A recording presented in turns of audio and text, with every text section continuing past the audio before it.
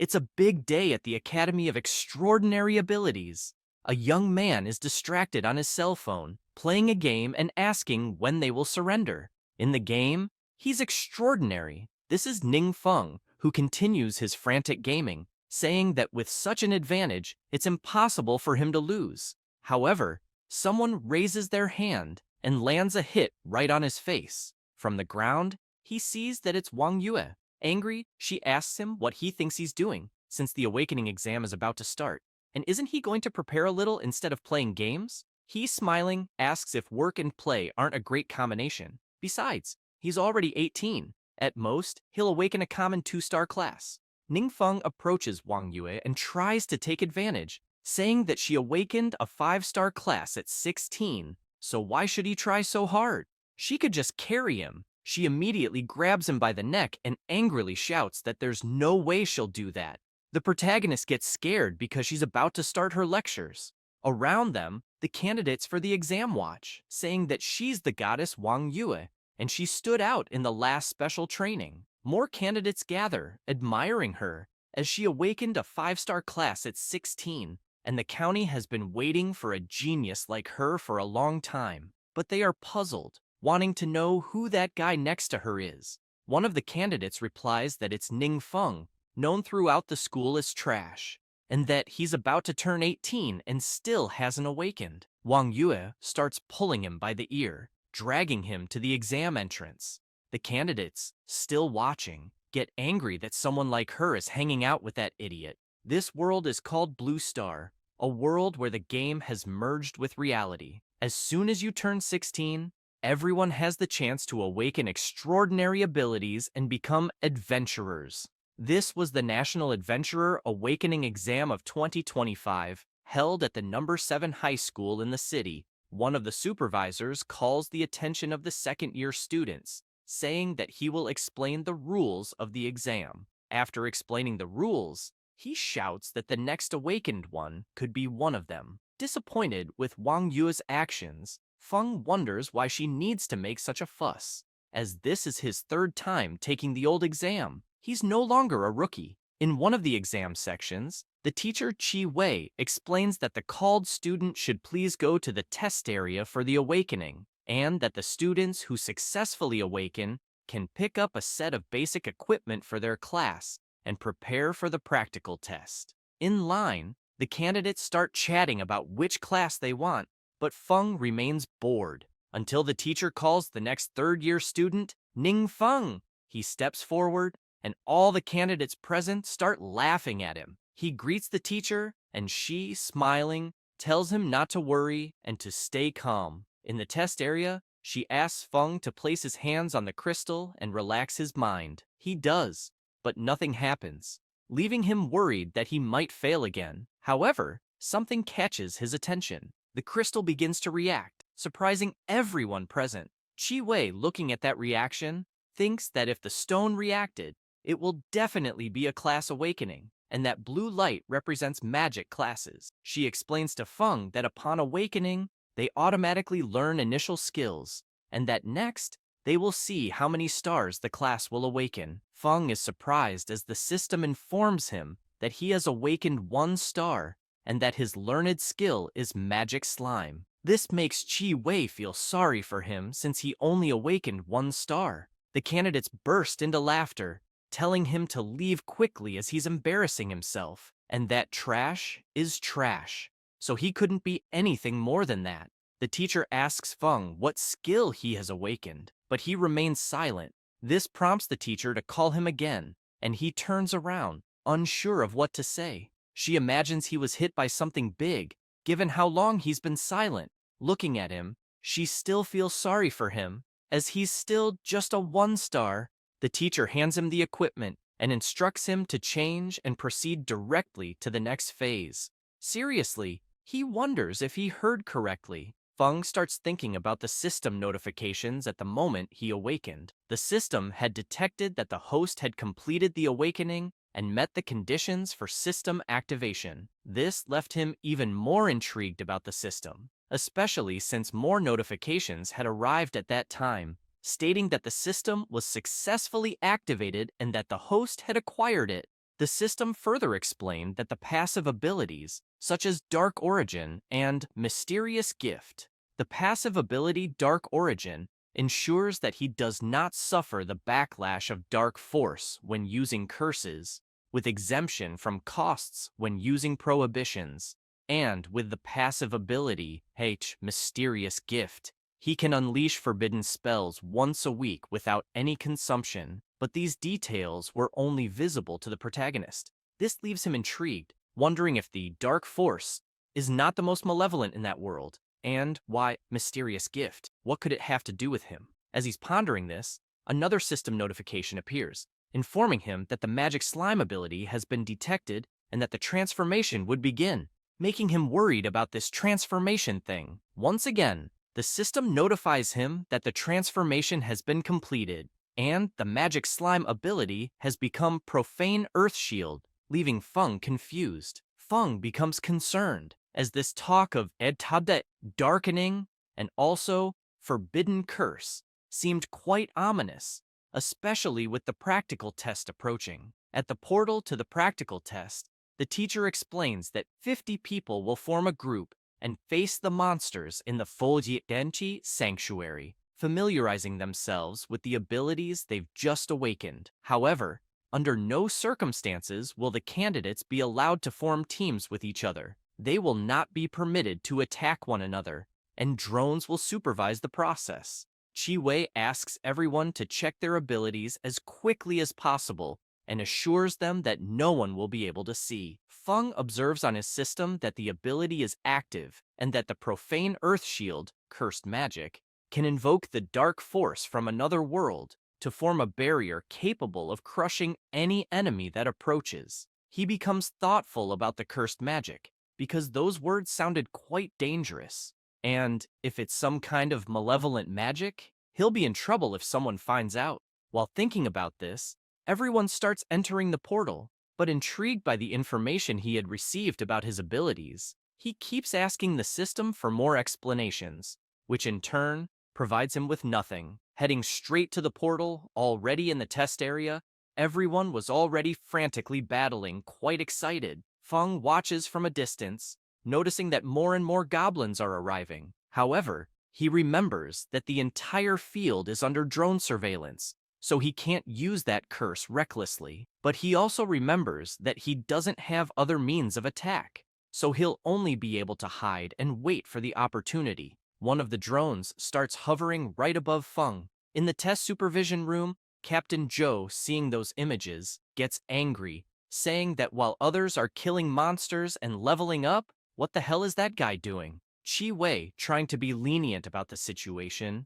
says that the young man awakened a bit late and that, moreover, his health is not very good, and his only activated ability is a defensive magic, so it's not suitable for individual combat. Hearing this makes the captain even more irritated, asking them to call Feng out, as there's no need for him to continue in the exam, since, anyway, he's just a one-star class and won't be a true adventurer. One of the people in charge of supervising the images coming from the drones interrupts him, asking him to take a look at something quickly. Zhou turns around, asking what's going on. Sweating profusely, the guy with glasses says he wasn't sure what had happened. It seemed that one of the drones had been attacked by something, and the transmission had been cut off. To make matters worse, he points to the radar, saying that the monitoring alert detected a power fluctuation far above the average in the sanctuary. Immediately, Captain Zhou shouts, ordering someone to check what was going on. At the location where the drone was shot down, a young man was trembling all over, saying, "How can there be such strong monsters in the training field?" In front of him was a huge goblin, resembling Wolverine. The goblin wastes no time and shouts for his companions to rise and no longer allow themselves to be enslaved, commanding them to obey his orders. He shouts even louder that all those invaders should be buried there, driving his allies into a frenzy. While he was shouting, one of the drones approached, but the goblin immediately noticed and attacked, destroying it. The debris begins to fall into the forest, and one piece lands right on Feng's head, making him wonder why on earth a drone would fall on his head. But he soon notices something. and is surprised to see the Vanguard Goblin and the other goblins surrounding him. With a sinister look, the Vanguard Goblin laughs, saying that it seems there was an insect hiding there. Without wasting any time, the Goblin leader orders the attack. Feng watches, wondering why so many monsters are gathering there, and judging by the size of the middle goblin, he's probably the leader. However, recalling that some drones were taken down, his expression changes, and he says that this would be a great chance to test if that curse is really real. Immediately feeling confident, he raises his hand, and an incredible energy begins to emanate from his body, scaring the monsters and worrying the goblin leader as well. With a sinister energy, he shouts his ability, Profane Earth Shield,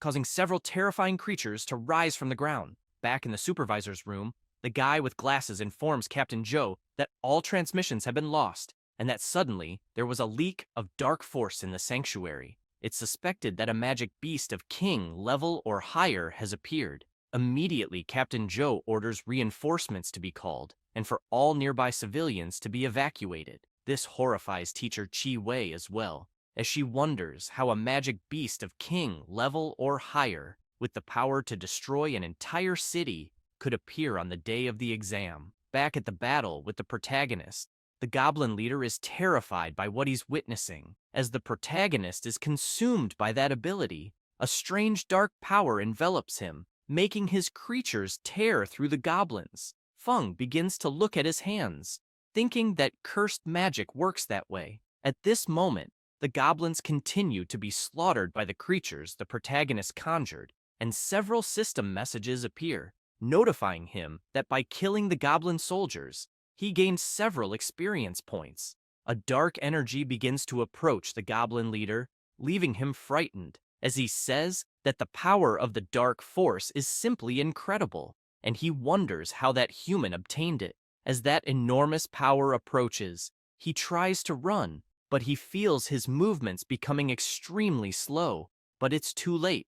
The power reaches him, and screaming, he begs it not to come near him. The energy engulfs him completely, making the system notified that the Vanguard Goblin has been obliterated, granting 6,000 experience points to the protagonist. Feng's status window appears, notifying that he is a mage class, and due to the experience gained in battle, he went from level 1 to level 10. Currently, he has 0 health, 8 strength, 8 agility, 20 spirit, and 12 resistance. This makes him happy as he leveled up easily, and in the practical exams of previous years, at best, they could only level up 1 or 2 levels. But then he becomes intrigued, thinking that the experience from common monsters is quite low, especially depending on that elite monster. Still deep in thought, he wonders how an elite monster could have appeared in the exam field. As he contemplates all this, various items begin to fall from the sky. Surprised, he realizes that it's the loot dropped by the elite monster.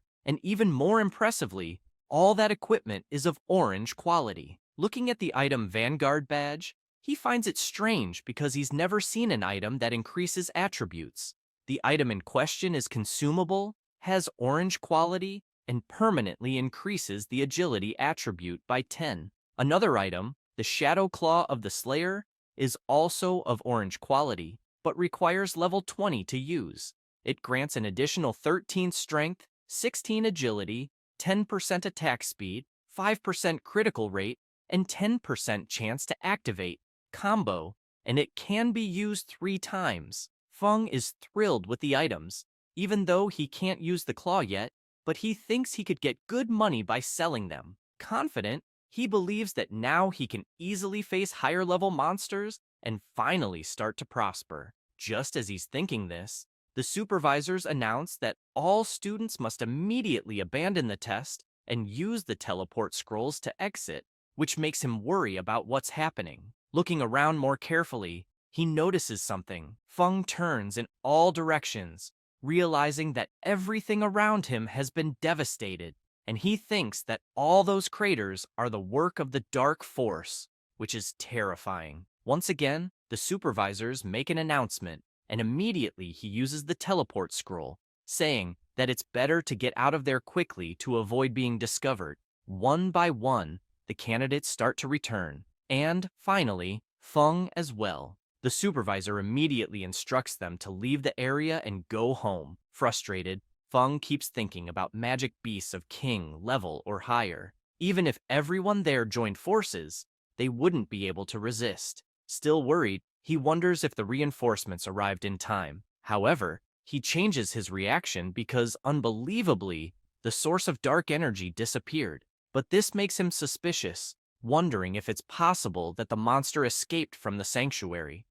Chiwei continues listening to orders over the communicator, saying that this situation has gone beyond what they can handle and that no one should cause alarm. They must avoid large-scale disturbances and initiate the school's magic seal, leaving only one exit so that unrelated people can leave quickly. Feng approaches, calling for the teacher. She, sweating nervously due to the situation, asks the protagonist if he's okay.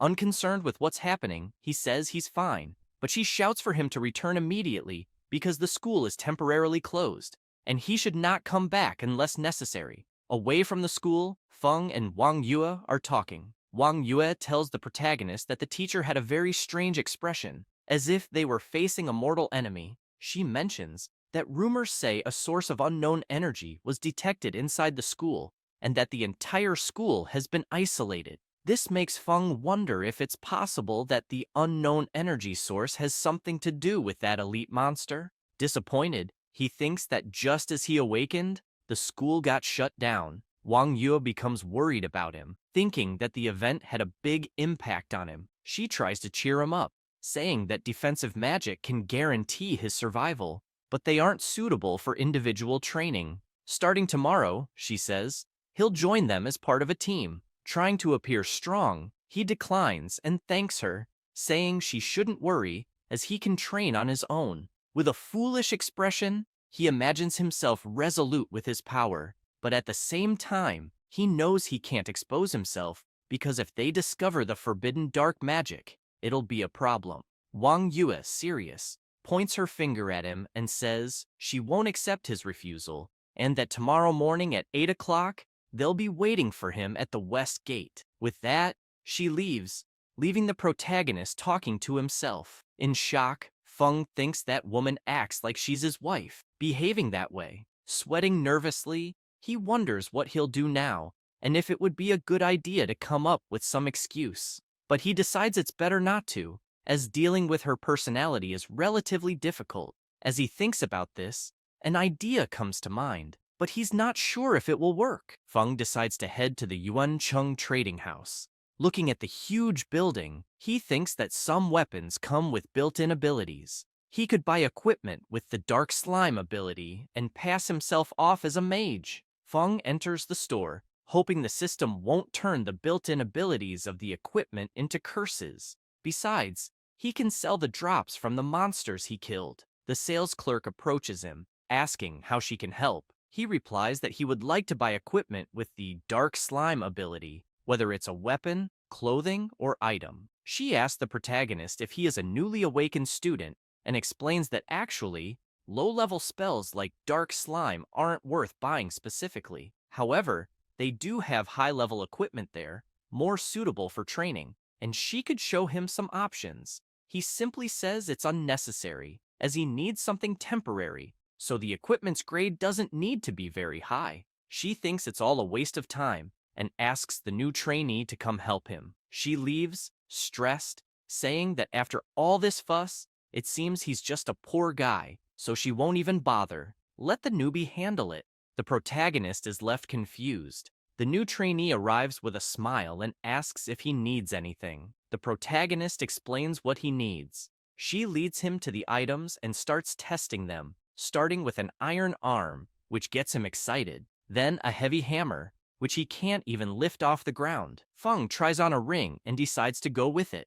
The trainee asks if he's satisfied with the ring. He laughs and says it's great, thanking her for accompanying him all the way. Feng also takes the opportunity to ask if it's possible to sell items he got as monster drops. She replies that yes, it is, and she'll take him to the responsible department. She leads him to the identification room. Master Wang asks them to come in. The trainee informs him that the young man wants to sell battle items. The protagonist takes out the claws and asks for help in appraising the item and its value. Wang takes the claws and is astonished, as it's an orange-quality weapon focused on agility and doesn't require a high level, making it suitable for novice players. Additionally, it comes with 3 gem slots, allowing for attribute adjustments as needed, creating a more personalized effect. Wang, intrigued, says it's a good item and believes that several clients in his guild would be interested in it.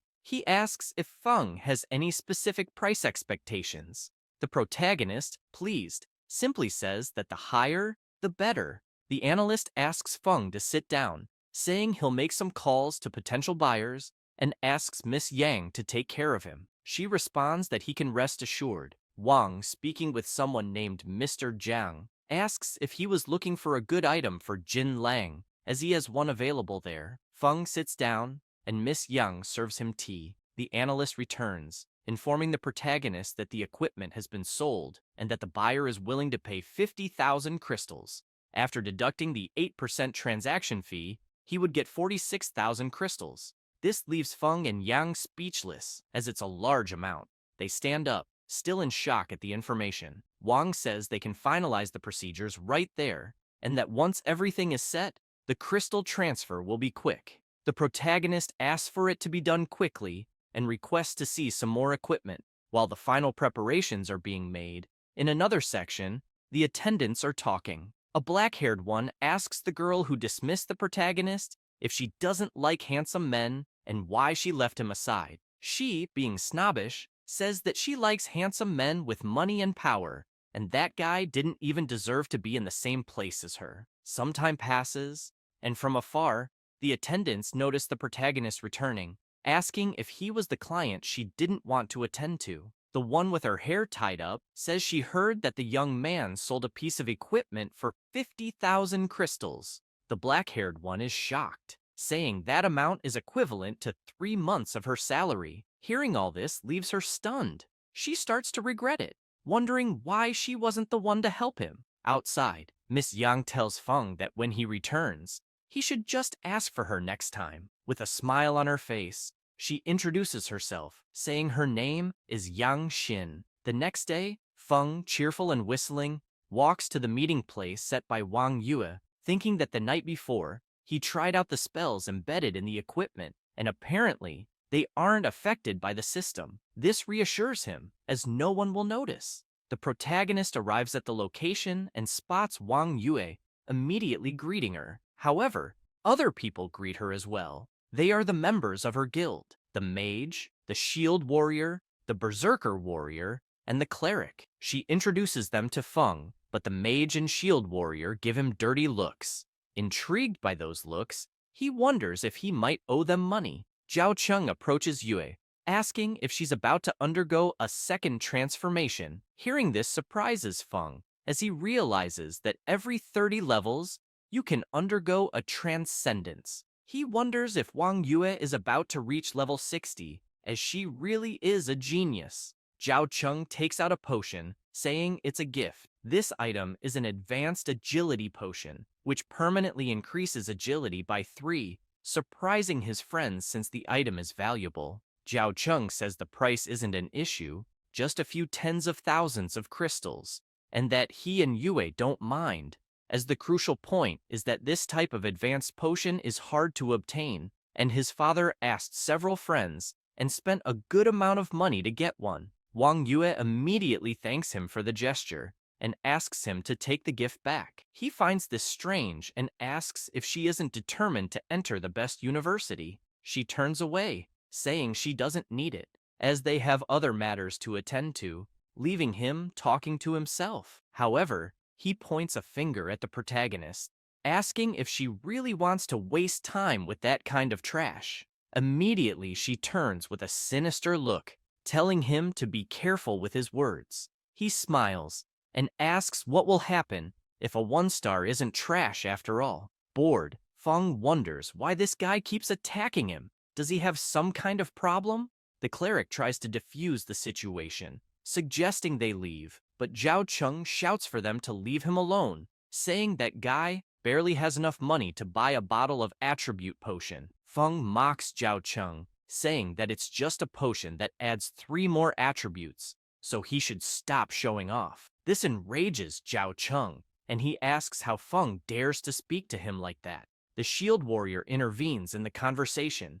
saying that Zhao Cheng was speaking too loudly and asks if by any chance he has something more powerful. Cheng starts to smile, proposing a bet. If the protagonist proves he has such an item, Zhao Cheng will immediately kneel. However, if he can't prove it, Zhao Cheng will kneel and bang his head on the ground. At that moment, Feng takes out his item, telling Zhao Cheng to get ready, and asks Wang Yue to take it, as it was her gift. Surprised, she asks if it's the Pioneer's emblem, an item with an appearance that permanently increases attributes. She's never seen anything like it, leaving everyone there astonished, wondering how there could be an item that permanently increases attributes by more than 10.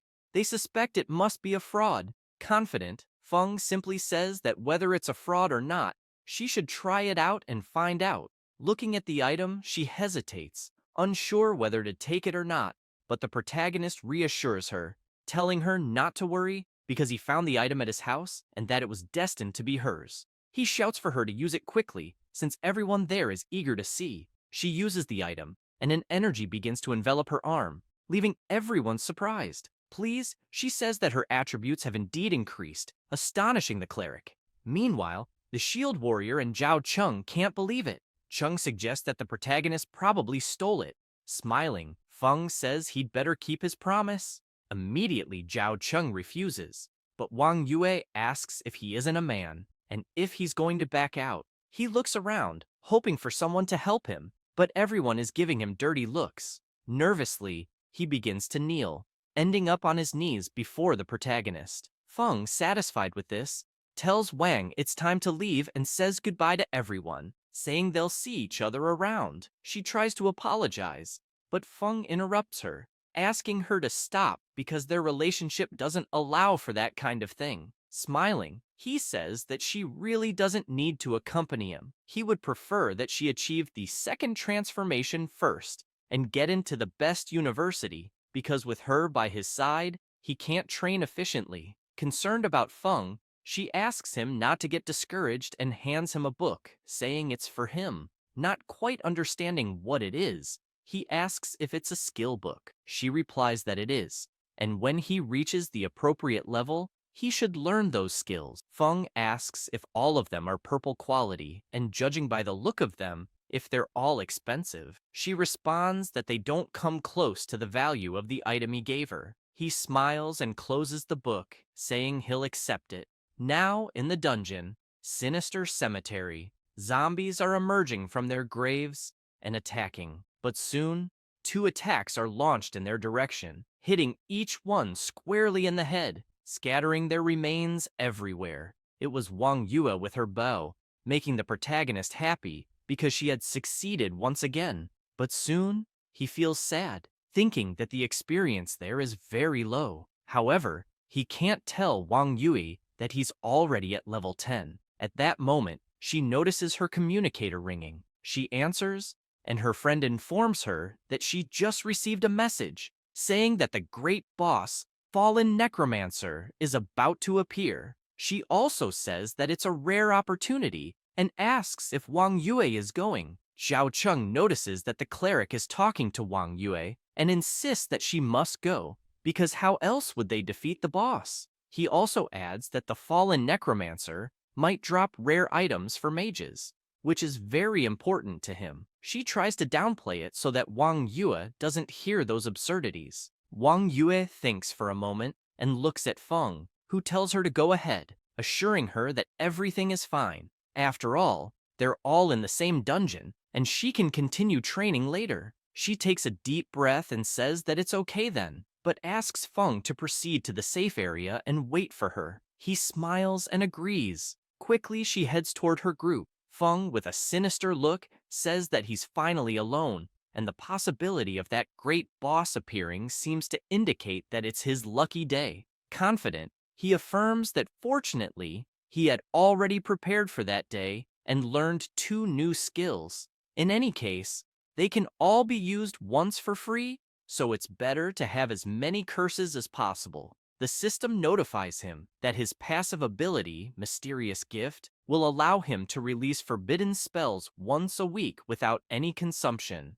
Feng begins to stretch, saying that with his current level, he only has 3 skill slots, and the skill books Yue gave him can only be used after level 15. In another part of the Sinister Cemetery, there are several monsters everywhere, and a guild observes from a distance. The tank warrior informs them that the great boss is appearing in the deep tower of the dungeon, and they need to kill everything along the way to get there. He asks them to be very careful, as the difficulty of that dungeon is high, and the monsters inside are very dangerous. As he says this, a huge flame passes right in front of them, leaving them frightened. The guild girl urges them to move quickly because an adventurer team is already ahead of them. The tank warrior is outraged, asking how that's possible. Surprised, the mage says that it's Wang Yue and Zhao Cheng from the Sovereign Lion Guild. Even at the national level, they are considered new talents,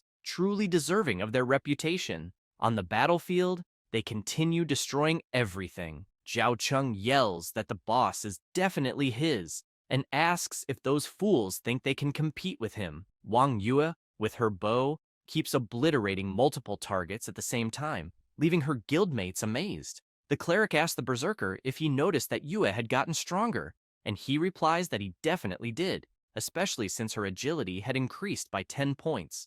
Meanwhile, at the tower of the Sinister Cemetery, a portal begins to form. It's Feng, laughing, saying that it seems that this ability isn't just a high-level magic prohibition space, but also a teleportation ability. The ability Void Path, Cursed Magic, tears through space to enter the world of darkness, moving quickly to the target location, and lasts for an hour. At that moment, a dark aura begins to form, and the boss of that dungeon, the fallen necromancer, emerges with a sinister black aura. Feng jokes, saying that the necromancer is late. At the same time, the necromancer fires a powerful attack at the protagonist, causing a massive explosion. The dust begins to settle, leaving only the mark of the impact. The fallen necromancer, enraged, yells at the protagonist, "How dare an adventurer without fear? How dare you appear alone?" As he says this, Feng appears from the portal right behind the necromancer, using the Void Path ability. With a piercing gaze, he says that he doesn't want to share the loot with others. Immediately, he uses his other ability, Celestial Firestorm, Cursed Magic, which summons a violent rain of fire from the sky, dealing damage over a wide area. Immediately, a rain of black meteors begins to fall on the fallen necromancer, causing a massive explosion. The dust begins to settle, and Feng emerges from it, satisfied because the system notified him that he had killed several monsters at once, including the fallen necromancer. The victory earned him 50,000 experience points, taking him straight to level 30, which makes him happy because now he can undergo his first transformation. He starts walking to pick up the dropped items, imagining that the loot is truly generous and that he can use the gem and the jewels. Although the skill books Yue gave him aren't exclusive to mages, they are still worth good money. The dropped items are Darkstone, a material type, which grants 20% more magic damage and 20% more life drain. Necromancer's Pendant, which grants 15 more strength, 20 more spirit, 100 more mental resistance, 100 more curse resistance, and immunity to toxins, and can be used 3 times. And finally, and most importantly, the Necromancer's Insignia, a consumable item that reduces 3 permanent life points, but gives 15 more spirit permanently. Feng immediately chooses to use the Necromancer's Insignia, thinking it's acceptable even if it reduces his life. The system notifies him that a special item, the Necromancer's Micro Recorder, has been detected. During the transition, it could unlock the hidden profession Necromancer Sorcerer, or activate the prerequisite mission for the hidden profession God of Universal Magic. This makes him happy, imagining that hidden professions are quite rare and are usually innate, not something that can be prepared for in advance. However, He finds these micro-recorders strange, wondering if they are the key to activating hidden professions. He starts shouting that he will become a god of universal magic, but accidentally uses his celestial firestorm ability again, causing several black meteors to fall. Even in the area where Wang Yue's guild was, the meteors rained down across the entire battlefield, leaving everyone there worried, wondering what the hell was happening and where that power was coming from. Immediately, they are told to stop advancing and to retreat. Zhao Cheng is outraged because he wanted to kill the boss, but Yue shouts, asking if he wants everyone there to die in such a dangerous situation. He starts sweating, thinking this is all a mess. She takes out her phone to notify Feng and sends him a message, telling him to leave because they have other things to deal with first. However, Feng had already left and was arriving at the Jintai Transformation Hall. Once inside, he notices that there aren't many people there. He turns around and realizes there is someone in the room. A woman greets him and asks if he came to take on the transformation mission. He replies that he did. She asks him to wait a moment as she needs to register some information first and begins asking for the protagonist's personal details. As she registers his information, she thinks to herself that he only managed to become a mage at 18. His qualifications are a bit lacking. She gets up and directs the protagonist,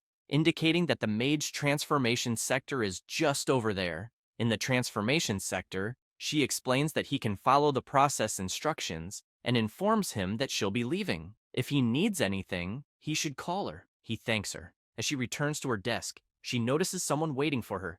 It's Captain Joe, looking worried. She asks if something happened, and he explains that they just investigated the area and that the sinister cemetery had suffered severe damage. The energy source is still unclear, but they estimate that the threat level might be higher than King level. Intrigued by the situation, she asks if there have been 2 King-level threats in just 2 days. Joe responds that yes, and that's why the higher leadership sent him there. Looking at her, he asks her to call in the Lone Shadow to take immediate action. In the transformation room, the system notifies Feng that there are 2 options to choose from. The first is Necromancer, first transformation mission. Obtain the mission item, Blood King's Rope, by entering the phantasmal realm, Labyrinth of No Illusions. The deadline is 3 days, and the difficulty is Class A. The second option is God of Universal Magic, first transformation mission. Prerequisite: obtain the mission item, Sacred Emblem, by entering the phantasmal realm,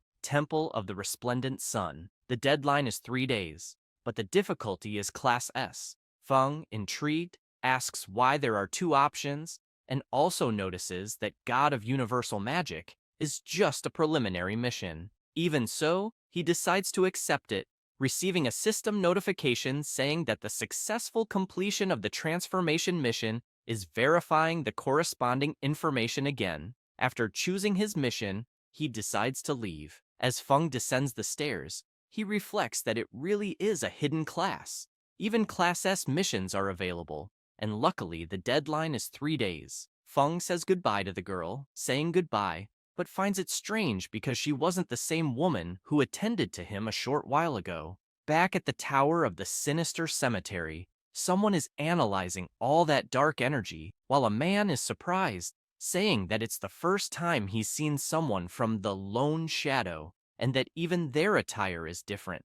Captain Joe asks him to keep quiet because the existence of that organization is secret. He begins to explain that the members of the Lone Shadow have a military hidden class that allows them to use dark power to fight, especially designated for special missions.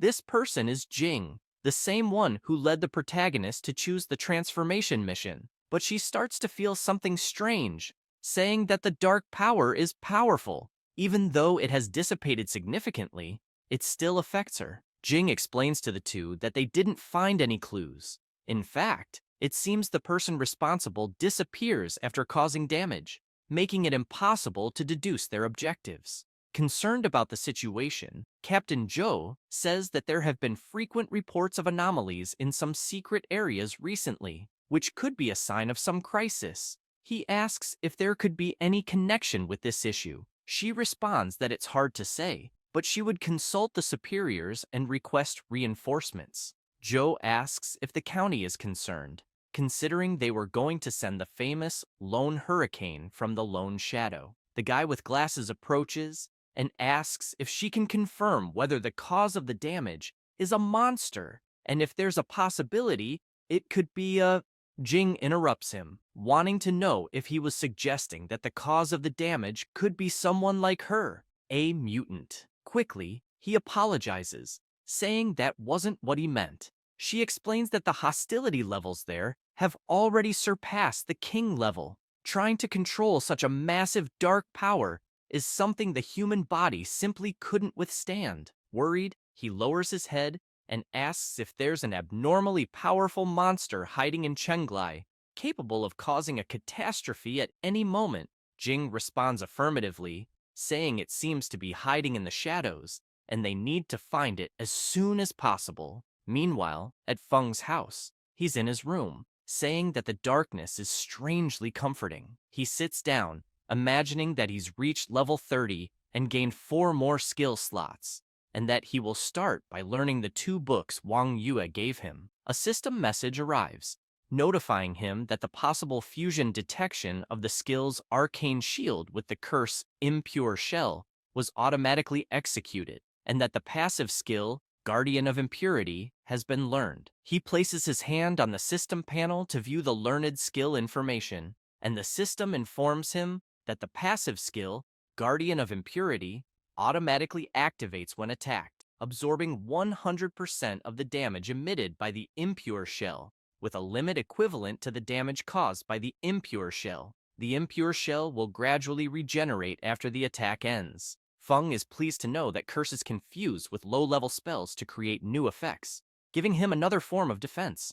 Normal damage is ineffective against him. He begins to wonder what the other book does. The system informs him that there's a detection of the skill Falling Meteor, with a possible fusion with the curse Impure Shell and Celestial Fire Rain, automatically executed. The passive skill Master of the Elements, Earth, has been learned, increasing the effects of all Earth spells by 20%. Looking at his skills in the system, he imagines that he still has 4 skill slots, so he decides to buy more books at the Yuan Cheng trade market. Day breaks, and the protagonist decides to head to the trade market. He enters and passes by a receptionist who notices him, thinking he's the same guy from before. She stops and greets him, but he says he's looking for Miss Yang Xin. She starts to flirt, saying that Xin is busy with another client and that today she would be the one to assist him. Feng says it's not necessary, as he'll look around by himself. This makes her furious, asking if the protagonist isn't a man and how he dares to refuse her offer. She runs after him, saying not to worry, that it's part of her job. At that moment, someone comes running, calling out the protagonist's name. It was Xin. Feng asks if she had finished her work. Tired and out of breath, she explains that she wasn't busy, just eating something, and a colleague informed her that he was there, so she came running. Feng apologizes for interrupting her meal and says he'll invite her to dinner later as compensation. Embarrassed, she says, how could she accept such an offer? The other receptionist just watches the conversation, furious at being sidelined. In Wang's office, he places the 2 books on the table, saying that he'd like to request that they sell them to him, and he'd also like to buy some mage skills. He says there's no problem at all and asks Miss Xin to accompany him. Wang is intrigued by the protagonist, because last time he took an orange weapon, and this time they're purple skill books. He starts to take an interest in his background, thinking it would be best to send someone to investigate. Night falls, and they are dining, having a great time. Feng raises his hand and shouts for the bill, but she says she already paid, leaving him embarrassed. Asking if they hadn't agreed that the protagonist would pay, she smiles and says no, and that she has a reason for inviting him, so there's no need to worry. They stand up, and he, not understanding anything, asks what the reason could be. She laughs and says it's a secret. Feng says he owes her a dinner. Xin tells him not to worry about it, and that they'll talk later, as she needs to head somewhere else and will take a taxi. He responds that it's fine, and wishes her a safe trip. Inside the car, the taxi driver asks where she's going, and she replies that it's to Municipal Hospital Number 2. She begins to imagine her father in the hospital and thanks the protagonist, as she earned a good commission. Smiling, she imagines that she'll finally be able to pay for her father's medical expenses that month, which makes her really happy. However, at that moment, something happens. The taxi driver crashes into something, and a claw pierces him, spraying blood everywhere, leaving Shin horrified by the scene. At that instant, a portal appeared in the sky, and several monsters began to pass through it. Immediately, she opens the car door and jumps out, falling hard to the ground, not realizing there was a monster on top of the car. Surprised by the event, she asks what is happening and why monsters appeared in the safe zone, but soon she notices there's a monster right behind her. From the portal, someone else emerges, emanating an incredible energy and giving a sinister smile. An explosion occurs, making the monster furious. It was Shin, disappointed with her attack, as that monster was clearly stronger, and she was just a level 1 mage with a 1-star attribute. Without wasting time, the monster charges at her, ready to kill her, but Joe arrives at the last minute and decapitates the monster's head. He asks how she is, and tells her that if she can move, she should find a place to hide. She replies that she's fine, and will immediately look for a safe place. Joe observes the surroundings and asks if everything there is corrupted, explaining that the secret realm has begun to merge with reality, and he had never seen such severe decay before. Looking at the monster's head, he imagines that these creatures aren't something a common person with only 1 star can face. Remembering what the guy with glasses said about there being an incredibly powerful creature hidden in that domain that could bring destruction at any moment, he starts to consider that this might be possible. However, he notices a huge hand coming toward him and dodges at the last minute. Joe finds the attack strange, wondering if it was a mutant. Then a sinister figure introduces himself, saying that he's not that kind of trash, but rather a guardian of darkness called the Spring Observer. Hearing this intrigues him, as he's never heard of the Spring Observer, but he figures it's best to leave that aside for now, since there are more pressing matters. Immediately, he charges at the Observer, striking with his sword, but the Observer counters with a powerful punch, sending Captain Joe flying. He starts to think this is really bad, as he realizes that the Observer has at least the power of the 3rd level. The Observer places his finger on the ground, and dark energy begins to overflow, declaring that this is his territory. With a sinister expression, he says that someone as weak as Joe would never be worthy of being his opponent, and he approaches Joe, landing a full-force blow, causing blood to splatter everywhere. With the impact, Joe is thrown far away. The Observer, laughing, shouts that he has indeed become stronger, and that stepping on this land feels like a continuous flow of power emerging. However, he hears a voice coming from his amulet, saying that he is an insignificant human and should not get caught up in his own vanity. Quickly, he apologizes. A dimensional rift appears above him, emitting a voice that says weakness is his power, and that if it were present, he would be nothing more than crawling trash on the ground, just like all his companions. Hearing this paralyzes him, leaving him in shock. Something begins to emerge from the dimensional rift, gradually taking shape until a sinister entity emerges from it, making the Observer kneel, trembling, as he hears the entity say that he must prove that he still has some value. She orders him to use the people of that city as sacrifices for her dominion in that world. Trembling, he says he understands. At that moment, someone pulls back a curtain. It was Feng, who is surprised to witness something in front of him. He looks around and sees that a battle took place there, notices a monster in front of him, and imagines that he only went to the bathroom, and all of this happened. The monster turns, noticing the protagonist's presence, and leaps toward him. Some cracks begin to appear in the ground. Feng uses his new magic, Stone Thorn Walls, which hits the monster squarely. He explains that fortunately, he paid a lot of money for that weapon, with an additional purple skill, allowing him to take advantage of his type of magic. He opens the door, noticing that the Observer was carrying Captain Joe, and that the entire scene was corrupted.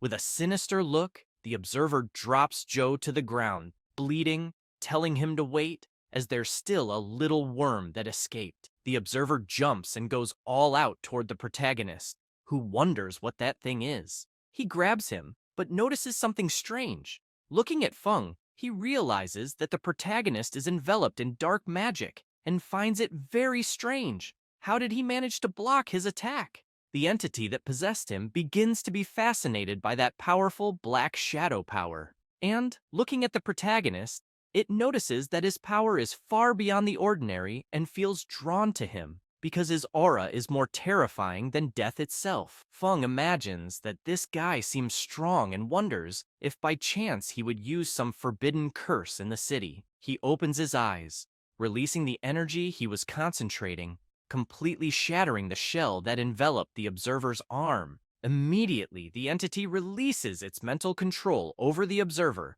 causing him to scream for it to return. However, the entity simply says that the user he's calling is out of service and that he should handle it himself. The entity starts to return to the portal. Several creatures awaited it at the portal as they were closing the doors until, finally, they close. The observer says that his strength and power are fading away. Feng notices this with a sinister look and begins to imagine that the mutants are those who, during the awakening process, acquired the hidden shadow class. They are capable of using the power of darkness, possessing much greater strength than normal classes of the same level. However, at the same time, once they lose the protection of the power of darkness, they go insane. Seeing that the observer was about to start losing his mind, Feng uses his Stone Thorn ability, finishing him off completely, and comments that they are really difficult to deal with. Tired, he takes a deep breath, imagining that, luckily, he was able to focus entirely on his attack without worrying about defense. Worried, he thinks he needs to pick up the items that fell on the ground first, before anyone notices, and then get back home as quickly as possible. In another part of the city, Jing and an assistant are walking through the chaotic scene. The assistant says that the monsters have retreated and that the field distortion has also disappeared. Jing becomes thoughtful as two destruction spells, distortions invading reality, always appearing suddenly and disappearing in the same way. What could the enemies be planning? Jing asks her assistant about the other locations. She replies that, overall, they are safe, except for the squad to the south of the city, which suffered heavy casualties, and that their situation is still unknown. Jing remembers that the area to the south of the city is under Captain Zhou's responsibility and decides to go there to check it out. On site, Du-an is observing the body of the observer that the protagonist killed. Intrigued by it, he imagines that the observer lost everything he was carrying. Jing arrives at the scene, shouting for everyone to stay still, and asks who they are. Duna shows his identification, telling them not to worry, as he is a member of the Illusion Beyond the Clouds. She asks if Illusion Beyond the Clouds is that unofficial organization composed entirely of fighters. He responds, "That's exactly right." Jing mentions that she heard they usually operate in secret, so why would they be there? He turns around, saying it's because of him, pointing to the body trapped by the stone thorns, explaining that the body used to be his companion. However, he betrayed the organization and helped invade reality through the distortion, directing monsters to attack the camp. Except for a few, everyone was killed. Jing, intrigued, asks if the invasion stopped because of his death. Duna points to his former partner and asks if they killed him, but she replies that no, and worse, they don't know who did. He explains that the entity likes to hide in the distortion because it's very cunning. He has searched for it many times, but it always escapes. Jing informs him that Captain Zhou has the power equivalent to 3 transformations, and even so, he was completely defeated. Both, intrigued by the situation, start to consider that there might be someone that powerful in Sucheng. When Jing sees Du-an leaving, she asks where he's going. He replies that he's going to look for something. At Feng's house, he's very happy because the things the observer left behind include 2 sets of orange armor from the fighter class. The first item is the Yang Wei Eternal Radiance chestplate, which requires level 120 to use. The second is the Yangwei Eternal Radiance Pants, which also require level 120 to use. Feng wonders that he didn't see the observer using these items, so probably he didn't have the necessary level because if he did, the protagonist could only have defeated him using forbidden techniques. He picks up the pendant left behind and finds it strange because it has no specified quality and the information is marked as unknown. Intrigued, he starts fiddling with the pendant, wondering if some ancient god is hidden inside. However, through the pendant, someone was watching him from elsewhere. It was the distortion entity, saying that luckily it reacted quickly and closed the distortion in time, hoping it wasn't discovered. The entity watches Feng looking at the pendant, worried if someone is inside, which scares it. It screams to cut all connections to avoid revealing its location, leaving everyone there in fear. The entity begins to sweat coldly, saying it almost had a heart attack and wonders how the protagonist managed to detect it. The next day, at the city hospital, Captain Joe explains to Jing that it was that young fighter who saved them. He begins to recall what happened, saying that as soon as the enemy saw him, it immediately opened a rift in the distortion and fled. Jing comments that she can vaguely feel that his ability isn't below hers. The guy with glasses finds it strange because, even with that guy being so strong, he couldn't capture him. She says apparently that's true. Intrigued, she thinks that maybe he's just passing through, maybe hiding. In any case, the great mystery is certainly recorded, beyond the conventional magic marks from last night, and that they didn't find anything special on the battlefield. Joe says that if the great mystery was living there, he would feel much safer just imagining it. The guy with glasses says he has a somewhat exaggerated idea to share. Jing, thoughtful, asks what it might be. He asks if, in last night's battle, there were traces of the power of darkness. She responds that yes, because some ancient distortion monsters were present. He begins to speculate, saying it's a crazy idea and asks, what if, by chance, the great mystery is also a mutant? Because both destruction spells cause casualties on both sides. Before he can finish his explanation, Joe interrupts him, saying that's impossible and that he's overthinking it. Jing is left pondering all of this, considering if it could be possible. At that moment, the protagonist arrives to complete his mission, introducing himself and asking if it would be possible to do the class change mission there. Feng enters the place to carry out his mission and, looking around, starts questioning if that place is really the Temple of Solar Radiance. However, someone is watching him from afar. It was Du-An, but earlier at the trade market, Du-An had gone there, being introduced by the receptionist. Wang greets him, saying he heard that he was interested in buying a 4 transformations fighter armor set and asks if that's correct. The woman merely imagines that this guy is very handsome and has the level, so if she could stay by his side, she wouldn't have to worry about the future. Wang, smiling, says that coincidentally, they have an old client who just called, preparing to sell a 4-star fighter armor set. However, he only has 2 pieces at the moment, a chest plate and pants.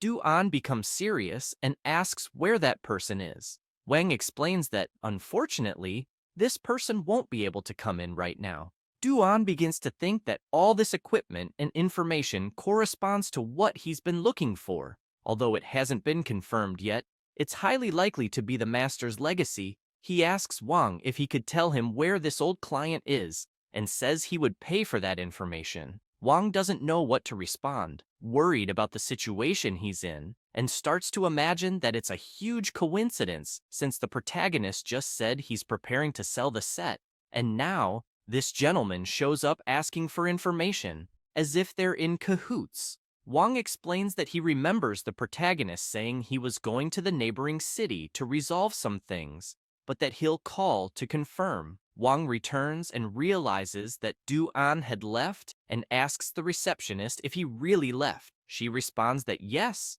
she even escorted him to the door. Seeing Wang's concern, she asks if something is wrong. He replies that earlier, he did some research on the protagonist's background. His parents were from a common 2-star class but disappeared in an accident when he was young. Since then, he's been alone, studying at City School 7, and only awakened at 18, still being of a common one-star class. Hearing that explanation surprises her, as she thought he was more impressive, but it seems like he's just an ordinary guy. Wang explains that he always found him suspicious, with a poor appearance, and now he's going to be exposed. She asks where he got the items he was selling in the shop, imagining that a one-star class wouldn't be able to get such good things. Wang says that's the problem. Although he's friends with the daughter of the Wang group, the group didn't help him much. Thoughtful, she begins to remember Du An, who had a serious expression, and asks if Feng could have stolen that set. Sweating coldly, Wang says it probably wasn't stolen, but very likely wasn't obtained legitimately either. However, this time, it seems he's bothered the wrong person. She begins to imagine Du An beating up the protagonist, as a 4-star level person is high level, even in Beishan province. Returning to the present, Du An continues observing the protagonist. Looking at him, he's impressed that someone so young was able to repel a distortion invasion. After all, even masters like his were defeated by distortion bosses. But according to the information, the master's set might be in the protagonist's hands, and if it's not him, it must be someone behind him. Either way, it's better to be cautious. Finally, Feng arrives at the Temple of Solar Radiance, observing everything that's happening there. Duan, watching the protagonist use his power, imagines that he's starting to change his clothes, and depending on the clothes, he might get a rough idea of his power. Feng finishes changing his clothes. Duan becomes indignant, thinking that it was just ordinary clothes, looking more like those of a newly graduated student, and wonders if it could be a disguise. He imagines that, considering the protagonist's age, the novice disguise wouldn't attract much attention, as it would be easy to blend into the crowd. If the protagonist is trying to hide, he might escape, but to avoid alerting him, Duan decides not to follow too closely. As a precaution, he decides to mark him with a mental tracking ability, which allows him to mark the target in his consciousness without being detected. Looking at Feng, Duan decides to use his usual appearance. Observing the surroundings and seeing where the protagonist was going, Duan thinks that the monsters there aren't that strong and wonders what Feng is doing there. Upon entering the castle, something catches Feng's attention. A monster was about to attack him, and without wasting time, it launches an energy blast toward the protagonist. However, due to his passive ability, Feng defends himself automatically without taking his hand out of his pocket, leaving Duan surprised by that. Indignant, Duan wonders what ability that is, and if, by chance, it's an absolute defense that can't be broken at all. He notices that the monsters were avoiding Feng as he walked normally, and wonders if that guy is even normal. Feng stops in front of a huge statue, leaving Duan intrigued, wondering if he will face the boss alone. However, the protagonist finds it all too much, as no one is around. The statue begins to sweat nervously in front of Feng. Duan, indignant, wonders why the statue wasn't moving. The protagonist decides to walk around it, thinking that the statue wasn't the mission guide. He stops in front of a large hall, saying that was probably the place. However, the mission boss appears, flying in front of the protagonist. Feng watches him, but the six-winged seraphim uses one of his abilities to observe Feng and immediately flies away. Feng watches the boss fly off, wondering what had happened. Duan, in shock, wonders if that could be the hidden boss, and how he knew. At that moment, the system notifies that the mission Almighty Magic of the First Class Change was to enter the Temple of Solar Light and obtain the mission item Sacred Emblem and defeat the temple's hidden boss, the six-winged seraphim. Feng reflects on the system's notification, but quickly changes his expression, saying that, being an S-level mission, who could handle that during their first-class change? However, the hidden boss, flying away in fear of the protagonist, says that the situation is terrible because he's in his own domain and still has to flee. The atmosphere is tense, with lightning and thunder all across the sky. The boss continues to flee at full speed from Feng, but, without wasting time, Feng raises his hand, using his lightning strike ability, summoning a sinister giant eye in the sky and calling forth a gigantic lightning storm, unleashing a celestial calamity. The lightning strikes down toward the six-winged seraphim, obliterating him instantly before he even has time to react. Due to the immense destructive power of the attack, not only was the boss eliminated, but a large part of the temple was destroyed as well. Dwan can't believe what he just witnessed. Observing the surroundings, he says he's never seen such a destructive spell before, and that the strength of this guy is definitely beyond that of his master. He wonders if Feng could be one of the 8 legendary transformed ones. Amidst the dust, Feng is frustrated, thinking that until he completes his first transformation, he won't be able to level up, as he's losing a lot of experience. Looking at his hand, he says that at least he got the emblem and can return to complete the mission. The item in his hand is the Sacred Emblem, a consumable of legendary quality, granting a permanent increase of 8 spirit attribute points and a permanent 100% bonus to recovery effects. Feng grabs his scroll to teleport back, but Dwan comes running toward him, asking him to wait a moment. Feng turns around, feeling concerned, wondering if the guy had seen something. Dwan immediately stops, frightened, wondering why the protagonist looks so serious. Fearing what Feng might do, he asks him not to get angry, as he will explain everything. However, at that exact moment, they hear an alarm, both becoming concerned about what it could be. Feng raises his arm, asking them to leave first, saying they can talk more outside. Dwan agrees with him. Once outside, the protagonist asks if Dwan had been following him the whole time. Dwan apologizes, saying he had no other intentions and only wanted to confirm something, adding that Feng seems very young, as he doesn't fully trust his vision. Dwan begins to explain that, although his master was strong, he sacrificed his own life to temporarily seal the distortion, but unfortunately, the traitor escaped. Over the years, the traitor has been using humans as sacrifices, trying to undo the seal. Dwan had chased him for a long time, but without success. Feng reflects on that individual, realizing that he was in the 4th transformation, and if it weren't for him showing up on his own, Feng would never have noticed him. But in the end, his level is still too low, and if things continue like this, it's only a matter of time before he's discovered. Looking at the protagonist's sinister expression, Dwan begins to sweat nervously, wondering if Feng had suddenly gone silent to kill him later. Dwan thanks Feng for avenging his master and makes it clear that he is grateful for it, and that if Feng ever needs anything in the future, he should just call him. However, the protagonist remains intrigued, thinking that this guy is not weak and, on top of that, is a loner, and if he can build a good relationship with him, it might be useful in the future. Feng asks him not to tell anyone what happened during the mission, as he prefers to keep it a secret.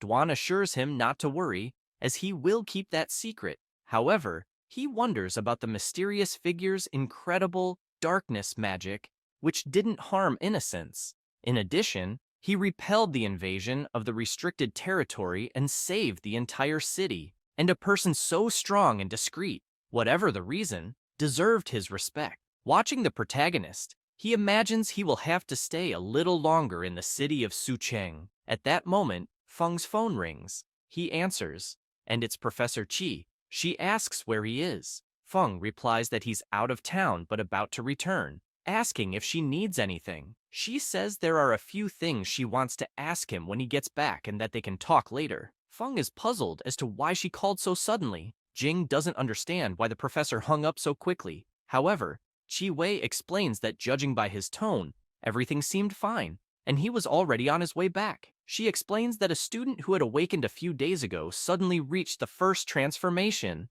and if it weren't for the coincidence of her investigating, he might have gone unnoticed. The professor says that the protagonist is a good person, as he studies a lot, and that she trusts he's not a bad guy. But Jing explains that she wasn't saying he's bad. However, a few things need to be clarified. She becomes serious, remembering the meeting she had, where the superiors were gathered, and one of them said that, based on preliminary information, they would continue investigating and hope to attract the attention of higher-ups. The old man, with a serious expression, asks if there's anything else to report. Ning remains silent for a few moments, but decides to ask if they think the two destruction spells in the city of Sucheng were caused by mutants. This leaves everyone deep in thought, and the old man replies that she herself is a mutant, so why is she asking that? He explains that mutants use the power of darkness, but must bear a corresponding price.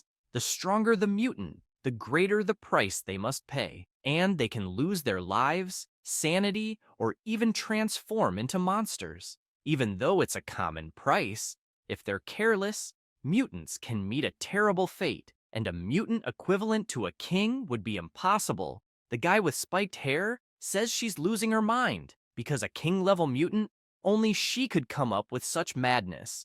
And, mocking her, he asks if she likes telling stories.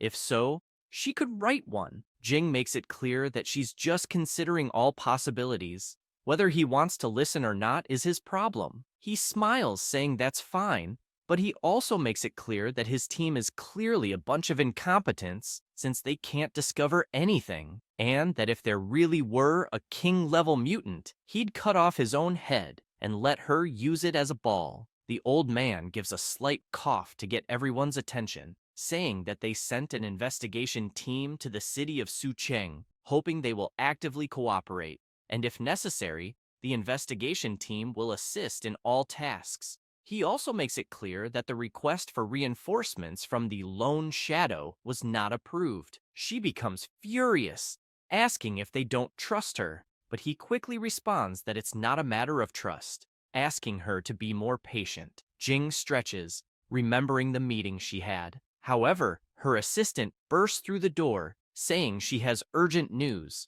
She starts explaining that the Temple of Solar Light in Longbofu had been hit by destruction spells, and there were reports of injuries.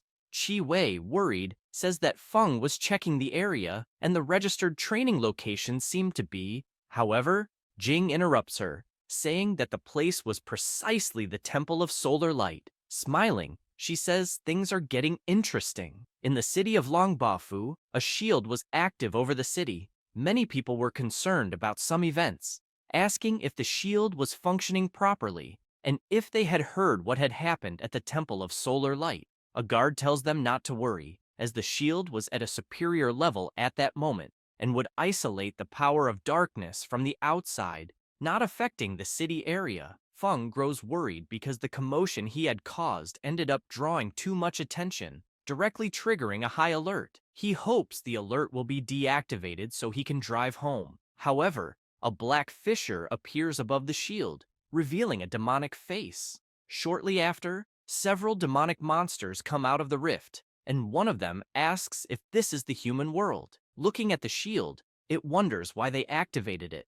Another monster says he doesn't care because humans are fragile and always like to hide inside their shells. With that, a horde of monsters emerges from the rift, with the horned one saying it's a shame because the divine artifact can no longer stop them. He points his finger, ordering everyone to give them a surprise. As he says this, the monsters immediately begin to move. People are confused as the barrier starts to break, and several monsters are passing through it. The guard, looking up, doesn't understand what's happening. Another soldier, sweating profusely, asks how the monsters managed to break the shield. Quickly, the crowd starts to panic, pushing each other. Duan swiftly prepares for battle. Surprising Feng, he tells the protagonist that this could be another high-level invasion of the kingdom. Feng, shocked upon hearing this, asks if it was similar to what happened last night in the city of Sucheng. Duan asks if they should intervene. He asks the protagonist if he has a solution. Duan ponders the protagonist's question, thinking that he could easily handle the situation, so why was he asking for solutions? However, he assumes that the protagonist might be testing him. He asks Feng to stay calm, because he will take care of everything. Feng considers that there are many people around, and it would be better not to get involved. He asks Duan to handle the situation. They observe the chaos, with people running and screaming for help. The horned demon lands on the ground, letting out a malicious laugh. However, one of the soldiers shoots several arrows at the monster, shouting for it to die quickly. The monster simply deflects the arrows as if they were nothing. Soon after, another warrior jumps onto its back, but the demonic monster counters, slashing him and throwing him far away. One of the soldiers becomes desolate, wondering how that was possible since they couldn't even scratch it. The monster starts walking, saying he's disappointed because he thought there would be someone strong among the humans. He says this as he approaches the people, who freak out as he gets closer, begging for help. He stops in front of a poor little girl, preparing to kill her, attacking her, and saying that everyone there is truly useless. However, his attack is blocked. It was Dwan with his dagger, leaving the monster confused and giving the girl time to run away. The demon becomes furious because someone was interfering with his killing. With a sinister look, Dwan makes it clear to Feng not to worry, as he would take care of the problem. The demon begins to laugh, saying that everyone is useless. He says this, but immediately receives an attack from Dwan, which throws him far away. The demon is shocked by the attack, as it managed to wound him, but soon he is terrified as he sees Dwan leaping toward him, eyes filled with bloodlust. Dwan unleashes countless blows on the demon, leaving him no time to do anything. People, upon seeing Dwan in action, are amazed, saying that guy is incredibly strong, and judging by his abilities, it's likely that he's at a high level, possibly from a 5-star hidden class. Dwan walked calmly as the demon exploded behind him. At that moment, Dwan was at level 137, and his class was a mystical warrior, a 5-star hidden class. Feng, in his thoughts, is also amazed, thinking that Dwan was incredible and seemed to have something special about him. After Dwan finished off the monster leader, the remaining creatures began returning to the rift, while the soldiers shouted for everyone to seize the moment and counterattack immediately. Dwan approaches Feng, asking if there was anything else he could do. The protagonist, smiling, gives him a thumbs up, saying everything is fine and complimenting him on the excellent work. The people watching from afar comment that Dwan is a formidable fighter, noting that the protagonist was showing respect to him. They wonder if he might be the son of some great family, as he was accompanied by a bodyguard. Dwan extends his hand, offering the items dropped during the battle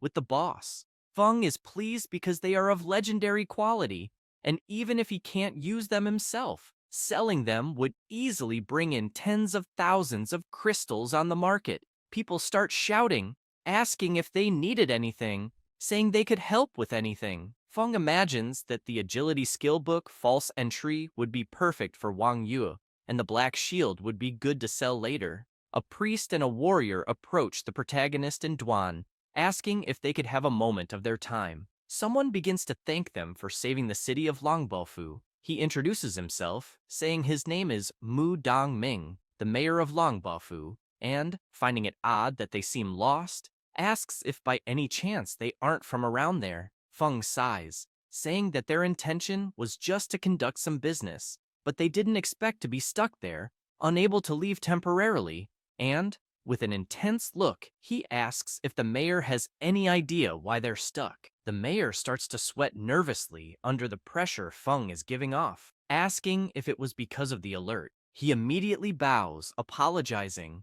blaming the department for the mistake and for causing them trouble. Feng tries to explain, asking the mayor not to worry, as it had nothing to do with them, and in fact, it was his own fault. Dongming turns and asks for someone to bring the flight scroll he had just bought, saying he would give it to them as compensation for the inconvenience. Feng is surprised by this, as the flight scroll is a great item, being hard to come by, especially in a small city like Longbaofu, and, even though it can only be used once, it provides quick and convenient long-distance travel. The mayor takes the opportunity to say he has a rather embarrassing request. Things haven't been very peaceful there in the last few days, and he asks if they could stay in Longbaofu a little longer, since, as they've noticed, the city's defense is weak. The mayor places a hand on his head, saying he regrets it, but he is out of time and won't be able to grant the request. However, he imagines that the class change mission has a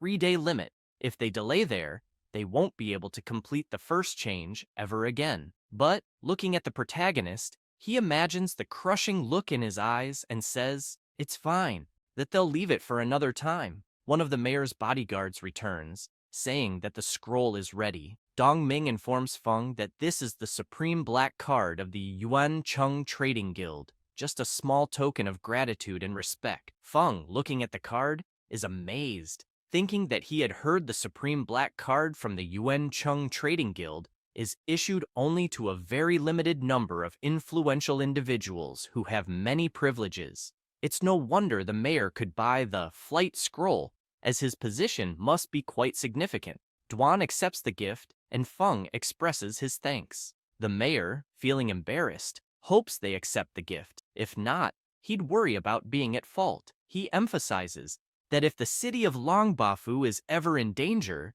they can ask for their help. The protagonist responds that yes, it's no problem, as long as he has time. Everyone is happy, celebrating, as the city of Longbafu would be safe. Immediately, they use the scroll and fly away, pleased because the scroll was truly effective. Meanwhile, in the class change room in the city of Qinyu, Wang Yue's guildmates are happy, as she and Zhao Cheng were leaving. However, as Yue steps out, she notices something. She sees two trails pass by her. Yue is thoughtful about this, but Zhao approaches, asking what happened. Intrigued, she replies that she just saw two people flying, and she thinks one of them could have been Feng. He starts laughing, saying she must be mistaken, as a flight scroll costs thousands of crystals. How could someone like him afford that? Besides, what would he be doing there, since he had just awakened? Quickly, she turns around with a piercing look,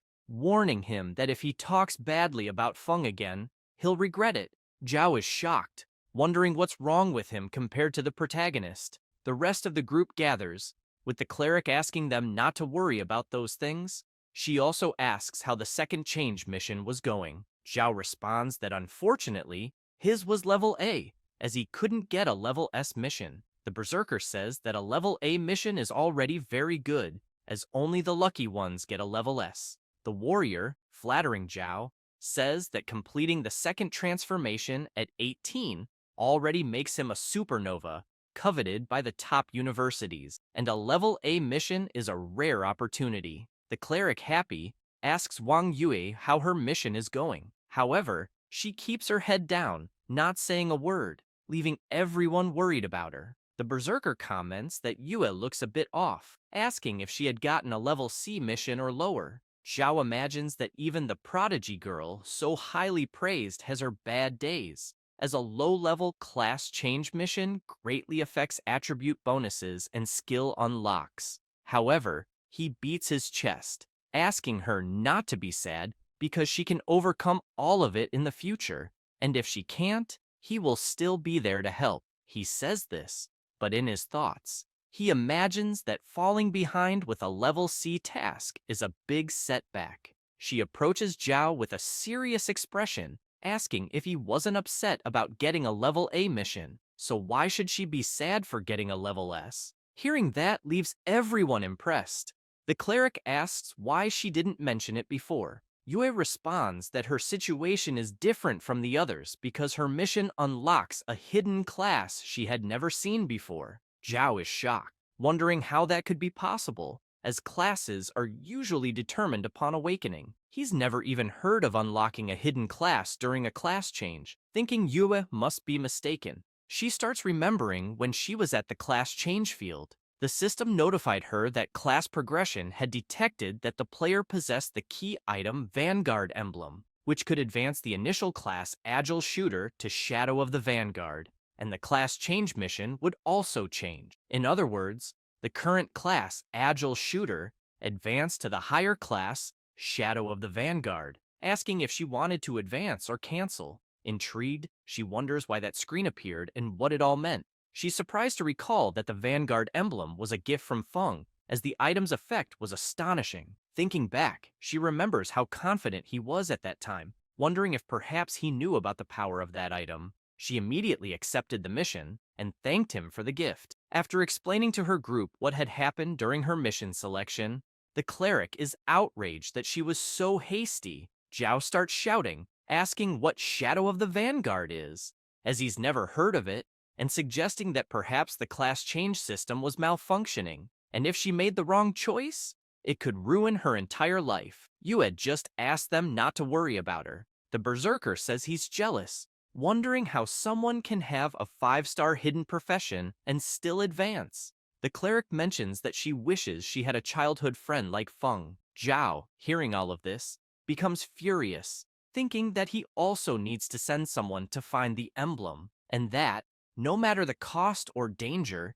he must obtain it. At that moment, Feng grabs his sacred emblem, which permanently grants him an additional 5 life attribute points and 5 spirit attribute points, and it begins to shine intensely. Moving toward Feng's chest, the emblem completes its S-level mission. The system begins the class change. He starts to laugh, saying that not only did his attributes increase significantly, but new passive abilities were also added, and he wonders how far he can push his precise manipulation of forbidden spells. The system notifies him that he has acquired the passive ability, Domain of Darkness. His control over the power of darkness has greatly increased, allowing him to manipulate forbidden spells with precision. Outside, Duan is still waiting for the Proto when a person appears. It was Jing, intrigued by Duan, wondering why he would be with Feng, as it seemed like he was guarding Feng's entrance. Looking at him, she thinks that, according to the investigation reports, he was young, but already possessed the power of the 4th change, and even on a national scale, he would be considered one of the strongest. However, according to the team, when they entered, the fighter was always behind Feng, maintaining a respectful posture. Jing tells Qi Wei that her student wasn't easy to deal with, leaving her surprised. As she sees them coming toward her, she says to the teacher that she'll leave the situation in her hands. Qi Wei reassures her, saying she will confirm with Feng, as she believes he won't be an enemy. Feng and Duan continue walking, chatting casually, until they hear the teacher call him, making him turn immediately. Noticing teacher Qi Wei, he asks if, by any chance, she had said she wanted to discuss something. She responds affirmatively, saying there are some things she'd like to discuss with him. Duan says he'll wait, addressing him as Sir, which embarrasses the Prota, as the teacher didn't understand this Sir. Feng tries to play it off, asking her not to mind that, saying Duan was just joking. With a serious expression, she asks Feng if, by any chance, he has already completed the 1st change. He is shocked by the question, remaining silent, unsure of how to respond. He thinks that, although he didn't expect to hide his power for long, it was discovered very quickly, since the teacher has always been very attentive to him, one of the few people he can trust. He thinks she won't harm him. Smiling, he replies that yes, and that explaining it would be complicated, so he preferred only a few people to know. She says there is still one rather strange issue she needs to confirm, asking if he has been affected by the power of darkness. Surprised by the question, he wants to know why she would ask that, thinking it couldn't be about the exposure of his status in the system. Qi Wei explains that he knows the world is undergoing strange changes, and that, moreover, the invasion of the secret world into reality is intensifying. Many people have been affected by the power of darkness and are turning into new Tentu mutants. Feng smiles, saying he understands, and asks her not to worry, as he is not a mutant. But he starts thinking that the mutants are closely monitored by the government, and he doesn't want to get involved with them in any way. She reveals an artifact, asking him to test it with her, requesting that Feng inject his energy into that crystal, as it will show the amount of power of darkness he has inside. The Prota is reluctant about the request. The teacher, looking at him, begins to imagine that Feng is hesitant about the request, making her suspicious. However, he laughs, saying it's the first time he's been in a situation like that, so he's a bit nervous. He says this and touches the crystal, injecting a bit of his energy, causing the crystal to explode into several pieces. Panicking over what had just happened, Qi Wei is outraged, questioning how the crystal could have broken. Feng asks the teacher what was happening. She starts trembling as she recalls the conversation she had with Jing, where Jing explained that it was a black crystal, highly sensitive to the power of darkness, as it is frequently used by the government to detect mutants. When there is power of darkness, the crystal starts to vibrate, and the stronger the vibrations, the greater the amount of power of darkness. Looking at the shattered crystal in her hand, she wonders what it means for it to explode like that.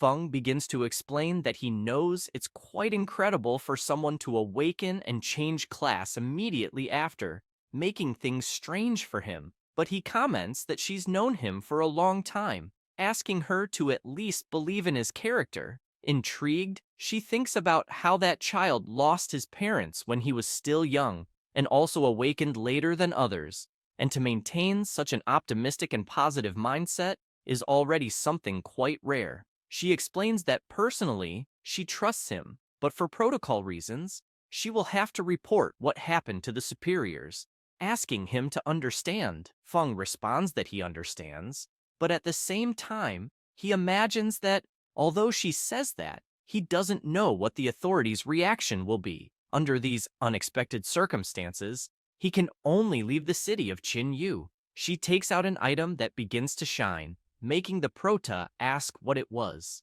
Chi Wei says it's a gift she prepared for him, congratulating him on successfully completing the first change. He accepts it gladly, thanking her for all the years she took care of him. Feng takes out an item, saying he had prepared a gift for her as well. The item is the Sacred Wings of legendary quality, which grants an additional 20 spirit points, 50% more health recovery and healing effects, as well as 100% more resistance to darkness. She is impressed by the quality of the item, as the no need to chant effect can save lives in critical moments.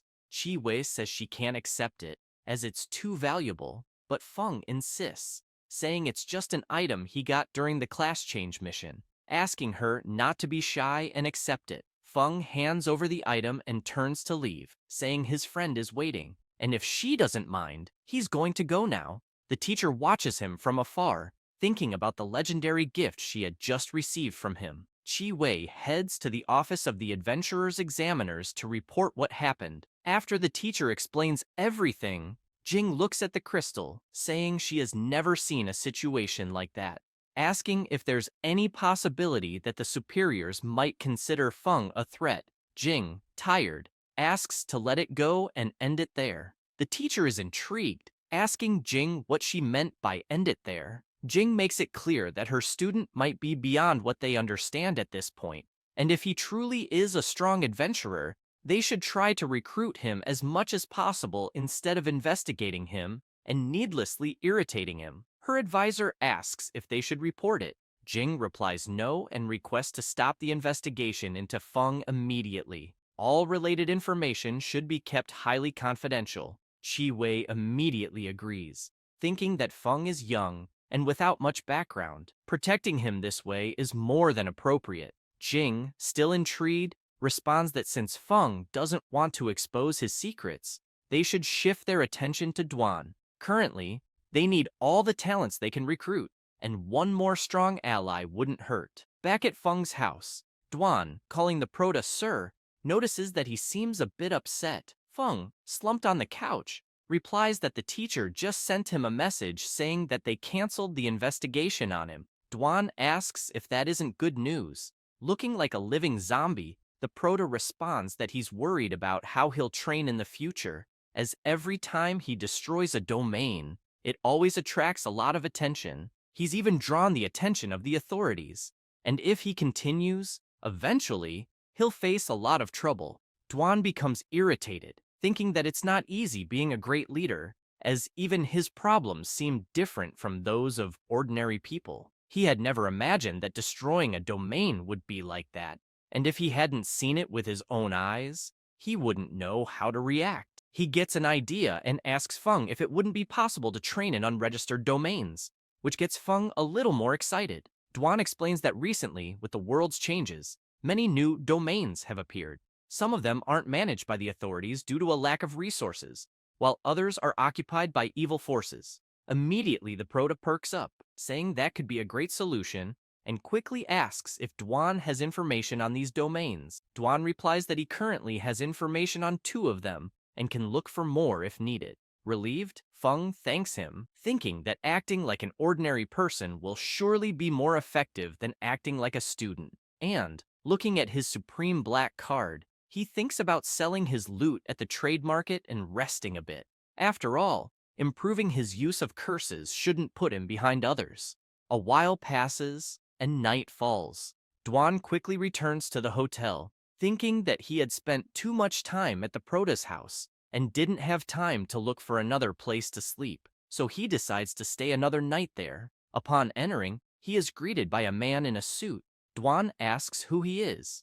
They sit down, and the man in the suit introduces himself as Zhang Ji, the mayor of Qinyu City, thanking him right away for helping during the domain invasion last time. He then asks if Dwan is interested in living in Qinyu City permanently. Dwan responds affirmatively, saying he had been thinking about it lately. Ji is pleased to hear this, saying it's great because it would be an immense pleasure to have a strong warrior like him in the city. Handing over a special adventurer certificate issued by the city with high privileges, he makes it clear that if Dwan ever needs anything in the future, he just has to let them know, and they will do their best to help. Dwan takes the certificate and looks at it. The mayor begins to sweat nervously, worried because he had heard that other cities had tried to recruit Dwan before, but were all rejected. Qinyu City is small, so he hopes Dwan won't disdain it. Dwan puts the certificate away, thanking him right after, saying he will indeed accept it. Quickly, Ji grabs his hand, saying that there is no need to thank him. It is he who should be doing that. Dwan thinks that, in the future, the Prota might use it, deciding to keep the certificate for now. Satisfied with this, the mayor imagines that Dwan is a 4-transformation strong man. With him there, the city will be safer. Trying to gain some favor with Dwan, the mayor asks if by any chance he is looking for a place to stay, as he will arrange one immediately if he is. Dwan just thanks him. At that moment, the Prota continues playing his game, achieving a victory, saying he played so much that he didn't realize it was already late, deciding to sleep. However, he notices that the class group is still chatting at this hour, deciding to take a look to see what they are talking about. Reading the conversations, he imagines that his classmates awakened when they were 16 and wanted to take the university entrance exam, but they first need to reach the 1 advancement level or higher. He never imagined that he would surpass all of them in such a short time. Right after, he notices that they are mentioning his name, saying he is just playing. He is astonished at this, as the guy is another fan of Miss Wang, wondering if he is stalking his feed on his account, because what does he have to do with this? He also notices that the teacher scolded the guy right after, telling them to mind their own lives and not worry about others. Feng bursts out laughing, saying that Teacher Chi is really cool. However, something catches his attention in the group's conversation, noticing several comments about the secret realm invasions. People were worried about it, wondering if they should be concerned. Feng becomes worried upon reading those messages, remembering what he heard about the world changes from Teacher Chi and Dwan. He recalls the time he fought the invasion monsters, where some of them managed to escape because if they hadn't, he would certainly have killed them. He imagines this and immediately goes to sleep. At that same moment, in the world of distortion, the boss sneezes, feeling worried because out of nowhere, he started feeling fear. The next day, at the Chung Trading Exchange, Shin returns to work after recovering from the battle she had with the distortion monsters. Quickly, her colleague shows up, asking why she is there since she hasn't even fully recovered from her injuries yet. Shin replies that she wasn't hurt that badly, and that she is fine at the moment. Her colleague responds that she talks big, then asks if she is eager to get back to university. She turns around, shouting that it has nothing to do with it. However, her colleague finds it a shame because the Prota turned out to be a reckless thief who dared to mess with someone from the 4th change. Shin starts shouting louder, asking her to stop talking nonsense about Feng because he would never do such a thing. Her colleague begins to laugh, saying that Mr. Wang ordered an investigation into the Prota's background, making it clear that Feng is just an 18-year-old nobody who awakened to a 1-star job and that his parents died early. Therefore, he doesn't have the means to acquire high-class items. After all, someone from the 4th change was after him, and if he's not a thief, then what else could he be? She says this, but is soon startled as a stone spike appears in front of her, falling to the ground afterward. It was Feng, using his ability, apologizing because she was too insolent and almost made him lose control. She turns, surprised that he is there, and quickly yells for the guards because he had used magic inside the Chung trading exchange. Shin runs to him, urging him to leave before the guards arrive. Feng simply asks her not to worry. She explains that the influence of the Chung trading exchange is enormous. An ordinary person cannot afford to offend them because, if they catch him, it will be a big problem. At that moment, several people start appearing. They are the guards and Chief Wang, asking the protege how he dared to show up there. Feng becomes serious, saying he heard they were investigating him behind his back and had labeled him a thief. Wang makes it clear that whether he is a thief or not,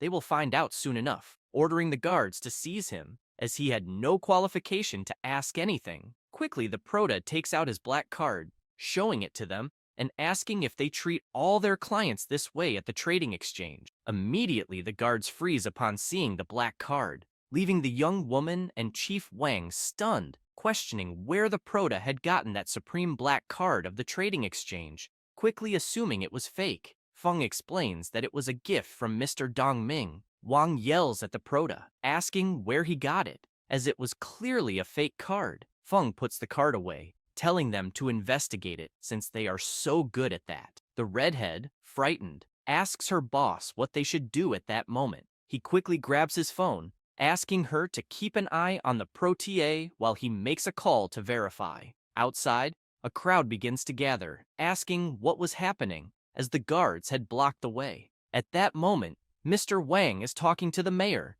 and Dong Ming asks him if, by any chance, someone was investigating the membership card he gave to the Prota, and what was going on, leaving Mr. Wang instantly scared upon hearing that. Sweating profusely, he tries to explain that it was nothing, just a misunderstanding. However, he becomes even more worried, imagining that the mayor's father is one of the founders of the trading exchange, so he cannot anger him in any way. He then wonders how Feng met Dong Ming. However, the mayor starts shouting indignantly, asking what he meant by a misunderstanding, making it clear that Feng was a very difficult conquest for him. He asks if, by any chance, Wang had offended him. Not knowing what to answer, Wang explains that he hadn't offended him at all, asking Dong Ming to calm down because he would resolve everything properly. The mayor gets angry, slamming the table, suspecting that Wang had offended Feng, asking how he dared to do such a thing,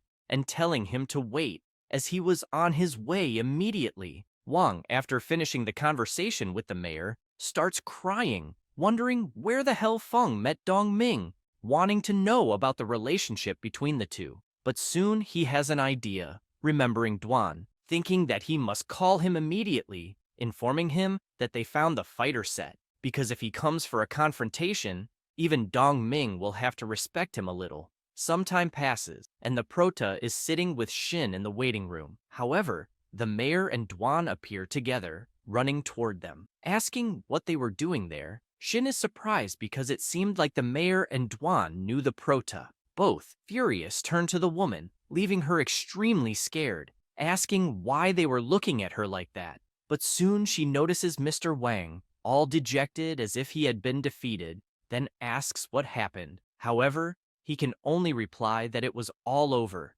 Dong Ming turns to the Prota, asking if, by chance, he didn't want them to apologize. Feng thinks it's unnecessary, as neither of them would care to apologize since they couldn't redeem themselves. Immediately, the mayor points his finger at the two, telling them to leave at once. Both are shocked by this. Wang quickly slaps the woman, saying that all of this happened because of her. Dong Ming, outraged at that scene, asks the guards again to remove them. After that, they head to a VIP room. Both sit down, and Shin starts serving tea. The mayor watches her, thinking that Feng has a good impression of the girl, feeling relieved because they didn't completely ruin the trading exchange's reputation. Shin, looking at the Prota, thinks that he is amazing because he was smiling and chatting normally with the important people there. Smiling, Dong Ming tells Shin that she was wronged, asking her to work hard because in the future, the trading exchange will compensate her. Embarrassed, she thanks him, saying that she will indeed work hard. Feng apologizes to the mayor because on his account, he came from very far away. Dongming asks him not to say that, as the Prota's problems were his too. If it weren't for him and Shin, the city of Longbofu could have been left without the Prota to defend it. Remembering that he had noticed Feng looking at the rare items catalog, he then asks if he needed something. He starts laughing, saying that he was indeed looking for something, asking if he had ever heard of the final relic. Surprised by what the Prota just said, he asks him what he means by final relic. This also leaves Duan intrigued about this final relic. Feng is surprised they don't know, saying it was nothing, as he saw someone mentioning it on the internet the day before and thought it might be something interesting. Remembering that the day before, he had taken the skill book he had received from the teacher. This skill book is called Spiritual Energy Powder. It is used by mages to temporarily replenish skills during combat. Intrigued by the book, as he doesn't know what kind of forbidden spell it will become, he says this while a glow emanates from the book, but he soon decides to learn the skill from the book, with an intense glow appearing on his forehead. At that moment, the system informs him that he has learned a passive skill, Absolute Darkness Convergence. It absorbs the residual dark energy from the final relic, transforming it into his own energy. He is immediately intrigued, wondering what this final relic is. He has never heard of it, and the system did not provide further explanations, leaving him wondering what he should do. However, he feels tired and sleepy, thinking he should sleep and leave this matter for another time since he won't use it at the moment anyway. Recalling that day, Dongming says that it was a rushed departure that time, asking them to go to Longbofu City as he will cover all the expenses there. He says this, quickly grabbing his flying scroll, using it to return to the city, while the two watch him fly away. Feng invites Duan to eat something, but he asks the Prota to eat at his place. At Duan's house, the Prota is surprised by the size of the house, asking if the mayor was really paying for it. Duan explains that they said that anyone above the 4th change level who wants to stay in Chinyu City would receive special treatment. He then asks the Protier if he would like to move there, as Duan can find another place. Feng sits on the sofa, saying it's unnecessary because he will make some money and even buy a house there, making it clear they will soon be neighbors. Duan tells Feng that if he needs money, he can lend it to him, but the Prota quickly interrupts, saying he doesn't need his money. He imagines that he recently sold equipment and accumulated plenty of crystals, which he can exchange for money to buy a mansion, so it wouldn't be a problem. But he soon thinks that he would have fewer crystals available, and if he needs them later, it will be complicated if he has already bought the house. He decides then that he will wait a bit. After chatting for a while, the tea arrives, and the Prota immediately starts drinking it, feeling relaxed as it was excellent. Duan explains that they have a dedicated chef there and had even called him, letting him know they would be arriving soon. The Prota is pleased with that since it was quite convenient. At that moment, Duan's phone starts ringing. He answers, greeting the mayor of Chinyu City, but Zhang quickly says that there is something that might be a bit of a nuisance for him, informing him that the investigation team sent from above is looking into the recent disasters that occurred in Chinyu City, and, as such, would like to get some information from him. Duan is surprised by this, and, looking at the Prota, imagines that the investigations might affect Feng, so it's better to ask what he thinks first. He then tells the mayor that he is busy that day. Zhang replies that it's all right, asking Duan to let him know whenever he is free in the coming days. After explaining to the Protier the matter the mayor mentioned, Feng asks what this investigation group is, as he has never heard of these people. Elsewhere, a sinister warrior appears, saying that the city is strange because they are talking about a mysterious great boss. In the meeting room, several important people are gathered, asking if anyone there knows this mysterious great boss. Jing responds that she doesn't. Bang Wei, intrigued, asks if they haven't heard anything, so why would there be rumors that the mysterious great boss had saved the city? She explains that it was mainly because the secret area invasion was suddenly halted at that time, and the mutants that were invading were also eliminated. Stressed, he asks if she is joking, because the danger level of the secret area invasion varies, and they can't use that as a basis before properly investigating. He makes it clear that, on the other hand, there was another accident in the secret area, with 2 attacks of king level or higher, asking what exactly the mysterious great boss had done. Jing lowers her head, thoughtful about what he just said. Qi Wei becomes worried because to protect Feng, Jing used her power and modified all the information that could be related to Feng, and with that, all the pressure of the incident fell on her.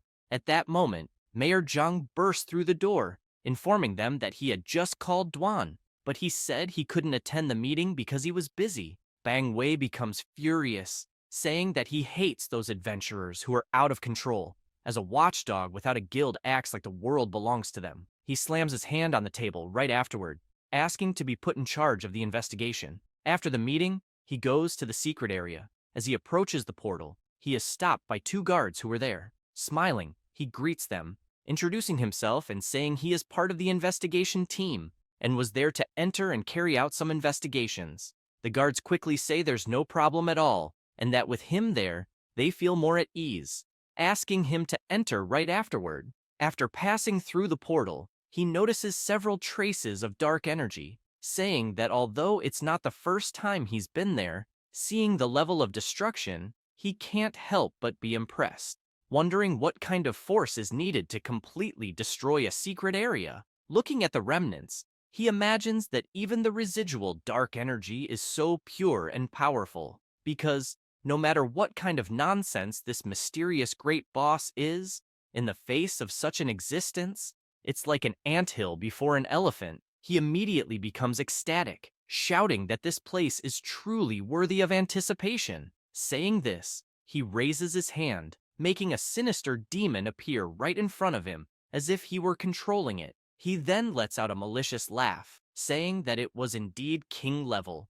filled with powerful energy all around, craving it all for himself. At that very moment, in Duan's house, the Prote continues playing his game, complaining to the system. However, an alert pops up from the system, informing him that the final relic has been found, leaving the Prote surprised. He imagines that something seems to be happening, as a connection is forming with him through the aura. If he focuses carefully, the connection becomes clearer, allowing him to locate its position. Feng grabs his shirt, stands up and puts it on. Duan appears, asking where he is going. The Prote responds that he is going out for a while. He then rushes out, asking Duan to finish the game for him. Feng hails a taxi and, looking at the GPS, guesses that the energy is coming from near the sinister cemetery. He realizes, through their connection, that this thing is moving. At the entrance of the sinister cemetery, the guards spot the demon emerging from the portal,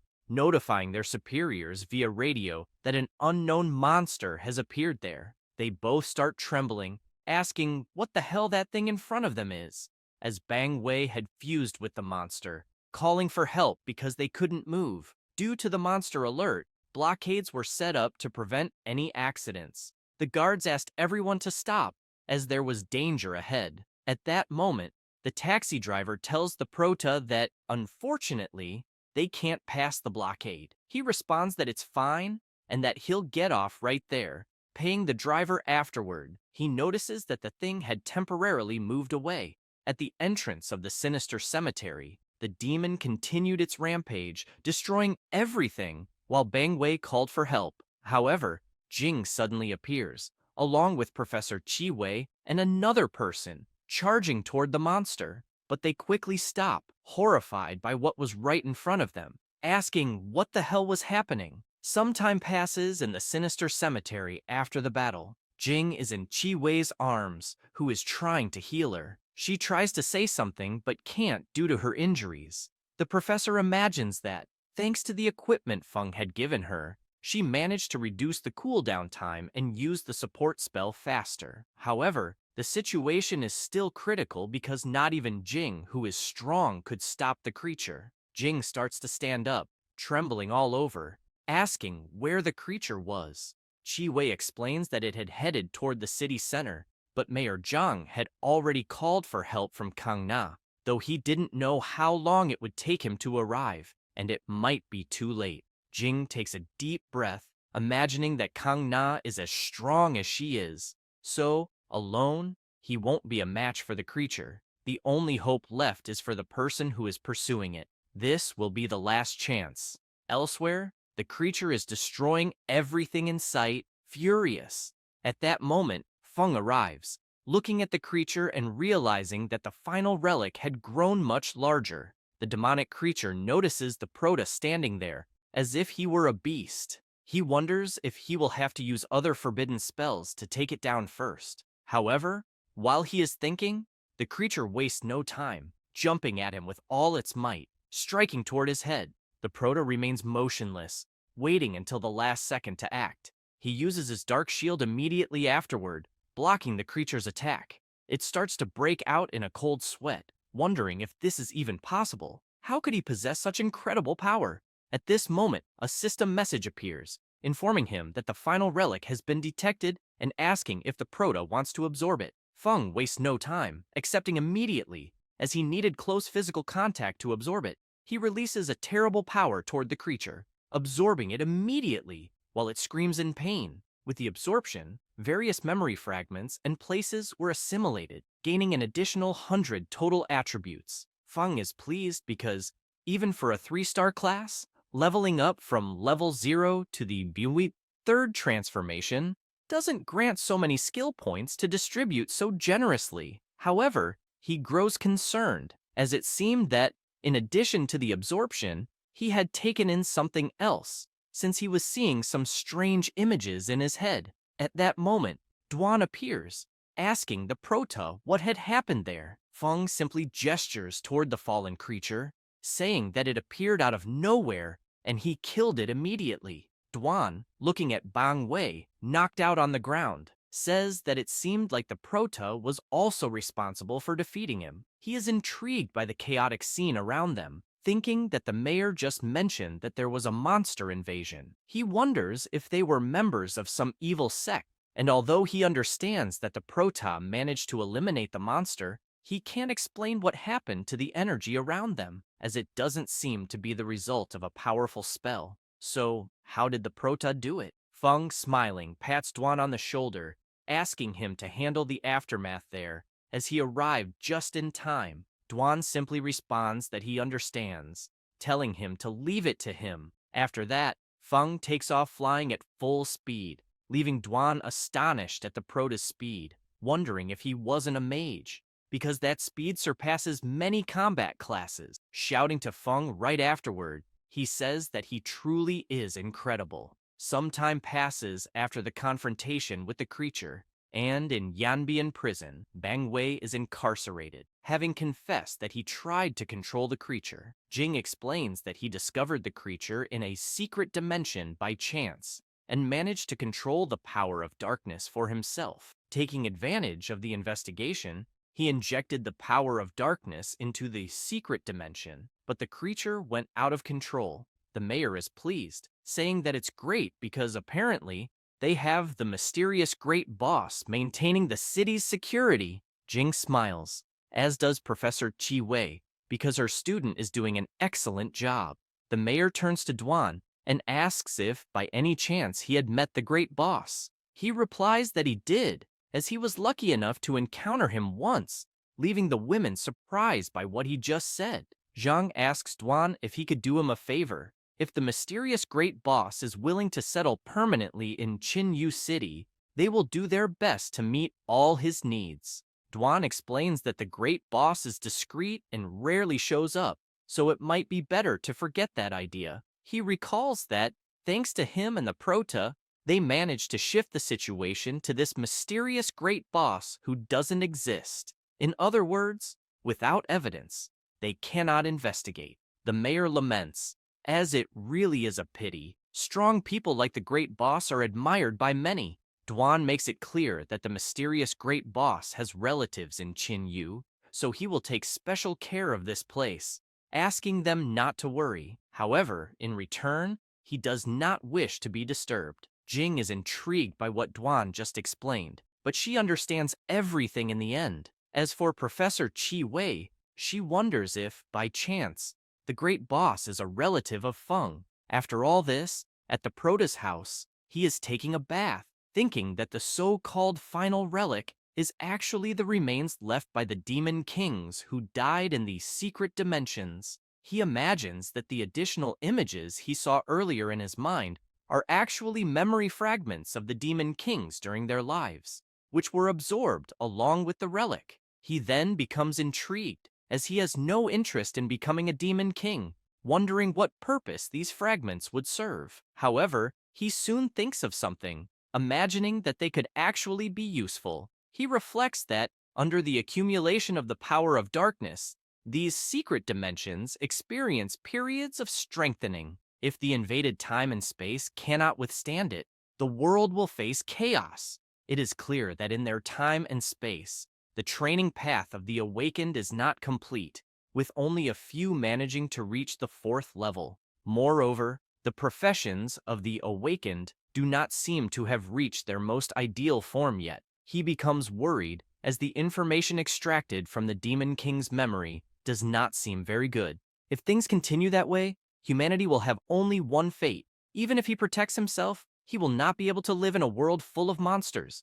But fortunately, they were not the only ones to suffer from the secret dimension invasion. In other times and spaces, some managed to repel the invasion successfully. If he can collect more fragments, selecting the useful experiences, it will be very effective. After all, these experiences are beyond current knowledge, and improper handling could lead to unpredictable consequences. Suddenly, his phone rings. Feng answers, laughing, and asks Yue if she has something important for him. She invites him to dinner that evening, making it clear that he must not miss it because they were celebrating. She had managed to complete her S-Class mission, and the transition to the Vanguard Shadow class was complete. Feng immediately accepts, saying that how could he refuse the invitation, especially since it was she who was inviting. This makes her happy to hear. She asks him to check his phone because she will send him the location. After sending the location to Feng, she and Zhao leave the transformation area,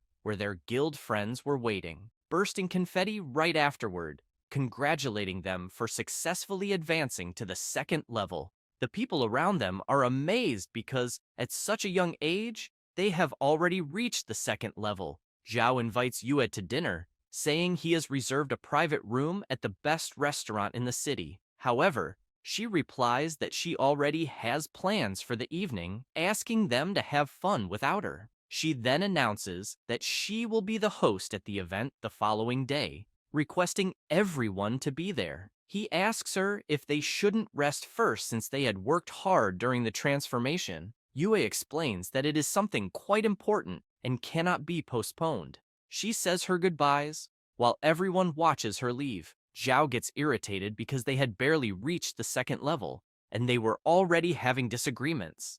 The cleric tries to calm him down, asking him not to speak like that because Yue is that kind of person. She must have something really important to do. Annoyed, he asks everyone there if they aren't tired of running after her, leaving them surprised by his question. Zhao explains that now that she has successfully completed the transition to S-Class, she has also awakened a new hidden class, making it clear that the distance between her and everyone there will only grow. The cleric is shocked by what he just said. While everyone watches Yue walk away, Zhao comments that he fears that one day she will completely disconnect from the guild. Some time passes, and night falls at the restaurant where the protagonist and Yue had arranged to meet for a celebration. Feng is amazed upon seeing the roasted lamb, saying that the restaurant wasn't expensive and that all their food was delicious, urging her to try it immediately. Still delighted,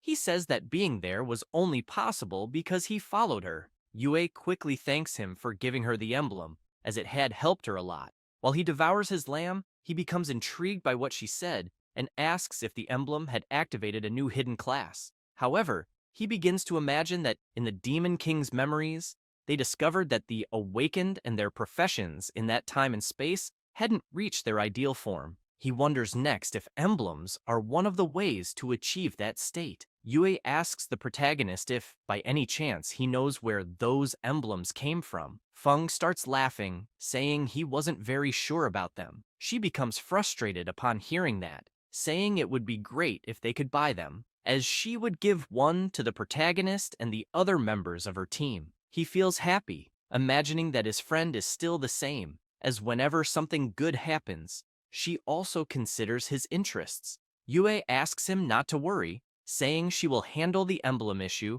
and asks the protagonist not to give up on training, as in such a dangerous time, having extra self-defense skills is always useful. She makes it clear that once she finds an appropriate emblem for him, he might also activate a new class. Feng starts teasing Yue, saying that it's hard to train alone, as having her as a friend to protect him was already enough. Quickly, she is shocked, shouting at him to stop joking around, as she was talking about a serious matter. After saying this, she suddenly feels a discomforting pain. Feng becomes concerned and asks what had happened. She puts her hand on her arm, asking him not to worry, as she had gotten slightly injured while completing a mission. Immediately, the protagonist offers to heal her. However, she responds that she had already been healed, making it clear that it was an S-class mission, explaining that the boss dealt a lot of damage, and she would need some time to recover. Feng is intrigued,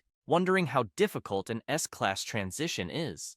At that moment, the protagonist's phone rings. He answers, and someone asks if he was Ning Feng by any chance, but he doesn't respond, instead asking the caller what they wanted and who they were. He then imagines that the person had an aggressive tone in the way they spoke. However, the caller says that the protagonist doesn't need to know who he was, just asking him to answer where he had obtained the emblem. Feng quickly becomes fed up with that guy and leaves him talking to himself. Yue notices her friend became stressed and asks what happened. He responds that the caller had asked where the emblem came from. She is startled upon hearing that, explaining that she hadn't told anyone outside about the emblem. The protagonist simply picks up his delicious lamb to eat, asking her to let it go and to eat and drink in peace.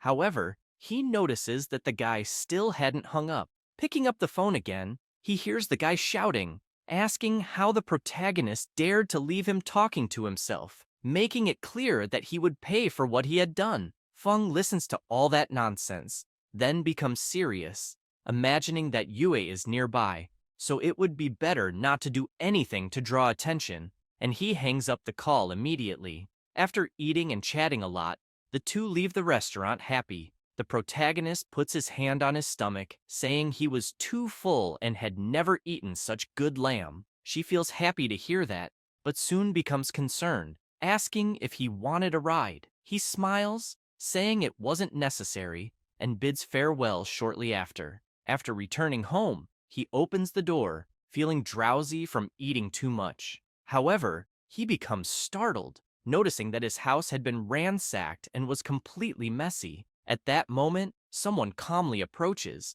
asking why Mr. Feng had taken so long. The protagonist quickly becomes serious, asking if it was him who had called earlier.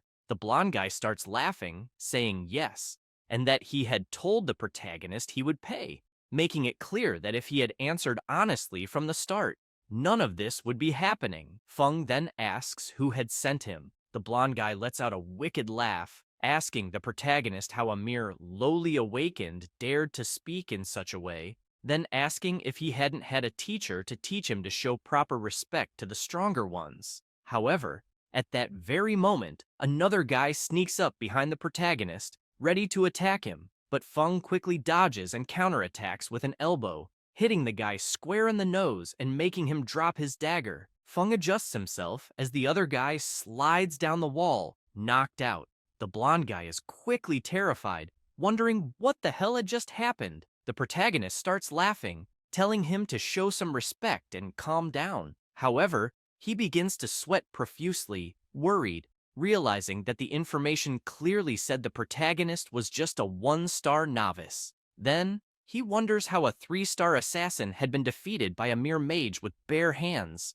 While thinking about this, he grabs a shuriken and, looking closely at Feng, notices that he has more than 100 points in all stats, and both his reaction speed and range had received significant improvements, realizing that he could handle many situations easily without even using magic. He throws his shuriken at Feng right after, but Feng dodges with ease. Immediately after seeing the protagonist's reaction, the blonde guy runs, realizing the situation wasn't good and that it was better to retreat. He heads toward the balcony to escape and quickly jumps off. However, Feng grabs his leg, preventing him from escaping and slamming his face hard into the wall. After that, the protagonist orders them to clean up the mess they made. Then, shouting, he tells them they'll have to pay for the broken cabinet too. After cleaning everything up, the blonde guy says they've finished, informing that all their belongings, including their clothes, had been placed on the table. Feng crosses his arms, saying everything is fine, but he wants to know who sent them there. With his face all battered, he explains that it was Master Zhao Cheng of the Sovereign Lion Guild. He said that the protagonist had a special emblem that was unique and couldn't be found anywhere else, which is why he had hired them to gather information about it. Feng is immediately intrigued, wondering if that Zhao Cheng was the same mage from Yue's guild. As if that were the case, it wouldn't be surprising that he would do such a thing. He then gets excited, with a sinister expression, imagining that he won't be gentle with him, as he still had a forbidden spell he hadn't used, and he would use it especially on him. Immediately, the protagonist activates this ability, which involves the shadow ritual, using his mental strength to control the minds of his targets, briefly allowing him to transform into a powerful projection. Targeting the two thugs there, he makes them scream in pain. After that, elsewhere, Zhao Cheng and the shield warrior are walking and talking. The warrior asks Zhao about the emblem, and Zhao, with a serious look, replies that he had already sent someone to find Ning Feng, and if the protagonist didn't cooperate, he would make him experience a fate worse than death. The warrior is startled by the tone of voice his friend used, asking what would happen if Wang Yue found out. Zhao takes a deep breath, saying he couldn't worry about that. Sweating cold, the warrior says it was a shame the mission didn't go as planned. However, Zhao Cheng starts remembering the mission, in which, originally, he had let the shield warrior face the boss to diminish Yue's momentum, scare her a little, and then he would step in as the heroic savior. But he had never imagined that she would risk her own life and defeat the boss. Soon, he is startled, as someone had just appeared out of nowhere. Zhao, upon seeing it, was the guy he had sent to gather information on the Prota, gets angry, and immediately asks why he had shown up there silently, and if he had managed to get the information he had requested. However, the Prota, possessing the body of the blonde guy due to his ability, only asks if they were the ones who caused Yue's injury. Upon hearing that question, the two are surprised, but Zhao approaches, giving him a pat on the face and asking him not to interfere, then questioning if he had some sort of problem. At that moment, the Prota starts using his power, becoming furious, grabbing their necks with all his might and lifting them off the ground. He then makes it clear that they don't deserve to live in that world for having hurt Yue, but he won't let them die so easily. He says this, invoking black flames immediately afterwards, which quickly begin to engulf them. The Prota emphasizes what they had said earlier, something about a fate worse than death, telling them to enjoy the experience, burning them from the inside out until they turn to nothing but ashes. With that, he starts burning the blonde guy's body too, figuring that if they all turn to ashes, there would be no evidence, making it a good way to disappear without leaving any traces. However, he notes that this time things are a bit dangerous, as his home is in a common neighborhood, and he won't be able to prevent the entry and exit of high-level awakened individuals. Although he doesn't need to worry about them with his power, he can't stay at home 24 hours a day. He reflects that he originally planned to access the Demon King's memories and gather some important information, but luckily, he hadn't started yet. As if he were discovered by the awakened, it would certainly cause major problems. After thinking all that through, Feng starts stretching, saying he will stay at Duan's house first, since he is an awakened of the fourth transformation, strong, and the security in the housing area is of a high standard, much better. After saying that, some time passes, and Feng arrives at Duan's house, explained to him what had happened earlier. Duan becomes furious upon hearing everything, asking the protier to rest as he will investigate to see if there is anyone else conspiring against Feng, as attacking him directly was an unforgivable audacity. Feng takes a deep breath, asking Duan to stay calm, as there was no need to rush into anything, and then asks if he knew any reliable alchemists. Duan is surprised by the prota's question, wanting to know what criteria he had for the alchemist. Feng explains that the alchemist needs to be high-level, trustworthy, preferably independent, and the fewer connections they have, the better. Duan becomes thoughtful, saying he knows a few alchemists of good level, but they have already joined large guilds. The Prota replies that it wouldn't be very appropriate, remembering that in the memories he absorbed, the Demon King had already killed a few high-level alchemists, and the potions they had produced were significantly superior to the level of that world. Unfortunately, he didn't understand the specific details, only managing to copy the recipes left behind, needing to discuss them with a professional. He then imagines that alchemists who join large guilds usually have no choice, and the risk of information leaks is high. And, after the lesson he learned, he doesn't want to attract greedy flies anytime soon. After talking, Feng asks Duan if there is any opportunity to help him look, as he will also ask others. Some time passes, and Feng calls Yue, asking if she knew any alchemists. She replies yes, just one, but a reliable one. He is immediately surprised and asks if she was really serious. Yue confirms, explaining that it was their healer's brother, Shu Wei, a good alchemist, and that he was considering joining her guild. But Zhao Cheng and he didn't get along, so they couldn't negotiate. She then asks if the Prota is interested because she can introduce them. Feng, after hearing Zhao's name again, imagines that his friend, unfortunately, had the bad luck of having him as a teammate, but at least he solved a big problem for her, and Zhao Cheng won't cause any more trouble. Yue, intrigued, asks the Prota why the hell he is looking for an alchemist. He explains that he had found some recipes at home and wanted someone to help him understand them. She becomes suspicious, asking if he had found something at home again. Feng starts laughing, saying he has been doing a good cleaning in his house lately. Yue asks him to wait a moment, that she will arrange everything as quickly as possible. Some time passes, and the Prota goes to the place where the alchemist is, introducing himself. The alchemist also introduces himself, saying his name is Shu Wei, asking Feng if he could show his recipes.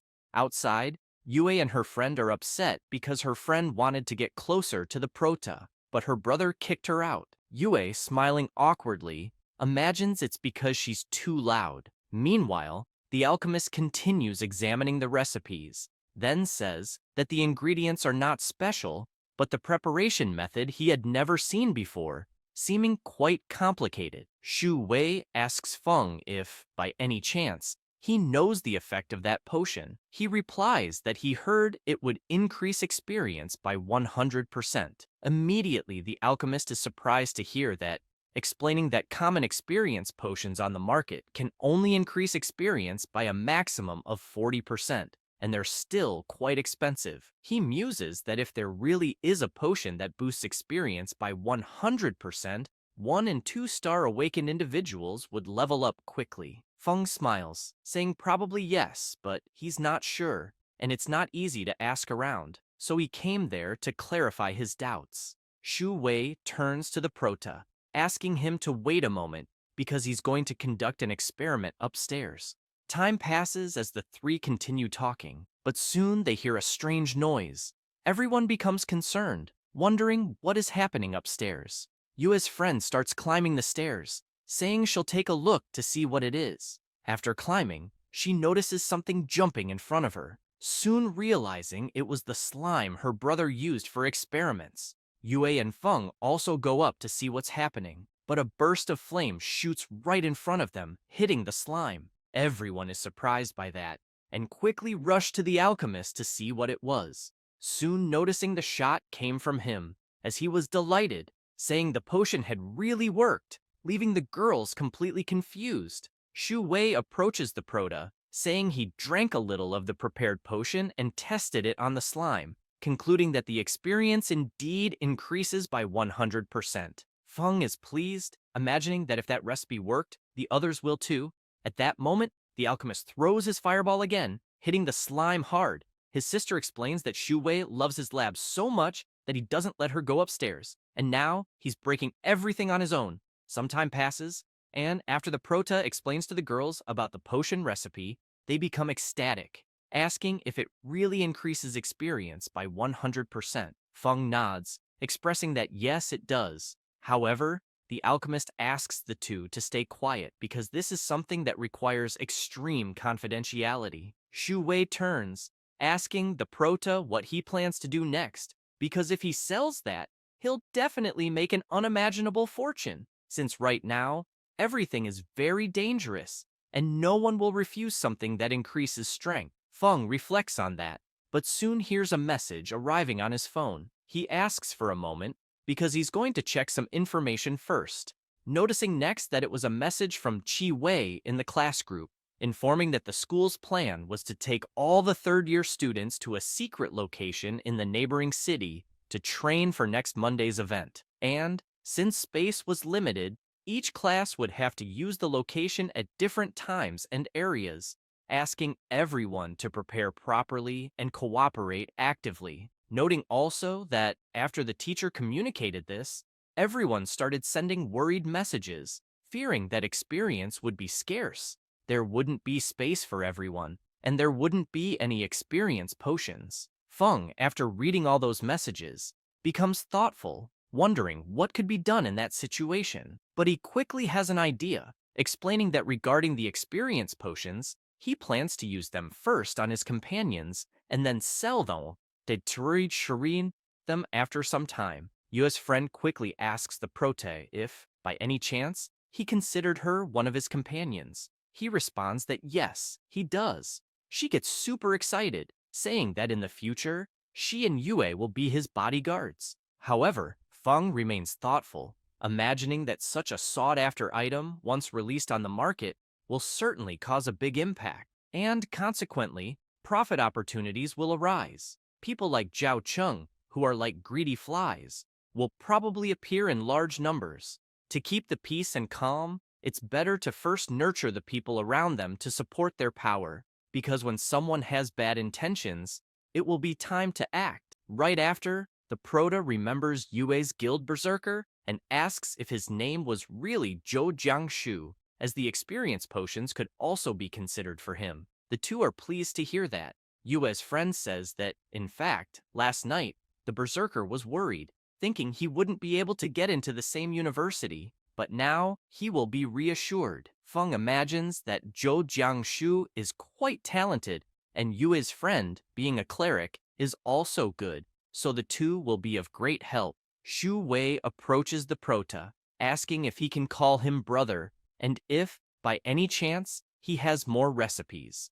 The Prota replies that yes, he does, handing another one to the alchemist, who quickly starts reading it. He begins to sweat nervously, feeling disappointed with himself because he has never heard of the ingredients listed. He recognizes only 2 ingredients from the recipe, but fears he won't be able to prepare it with his current level of power. Immediately, Feng becomes intrigued, thinking that, after all, these are recipes from a different world. If they can use some of them, it would already be great.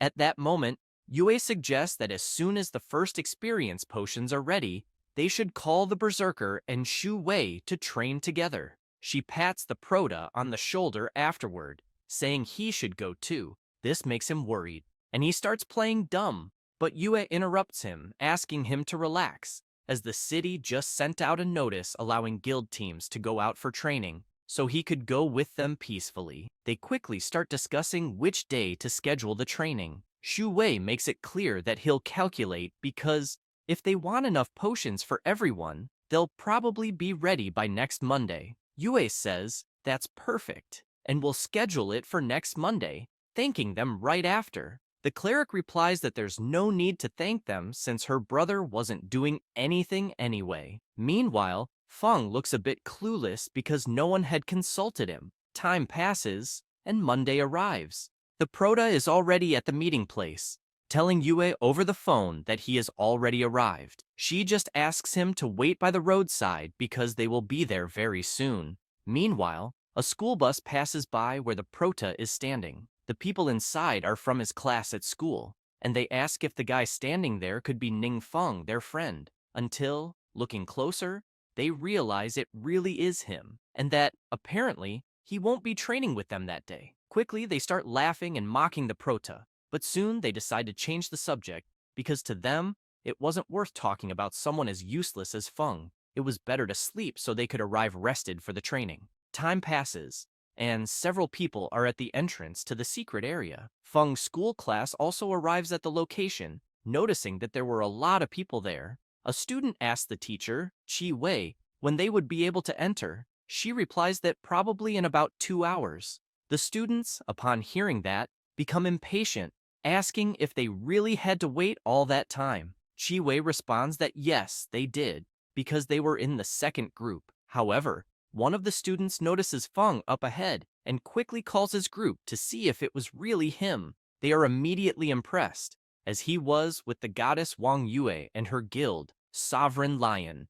The student becomes even more indignant upon seeing Feng and his group entering the portal, and immediately asks Professor Chi Wei why they are entering without waiting in line. The professor, also impressed, explains to the student that Ning Feng is the leader of the Sovereign Lion Guild, so they are probably heading straight to the heart of the secret area, as there are fewer people there, which is different from her class. The student who had asked the professor becomes furious, saying that he should be the one standing beside the goddess Wang, while his friend next to him asks how Feng dared to proceed to the heart of the secret area, as any small monster there could easily kill him. At that moment, someone arrives, asking if, by any chance, they were talking about Wang Yue, who is ranked 5th in the national rookie rankings. Surprised and sweating, the student replies that they were indeed.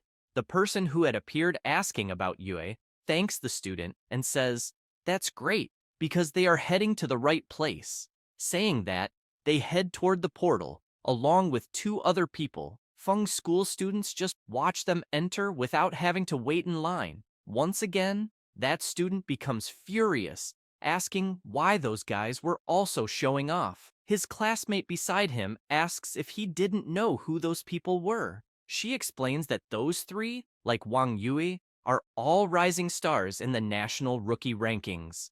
The girl in question is ranked 4th and is named Chang Muqiu. The big guy in 3rd place is Ji Qi, and in 2nd place, Gu Yunzhou.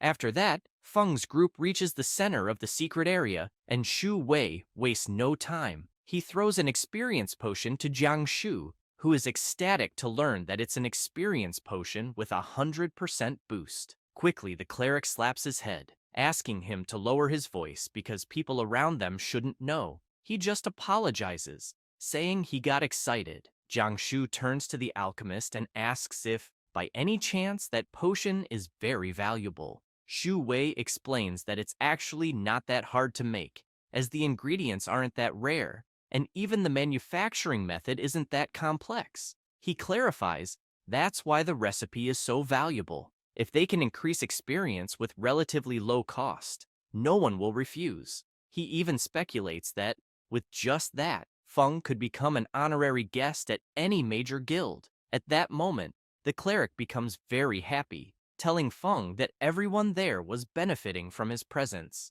Jiang Shu pounds his chest and makes it clear to the Pro TA that whenever he needs anything in the future, he just has to ask. Feng laughs awkwardly, saying that they're all part of the same team and don't need to be so formal. Yue, watching from a distance, just observes them laughing, thinking that Feng's personality wasn't good for socializing, and that's why he always had few friends, especially after the failure of his awakening at 16. Yue, feeling upset, imagines that people at school mocked the prota, which made him even more withdrawn. Looking at the prota, she feels happy because it's rare to see him so happy talking, hoping he can recover from now on. Yue gives a slight cough to get everyone's attention and says she has something to say, asking everyone to listen. She explains that, at the moment, they don't have a tank or a magic DPS, so during the battle, they need to ensure maximum safety, making it clear to the prota that he doesn't need to take action so as not to draw attention from the monsters. Yue then shouts that she will attract the monsters and asks Jiang Shu to deal with them. She then asks Shu Ting to focus on buffs and protection, and Shu Wei will act with the potions according to the situation. Quickly, everyone shouts that it's okay. However, the prota feels frustrated, thinking that this will slow his progress significantly, but out of respect for everyone, he will cooperate. After all, leveling up with forbidden curses is much faster, but since he's not in a hurry and is just understanding everyone's abilities, he decides to go along with it. At that moment, Yue wastes no time, grabs her bow, and shoots an arrow, hitting the monsters and causing a huge explosion. Drawing their attention, they charge straight at her. Shu Ting grabs her staff and uses her ability, buffing the berserker, who quickly prepares his attack and delivers a powerful strike to the ground, sending it toward the approaching monsters. Shu Wei doesn't miss the opportunity and throws experience potions, hitting the monsters. He gets excited right after, as the experience is increasing rapidly, and if it continues like this, he will soon be able to make a new potion.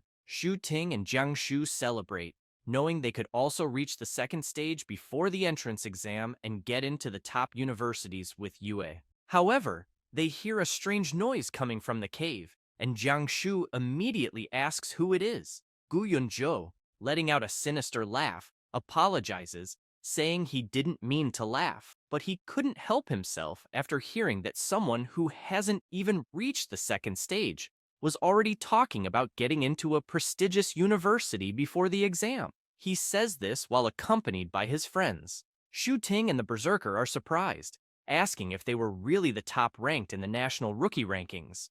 Yunzhou, laughing, is pleased to know that their reputation isn't bad, as they were recognized quickly. This leaves the Berserker and the Cleric puzzled, wondering why on earth they would be there since they are from the area near Qinyu. At that moment, Wang Yue arrives, asking the people from the national ranking if they wanted something, as they were busy training. Yunzhou approaches with his friends, saying he wanted to speak specifically with Yue, then asks if she's interested in joining their team. Upon hearing this, Shu Ting and the Berserker are shocked by the question. However, Yue immediately declines, saying she already has her own team. Yunzhou, indignant at the refusal, responds that he knew, but points out that her team includes a mage named Zhao Cheng, who is ranked 14th in the national rookie rankings.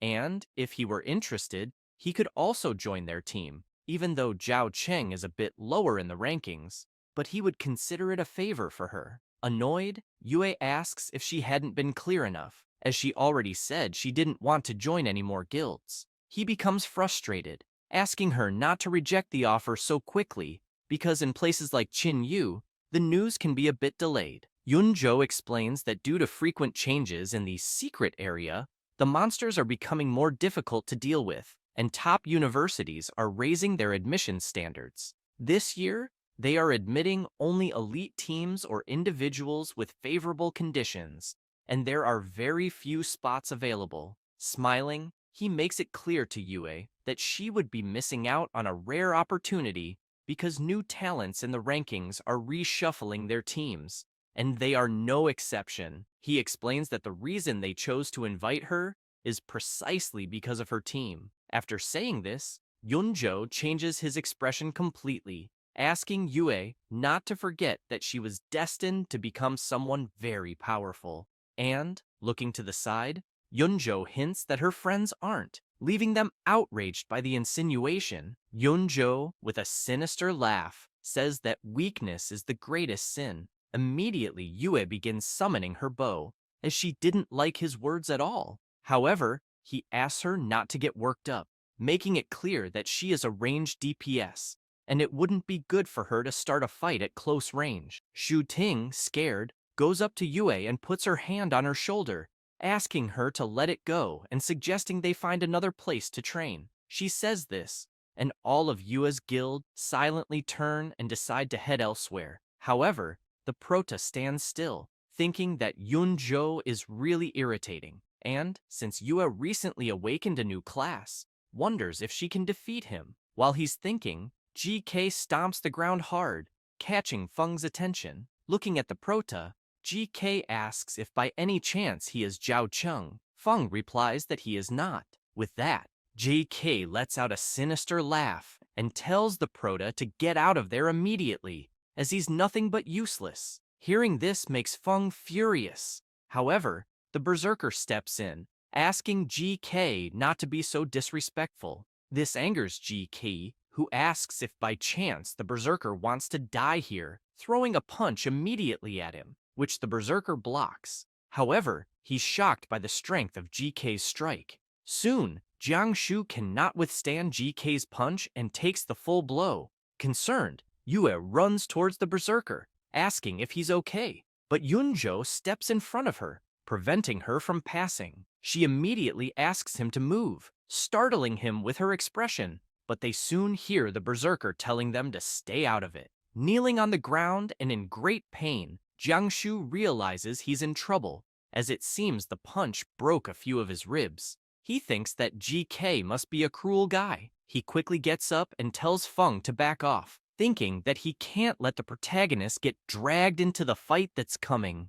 GK, standing near the Berserker, simply says that it's all useless, which enrages Jiangshu. He starts focusing his power into his fists, but is surprised by GK's speed, realizing he's about to take another hit and has no chance to block or dodge. At the same time, Yue and Shu Ting prepare themselves, but it's already too late. The blow is about to land on the Berserker's face, when suddenly, a hand appears, blocking GK's punch. It's the protagonist, easily stopping the attack, leaving everyone shocked. GK becomes frustrated, even more so when he realizes he can't move, wondering why someone dressed like a useless mage has such a powerful aura. Feng wastes no time, grabs GK's fist, and pulls him with great force, causing GK to scream in pain. Feng throws him far away as if he were nothing, smashing him into several rocks, which all collapse on top of GK, burying him. At the same time, Feng turns around, gives a sinister smile, and calls him useless. Immediately, Yunzhou runs to help his friend, but doesn't notice Yue preparing her bow, and he gets shot right in the middle of his butt. He starts hopping around in pain, unable to believe he just got shot in the butt. Shu Ting bursts out laughing, finding the attack truly hilarious. Muqiu is terrified by the sight of Yunzhou, then becomes frightened as she realizes that a mage defeated an unarmed berserker and that an archer hit the tank at close range. She wonders if perhaps this is a dream, since Gu Yunzhou and GK are part of the elite new talent rankings. At that moment, the Prota is breathing deeply as he wanted to be discreet, and he gets frustrated because he didn't want any complications. He turns to Shu Ting, asking her to stop being shocked and go ahead and heal the berserker. She says yes, and immediately starts healing Jiangshu. While she's healing him, the Prota asks the berserker how he plans to deal with GK. Jiangshu replies that he doesn't know, but he'll follow the Prota's orders. Hearing this surprises Feng, making him realize that his friend's opinions of him seem to be changing. He then asks the berserker to go to GK and take his equipment, telling Jiangshu to see it as compensation for GK having annoyed him. Yunzhou becomes outraged at what he just heard, asking how they dare to do such a thing, as it's clearly theft. Before he finishes speaking, he's startled by an attack that suddenly appears right in front of him. It's the Prota with a sinister expression, asking Yunzhou if, by any chance, he was saying something. Quickly, Yunzhou changes his expression, saying that actually, he also has equipment that could be useful to the Prota, and, if it would calm things down, he could take it without any problems. The Prota gives him a hug, saying that at least Yunzhou knows when to give in, as he personally doesn't like problems. And he makes it clear that if by chance Yunzhou dreams of planning revenge in the future, they will regret it. Terrified, Yunzhou promises that they won't do anything, as they aren't reckless. At that moment, Muqiu approaches, asking for her equipment to be accepted as well, and hands it over to the cleric. The Prota, seeing this, says that she seems to be a smart girl. Then, He asked them to continue training in another area, leaving Muchiu embarrassed since she was without her equipment.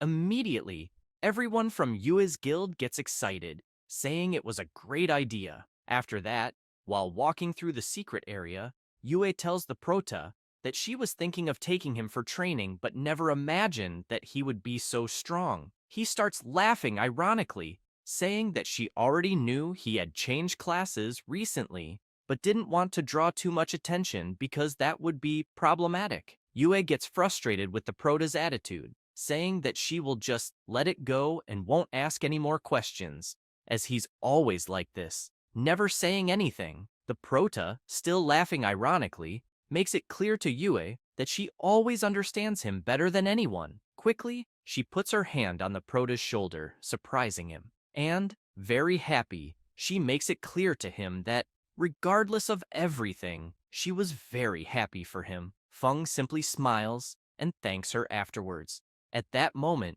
Shu Ting and Jiang Shu approach the Prota, asking if by any chance he had already decided which university he would attend and which guild he was interested in joining. He simply replies that he hadn't thought about either question yet. They continue talking while Shu Wei asks everyone to wait for him. However, Feng becomes intrigued, imagining that both the university and the guild are places with strict management. A mistake could reveal his biggest secrets. Thinking that it might not be a good idea for him to join either. He ponders this. But soon the Prota changes his expression, shouting to everyone that they can still go deeper into the secret area and speed up leveling up, as Yue can simply attract more monsters at once, and he, as the tank and main DPS, will take care of most of them, asking the others to handle the rest, which gets everyone excited by the Prota's enthusiasm. Content, Feng imagines that even though he can't use high-level magic, using attribute buffs and passive abilities might be enough. Some time passes, and the Prota goes to Duan's house, who is surprised to see him, saying that he finally returned. Feng is disappointed because he had worked hard for a few days and only gained 1 level, and if it weren't for the new experience potions, his progress would have been even slower since he got used to killing high-level monsters with forbidden spells. Feng sits down, thinking that usually people like Yue who start as novices can reach level 60 in 2 years until they complete the second transformation. He then considers entering a local university. However, he quickly changes his mind, saying that he doesn't want to think too much about the matter and will relax and be lazy for a few days because if he gets stronger and still has to work as hard as the others, what would be the point of becoming stronger? After saying that, the Proteus starts to relax, playing video games with Duan, sleeping over and over again, and going out to eat with Duan, until, while eating, the Prota hears his phone ring. Realizing it's Shin, he asks if she wanted something. She informs him that there will be an auction soon, and she heard that there will be good items there, and that the new Master Tang would like to know if he was interested in attending. Feng asks her if this Master Tang is the one replacing Wang. She answers yes.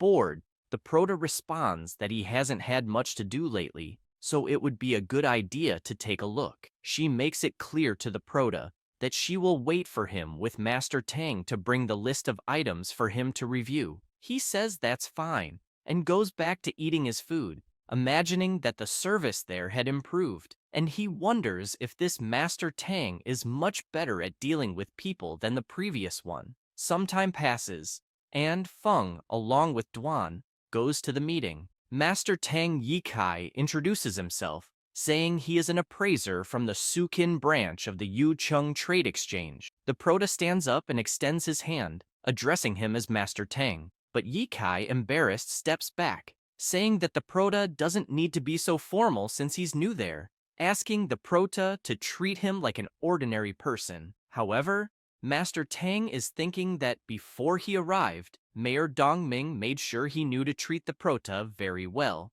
and in Mayor Ming's opinion, even if the entire market focused on him, there would be no problem. He turns and asks Miss Shin to bring the auction item list to show Feng. Quickly, she hands the list to the Prota, and he starts looking through it, becoming thoughtful, realizing that there were only a few pieces of equipment and potions suitable for mages.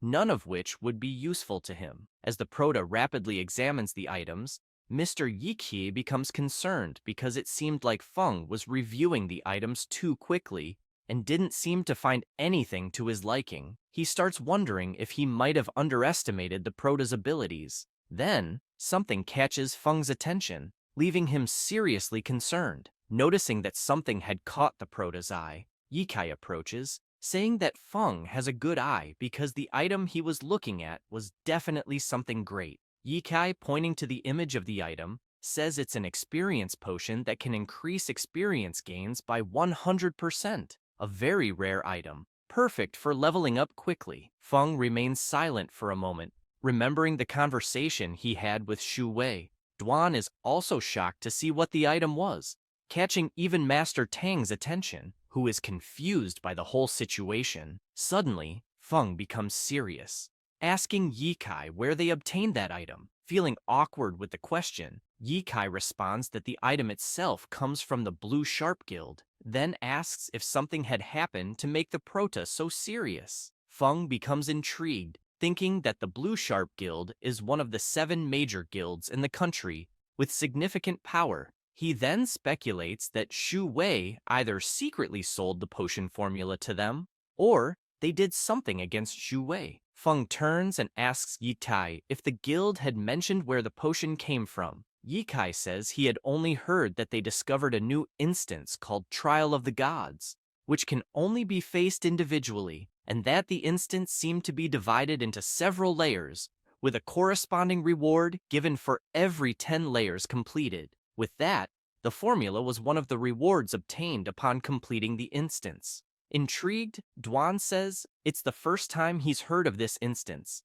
then asks if it was also one of the instance mutations, because according to official requirements, before exploring an instance, it was necessary to register with the specialized county, and basic information could be found on the dedicated website. Feng, thoughtful, starts wondering if, by chance, Shu Wei had encountered any problems, then considers that this Trial of the Gods seemed like an incredible place. However, at that moment, a system message arrives, notifying him that he has acquired the mission, Trial of the Gods, asking him to use the power of the Trial of the Gods for personal benefit, with a time limit of 60 days to complete it, and the punishment for not completing it would be the elimination of the host. He becomes excited, as this is the first mission the system has given him, imagining that it will probably be something very interesting. Feng thanks Yikai but regrets, saying that this time he won't be participating in the auction. Yikai simply says there's no need to thank him, but makes it clear to Feng that if he needs anything in the future, he can seek him out anytime. However, he is worried, thinking that the experience potions were already the most highlighted items in the auction, and many guilds were eyeing them. He never imagined that Feng wouldn't be interested in them. At that moment, Duan asks Feng to stay there, as he would quickly check the information on this instance. But the Prota says he will go with him too, as he's interested in finding out. Some time passes, and Duan is researching like crazy about this instance, until he finds something and says that he needs the corresponding login authorization. But then he remembers the special badge that Mayor Zhang had given him. After using the badge, Duan informs the Pro-TA that he got it. Feng, looking at it, says that it looked like a tower. Duan explains that the Blue Sharp Guild has exclusive authorization, meaning they have official permission to manage it on their own, and without the guild's permission, outsiders cannot enter in any way. Feng imagines that these specialized instances of the major guilds are basically like that, but since the mission had already been issued and if he doesn't complete it, he will die, he starts thinking about other possible ways.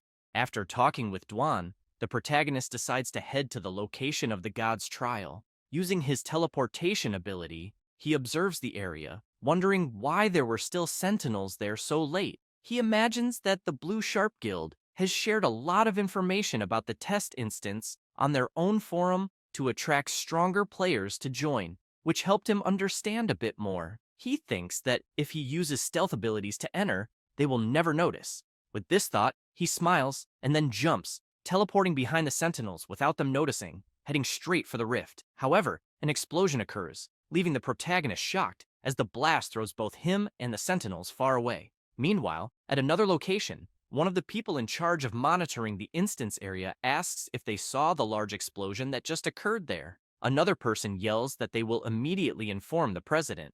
Elsewhere, at the protagonist's house to be exact, his ability begins to manifest until he suddenly appears and crashes into his bed. Covered in blood and screaming in pain, he wonders what the hell had happened there, thinking that he had only touched the entrance to the instance when suddenly, a powerful energy gushed out, completely breaking the purification barrier he was using. Worried, the protagonist desperately wants to know what had happened until a system notification appears, giving him an important warning that the system resisted an investigation, suffering 3% damage, which accumulated 3%. Then, another notification comes in, informing him that another 4% damage was inflicted on the system, accumulating a total of 7%. Feng can't believe that even his system took damage, wondering what kind of exploration ability that was. However, more and more notifications arrive, one after another,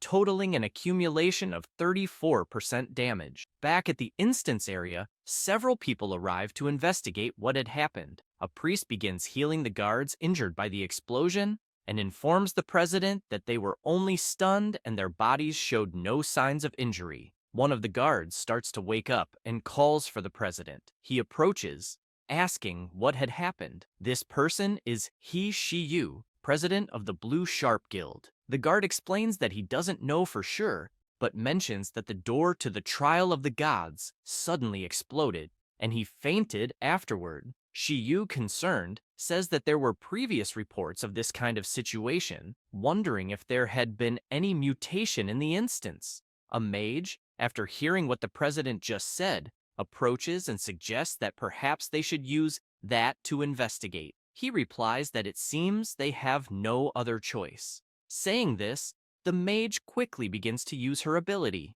Temporal Zone. Concerned, the president thinks that, fortunately, this instance has a special spell embedded in it, which not only can record images within and around it, but also rewind time to investigate. He imagines this while the mage's ability rewinds time, leaving him shocked as they witness a shadowy creature emerging through teleportation. Then they notice another deity, calling the shadowy creature a malevolent god, and asking how he dared invade their territory in such a way, attacking him and hitting the mysterious shadowy creature. They are shocked to hear the name Malevolent God. At that moment, they see the other deity, furious inside the rift, saying that the mysterious person had escaped again, and that they needed to find him at all costs, because they couldn't let him destroy that world. They become even more frightened by the story of world destruction. Afterward, some time passes,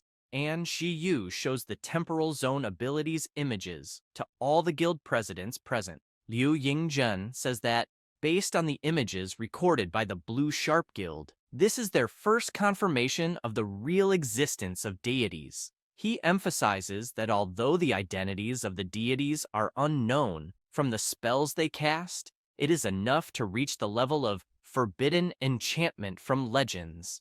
Arca, president of the Endless Guild, tells Shiyu that he remembers them reporting that by overcoming the trial, they could gain the recognition and gifts of the deities, then asks if this was really true. Shiyu responds that there was indeed this kind of benefit in the instance, but they never imagined that a literal deity would appear. At that moment, Yu Linghua, the person in charge of the Aurora Guild, makes it clear that the key problem is those forbidden enchantment spells, which can destroy a deity, and that's not good news. Luo Yuening, the unofficial president of the Hope Guild, says that if the deity plans to destroy the world, they probably won't be able to handle it. Wang Bo, president of the Dawn Guild, says that since they could obtain the god's gift by overcoming the trial, he wonders if there might be a way to deal with the deity using these forbidden enchantments. Zhang Yanchuan, the unofficial president of the Burning Flame Guild, smiles,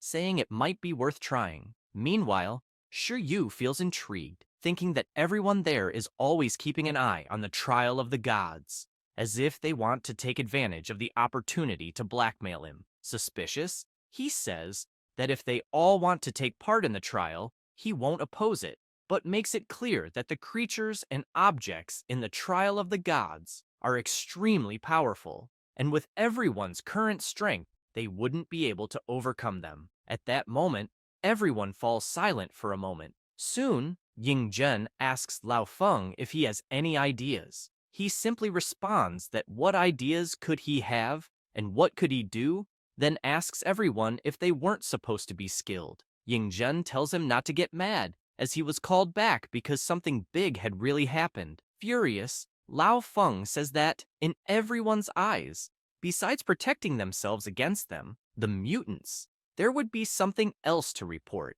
as he heard that his apprentice had reported an anomaly in Qin Yu, and no one cared. Even so, they formed an investigation group. Curious, he still asks what had happened, since the investigation led nowhere and caused a big problem. And, if it hadn't been for the mysterious big boss in Qin Yu, they would all be guilty of harming innocent people. Ying Zhen, unable to even look at the former leader of the Lone Shadow, asks him to calm down because his head was on fire again. Yuening, looking at Lao Feng, thinks that she had heard that due to the price of the dark power, he was getting worse and had already retired, never expecting to see him there again. Ying Zhen, with a serious look, tells old Feng that he would personally like to ask his apprentice to show the investigation video they had just watched to the mysterious Big Master of Qin Yu, and that perhaps, with the great power of the Big Master, he might know something. Sarcastically,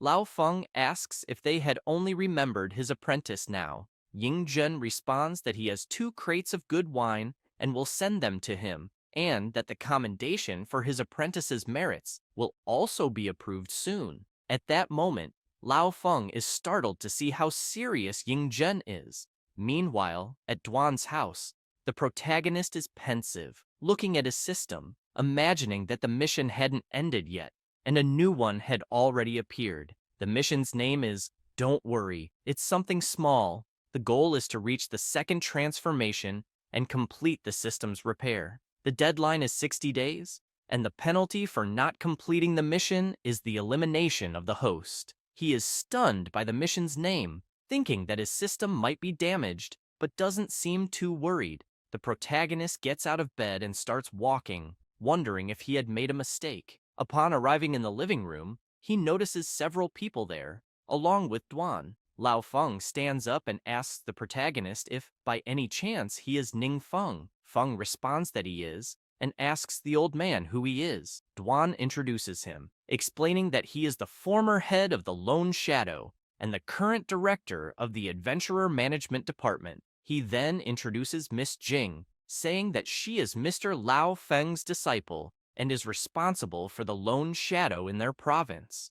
Duan explains to the protagonist that they are there to ask for help from the mysterious Great Master. Wasting no time, Lao Feng asks the protagonist if, by any chance, he is the Scarlet Flame Death God, leaving him startled. However, the old man starts laughing, saying he was just joking. The protagonist, looking at the old man, senses a sinister aura, thinking that he must have many merits, as he had participated in the development of several large secret areas and dismantled many evil adventurer groups. Being called the strongest mutant, almost all members of the Lone Shadow keep their identities extremely secret, but Mr. Lao Feng is an exception, as his presence alone is a threat. For the young, the old man is definitely one of the top 3 idols, and anyone who has a chance to talk to him can brag for a lifetime. Lao Feng says it's a pleasure to meet the protagonist, but he didn't bring anything special for him. He heard that Ning Feng was about to take the college entrance exam and then shows a box, saying it contains 5 million crystals and 200 bottles of advanced experience potions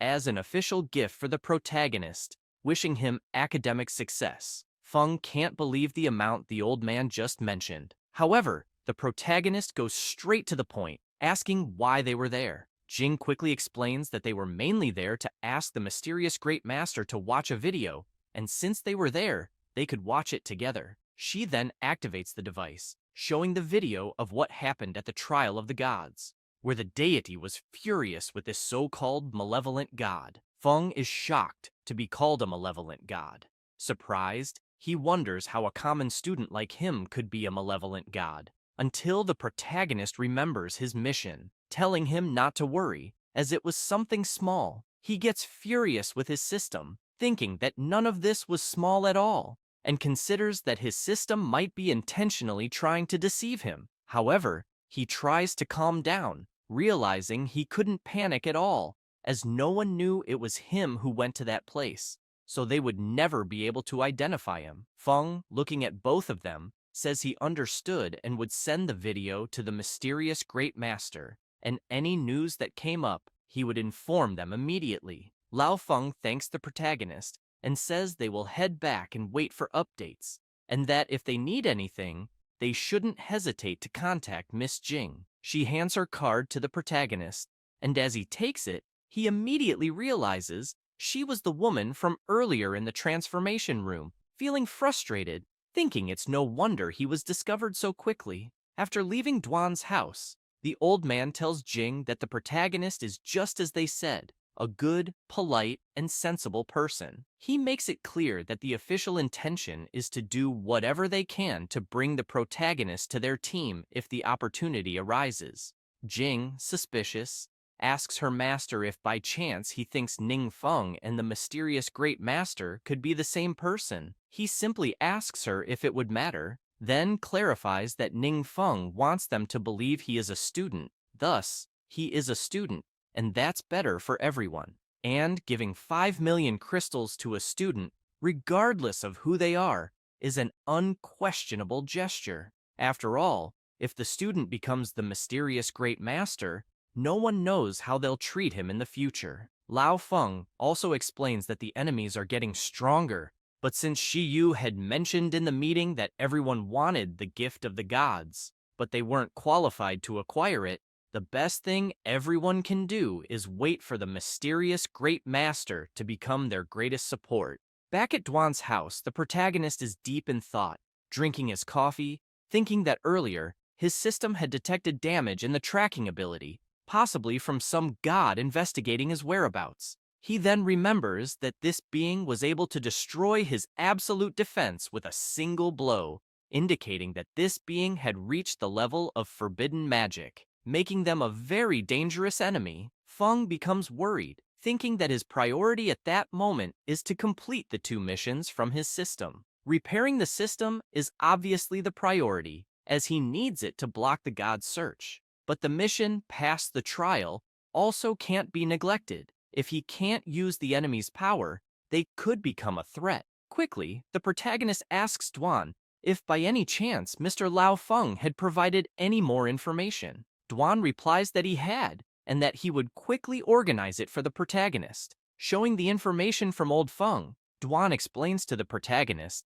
that the internal structure of the secret trial realm seems to be a tower, divided into several floors. Since it hasn't been fully explored, the exact number of floors is unknown. He then highlights that the monsters inside are very powerful, much stronger than those in other secret realms. Currently, the maximum record is 42 floors, set by the president of the Blue Sharp Guild, He Shi Yu. The protagonist becomes concerned, as he still doesn't understand how the mechanisms of the Paparis secret trial realm work. If he triggers another forbidden magic of the gods, his identity as the malevolent god would be revealed. And since his mission doesn't specify that he has to proceed himself, he wonders if he could send someone else in his place. Feng asks Duan if he has seen the video of Shi Yu going through the floors. Duan responds that yes, he had seen it.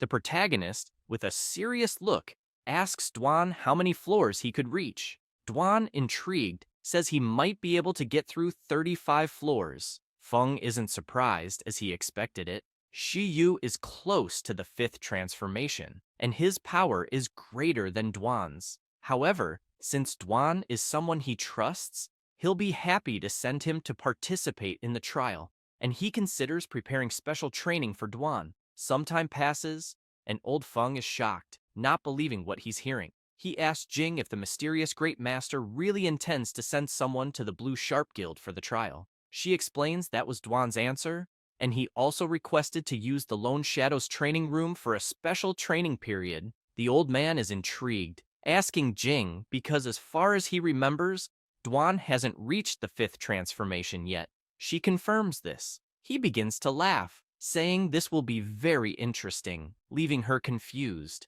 But he quickly explains that the day before, the presidents of the 7 great guilds challenged the secret realm of trials, then asks her to guess what happened. She doesn't know what to answer, but he quickly replies that they all failed, making it clear that even old Liu Yingzhen couldn't get through. Jing is stunned, not believing it, saying that President Liu Yingzhen is one of the strongest in the country, and if even he couldn't pass, who could? At that moment, the old man gets so excited that his head bursts into flames, just like Ghost Rider, saying he's eager to see the result of Dwan's trial, as he is trained by the mysterious Great Master, wanting to know how far Dwan can go. However, the old man realizes his head is on fire again, scaring his apprentice.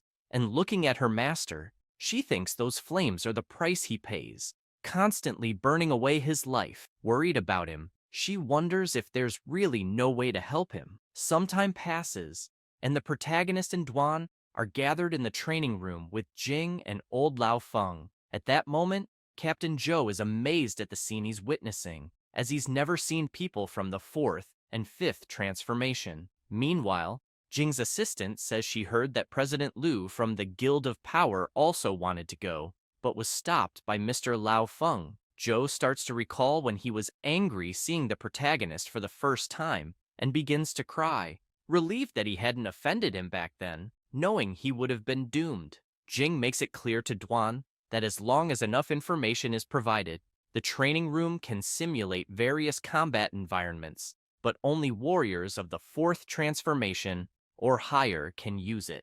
Dwan hands a device to Jing, explaining that all the information is on it. The protagonist, meanwhile, is happy, explaining to Mr. Lao that it's his first time there. Lao Feng says they have even better facilities. After this, Jing goes to the planning room and immediately connects Dwan's information device. She's impressed because Dwan detailed even the weaknesses of the monsters, thinking the most amazing thing was that the layers President Liu had just cleared were also included. Feng gives an ironic smile, thinking it's obvious since that secret realm was invaded by the Demon King, so all he had to do was extract the information from his memory. And who better than the Demon King to know the monster's weaknesses? The old man approaches Dwan and asks if he would mind if they also watched. Dwan replies that he doesn't, then asks them to feel free to offer advice. Lao Feng simply says they won't give advice because they're also there to learn, then curiously asks if the mysterious Great Master really said that the malevolent god would destroy the world. He asks with a sinister expression, leaving Jing terrified by the question. Dwan remains silent for a few moments, and soon remembers when he was at home, scared, asking the protagonist if the malevolent god really intended to destroy the world. Feng feels awkward with that question, realizing Dwan doesn't know he is this so-called malevolent god. However, the protagonist wonders if he should tell Dwan the truth. Even though Dwan is trustworthy, he couldn't risk being revealed. Wondering what to do, Dwan responds to old Lao Feng that he had asked the chief that same question, and he had answered with only 8 words. Both of them are curious to know what it was, asking what the chief had said. At that moment, Dwan repeats the chief's words, saying, "As long as I'm here, that won't happen." Lao Feng starts laughing, saying that was simple and full of confidence, very much in the chief's style. Jing, sweating nervously, asks what kind of awakened being the chief is to not even worry about the gods.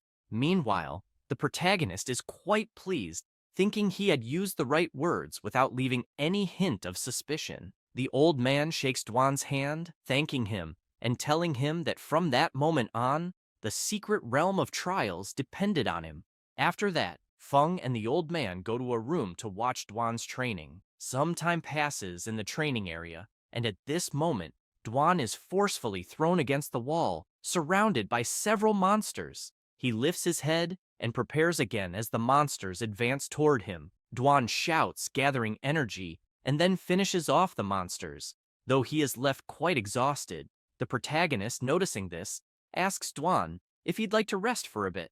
Dwan sits on the ground to catch his breath and tells Feng not to worry, as he'll just take a quick break and try a few more times. He imagines that he's been given a unique opportunity by the protagonist, so he can't disappoint him. Jing, impressed by Dwan's performance, comments that those monsters had already surpassed the fourth transformation limit, and says that if it were her, she definitely wouldn't have been able to pass the trial. Meanwhile, old man Lao Feng grows serious, remembering that he heard Jing mention that the protagonist awakened at 18, but took only a few months to complete the first transformation. Seeing how the protagonist achieved this feat, he considers that perhaps there's a miracle awaiting Dwan as well, as the chief might be able to break the current combat system and allow Dwan to reach a power comparable to a gift of the gods. Feng feels concerned, as he oversimplified things by thinking that knowing the monster's weak points would be enough to pass the trial,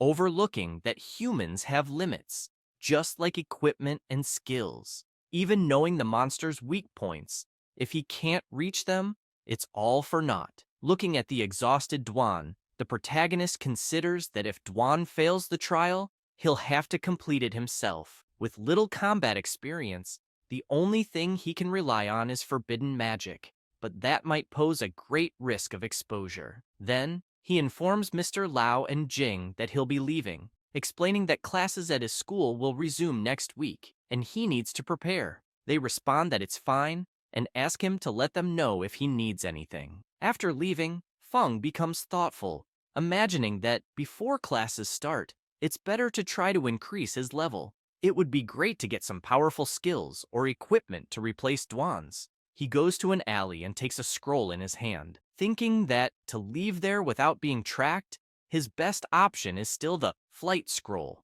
The protagonist raises his arm to use the teleport, recalling that he had asked the trade market to buy a batch for him, thinking that this will suffice for a while. Then, he flies off. Upon arriving at his destination, Feng looks around for the rift until he locates it and feels pleased, as it's one of the two wild secret realms Dwan mentioned and is not yet under official control. However, upon closer inspection of the area, he notices signs of battle there, but the protagonist quickly brushes it off and heads towards the portal to see what awaits him. Meanwhile, near the portal entrance to the secret area, someone was stepping on the head of an adventurer. It was a group of mutants from the evil clan. The big guy asks his chief if he saw the flash that appeared nearby. The masked man remarks that it might have been a flight scroll. One of the clan members wonders if, by any chance, the person with the scroll was there to exterminate them. The masked man, chief of the evil clan, laughs and comments that this person is simply coming to their death because, in truth, the more of them that come, the more sacrifices there will be for the great Demon King. He then clarifies that, thanks to them, the Demon King had already gathered enough power, and because of this, the Demon King will rise again. At that moment, everyone begins to celebrate the return of the king, as that day had finally come. However, one of the adventurers' bodies had a communication device, and an adventurer on the other side heard the entire conversation of the evil clan. She immediately becomes worried, wanting to know more about this resurgence of the Demon King and what this secret realm invasion means. She wastes no time and goes to her superior to report, mentioning that the mutants from the evil clan said the mountain sanctuary would face a secret realm invasion that day. Everyone quickly becomes worried, commenting that the invasion of the secret realm will immediately corrupt the nearest city, meaning it will be in mortal danger, and they ask what they should do. The captain, sweating nervously, clarifies that Squad 4 had already been completely annihilated, and even if they went to them, they wouldn't be able to stop the invasion. He grows even more concerned, imagining that the monsters inside the sanctuary are very powerful, and that the magical shield won't be able to contain them. He turns and orders everyone to return immediately to warn the authorities so they can evacuate the population as quickly as possible. One of the adventurers, worried about his captain, asks what he will do. He explains that he'll stay to inform them of the situation in advance, because even with plenty of monitoring equipment, they won't know the exact time of the secret realm invasion. A member of the captain's squad remarks that they can't leave him there alone, but he shouts,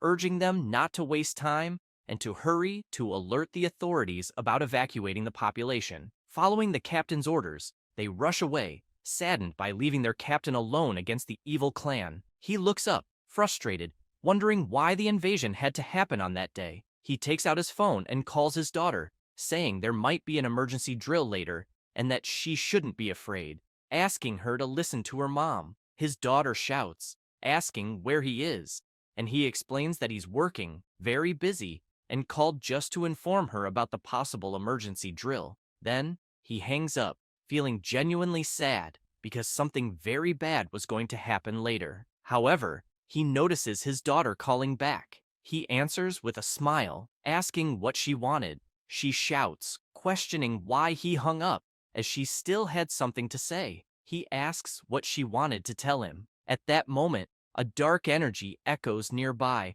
as his daughter shouts, congratulating him, making him cry immediately, unable to believe all this was happening on that day. Meanwhile, the adventurers, rushing to alert the authorities, notice the dark power echoing and wonder if the invasion of the secret realm has already begun. They turn, worried about the captain. However, he was crying deeply as he found himself in a terrible situation, already near the entrance to the secret realm. The evil clan is awestruck by the power coming from inside the secret realm, thinking that surely the Demon King will bless them even more. Meanwhile, inside the secret realm, the protagonist had frozen everything with his extreme cold ability. This skill, extreme cold, is a forbidden magic that summons an infinite ice disaster, creating a wave of cold that sweeps through the world. Feng begins to walk through the area and strikes an ice coffin,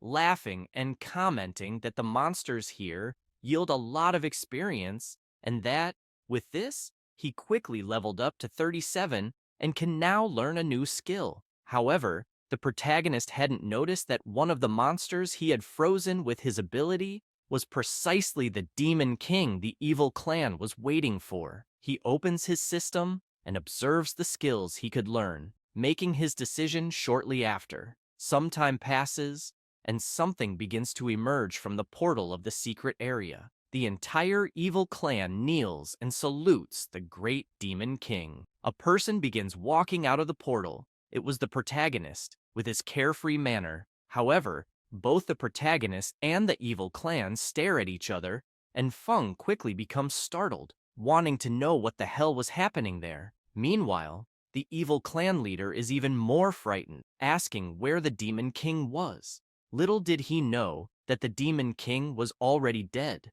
completely frozen. The clan leader observes Feng and, seeing that the protagonist doesn't recognize them, dismisses the idea that Feng could be an incarnation of the Demon King, let alone a blessed one. He's intrigued, noticing that all of Feng's equipment is that of a beginner. So, how could he dare to appear there alone? Then he recalls the flight scroll from earlier, wondering if Feng is an opportunist trying to ally with the Demon King, but got terrified by the powerful dark energy and got lost. Thinking this, he shouts, asking the protagonist if he was there to join the Demon King. Feng, not understanding a thing, simply replies no and says it's none of their business.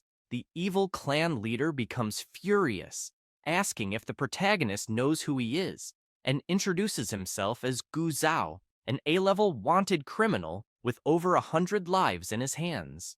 At that moment, Feng couldn't care less about the leader and, with a menacing aura, makes it clear to everyone there that if they want to fight, then fight. Otherwise, they should leave immediately. Hearing this makes the leader even more furious, along with the other clan members, who start shouting that the protagonist will pay with his life for his arrogance. However, they all stop shouting, terrified, as they try to understand why the area is suddenly darkening. They soon notice a terrifying malevolent face looming above them, leaving them horrified, wondering what the hell it was. Feng, immersed in his ability, has a sinister expression, eager to test his new forbidden spell, and tells everyone to enjoy the show. This ability, Abominable Vision, is forbidden magic that plunges enemies into a realm of illusion, capable of revealing all the enemy's weak points and using them to inflict brutal torture.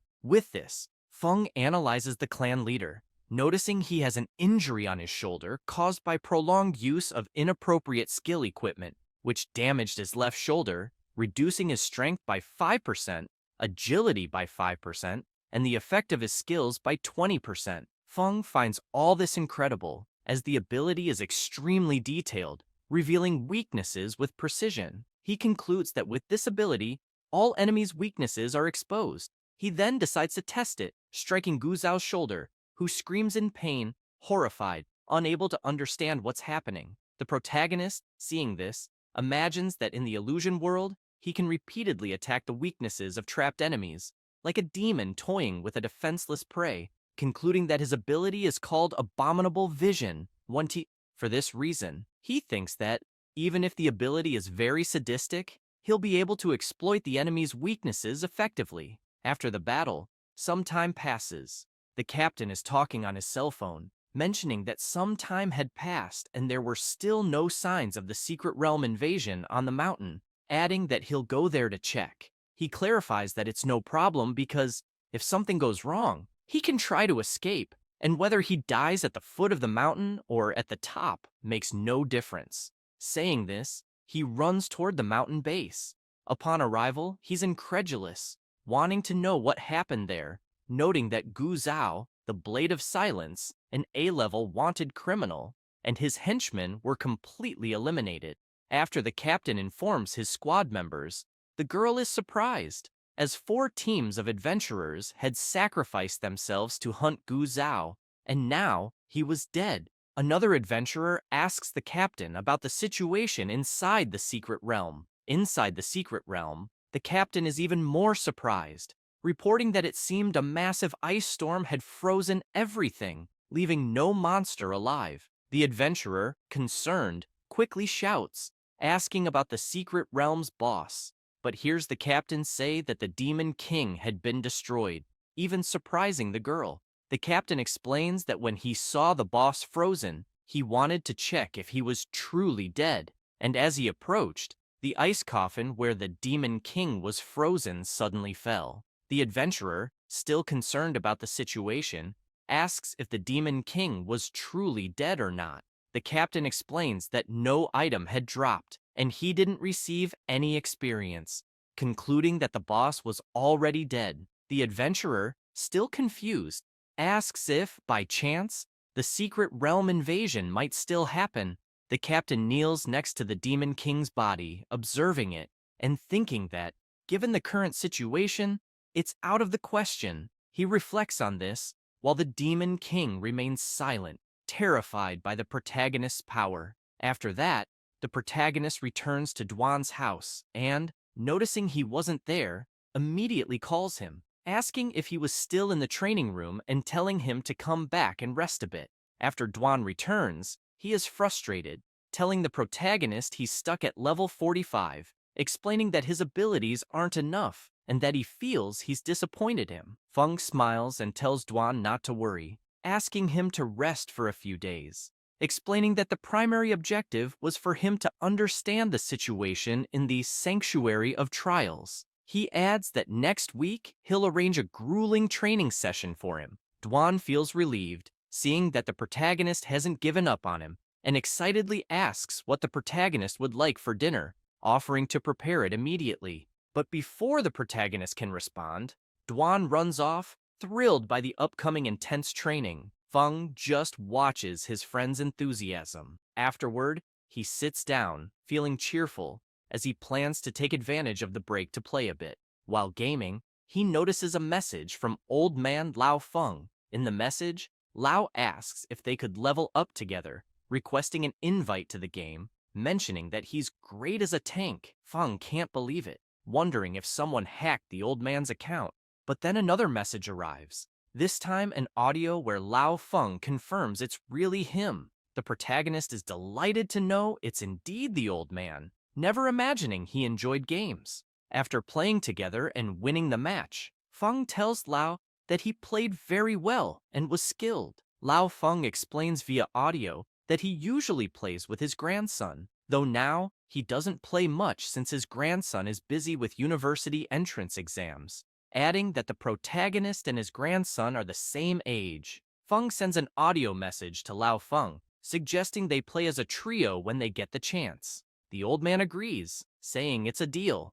The protagonist smiles, thinking that Lao Feng is an honorable person with a high position in the authorities, and imagines that a relationship with him could make things much easier in the future. Lao Feng also tells the protagonist that soon, 3 major universities will organize a training camp to select excellent students for participation. In the end, they will be chosen for admission based on performance and receive abundant training resources. He adds that there are still 2 spots available and asks if the protagonist would be interested in one. Feng reflects on the audio, realizing that at first, he thought possessing a forbidden spell would be enough, not caring much about university. However, if he has to face the so-called gods without any combat experience, he might be at a significant disadvantage. Thinking this, he promptly responds to Lao Feng, saying he's interested. Lao Feng says he'll reserve both spots for the protagonist and mentions that if he has a teammate, he can register them as well. The protagonist thanks Lao Feng for his kindness. Lao Feng looks at his grandson's portrait, thinking that they are very similar and might even become good friends. Time passes, and classes resume at Chinyu City's No. 7 high school. In the 3rd year, Class 2, the students mention that this year, neither the common universities nor the top ones raised their standards for the combat course. They also heard that many university students failed the assessments, leading to delayed graduations or transfers to non-combat courses. One of the protagonist's classmates gets angry and asks if, by any chance, 3-star awakened individuals are the same as 1 or 2-star ones. He says this while pointing at the protagonist, who was drooling in his sleep at his desk. Just then, teacher Chi Wei enters the classroom, announcing that they'll have a new classmate and asks everyone to get along with her. All the boys are instantly fascinated and smitten by her. Chang Muqiu, feeling embarrassed, greets everyone and introduces herself. Feng immediately wakes up, remembering that Muqiu was the girl who caused trouble in the secret realm last time. After Muqiu's introduction, everyone becomes excited, asking if she isn't ranked 4th in the national rookie ranking, and if she didn't come from a prestigious school in the big city. She approaches the teacher and asks if she could sit next to the protagonist. Teacher Chi Wei thinks it's a great idea and agrees. Feng watches as Muqiu comes to sit with him, then looks ahead, noticing everyone was furious with him. Meanwhile, in the principal's office, Zhang is furious, asking Principal Fang what trick he used to pull Chang Muqiu from his school. Fang tries to calm him, asking Zhang not to get too worked up, claiming he knows nothing about it. Stressed, Zhang points out that not only did Muqiu leave, but she also took the training camp spots, explaining that this could impact his school's approval rate. Fang, slightly embarrassed, considers that this year, the training camp has only 4 slots across the entire province, and 2 have gone to his school. He then muses that, with Chang Muqiu's addition, they might gain another slot.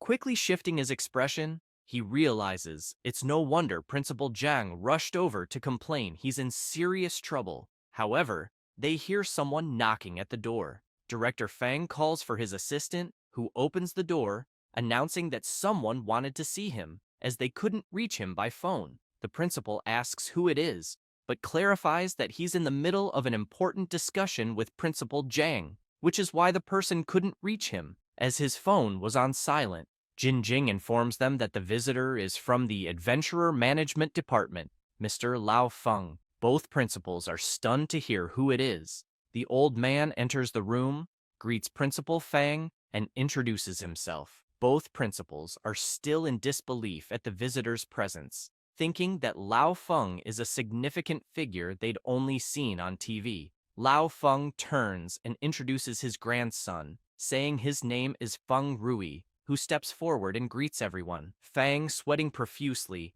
asks if there's anything he can help the old man with. Lao Feng smiles, placing a hand on his grandson's shoulder, and mentions that he'd like to ask a favor, explaining that his grandson plans to transfer to this school. They're immediately shocked by what they've just heard, and Fang starts recalling that Feng Rui is ranked 12th on the national rookie list, with the profession of Blood Knight from the Dark class. Fang also remembers hearing that Feng Rui was concerned about his uncontrolled dark power and, for this reason, hadn't shown his full potential. Otherwise, he could have ranked among the top 5. Director Zhang, frustrated, watches Fang, wondering why the old man's grandson would choose such an unknown school, especially since everyone on the new stars list has guaranteed spots in training camps. He then considers that this might mean Director Fang's school will get an extra spot. The old man continues explaining that their department has 2 spots for the training camps,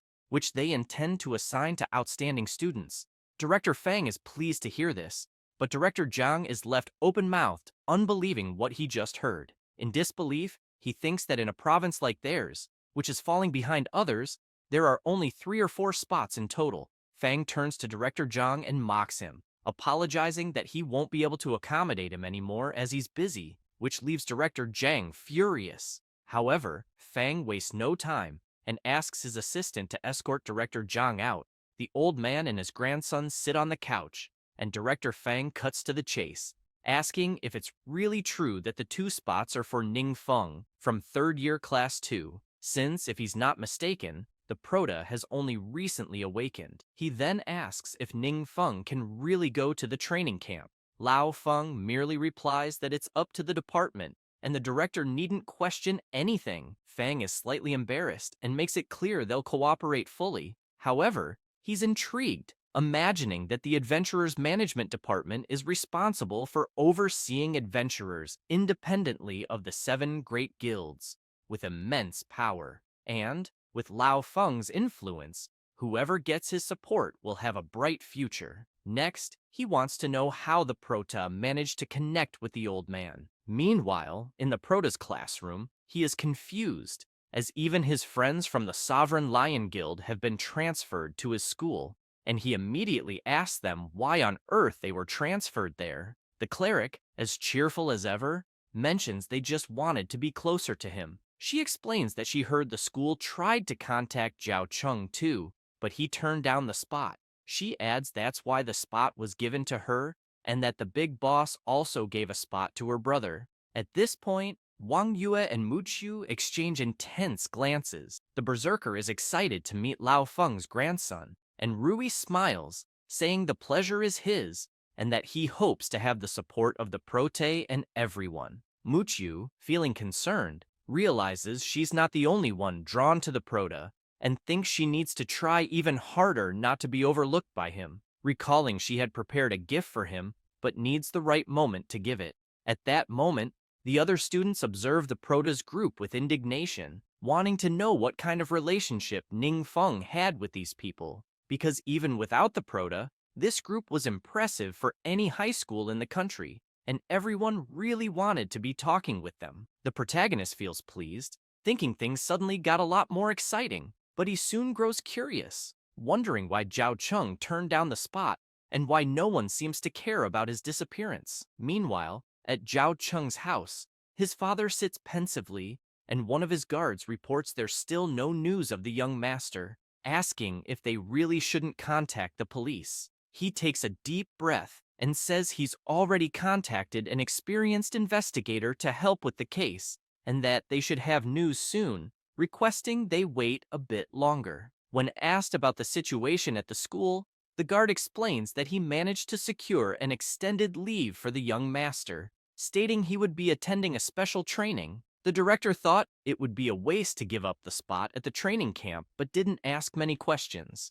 The young master's father thanks him for the information and says he'll take a look at Xiao Cheng's room, requesting not to be disturbed unless necessary. He then heads to the room, climbing the stairs, and upon arriving, goes to a wall adorned with various images and taps on one of them, which opens a hidden door. With a suspicious expression, he enters the secret room and approaches a dark altar. Meanwhile, at school, Rui Feng takes out an orb and explains to the protagonist that it's a skill book, a drop he obtained some time ago that might be useful for him. Feng is surprised because it's a book for summoning the water element, thinking that summoner is quite a rare profession, so this type of skill book is also hard to find and very valuable. Muqiu approaches and mentions that she also has something for the protagonist. Feng is even more surprised as it turns out to be a blade enchantment book, a skill of the battle mage, another rare profession.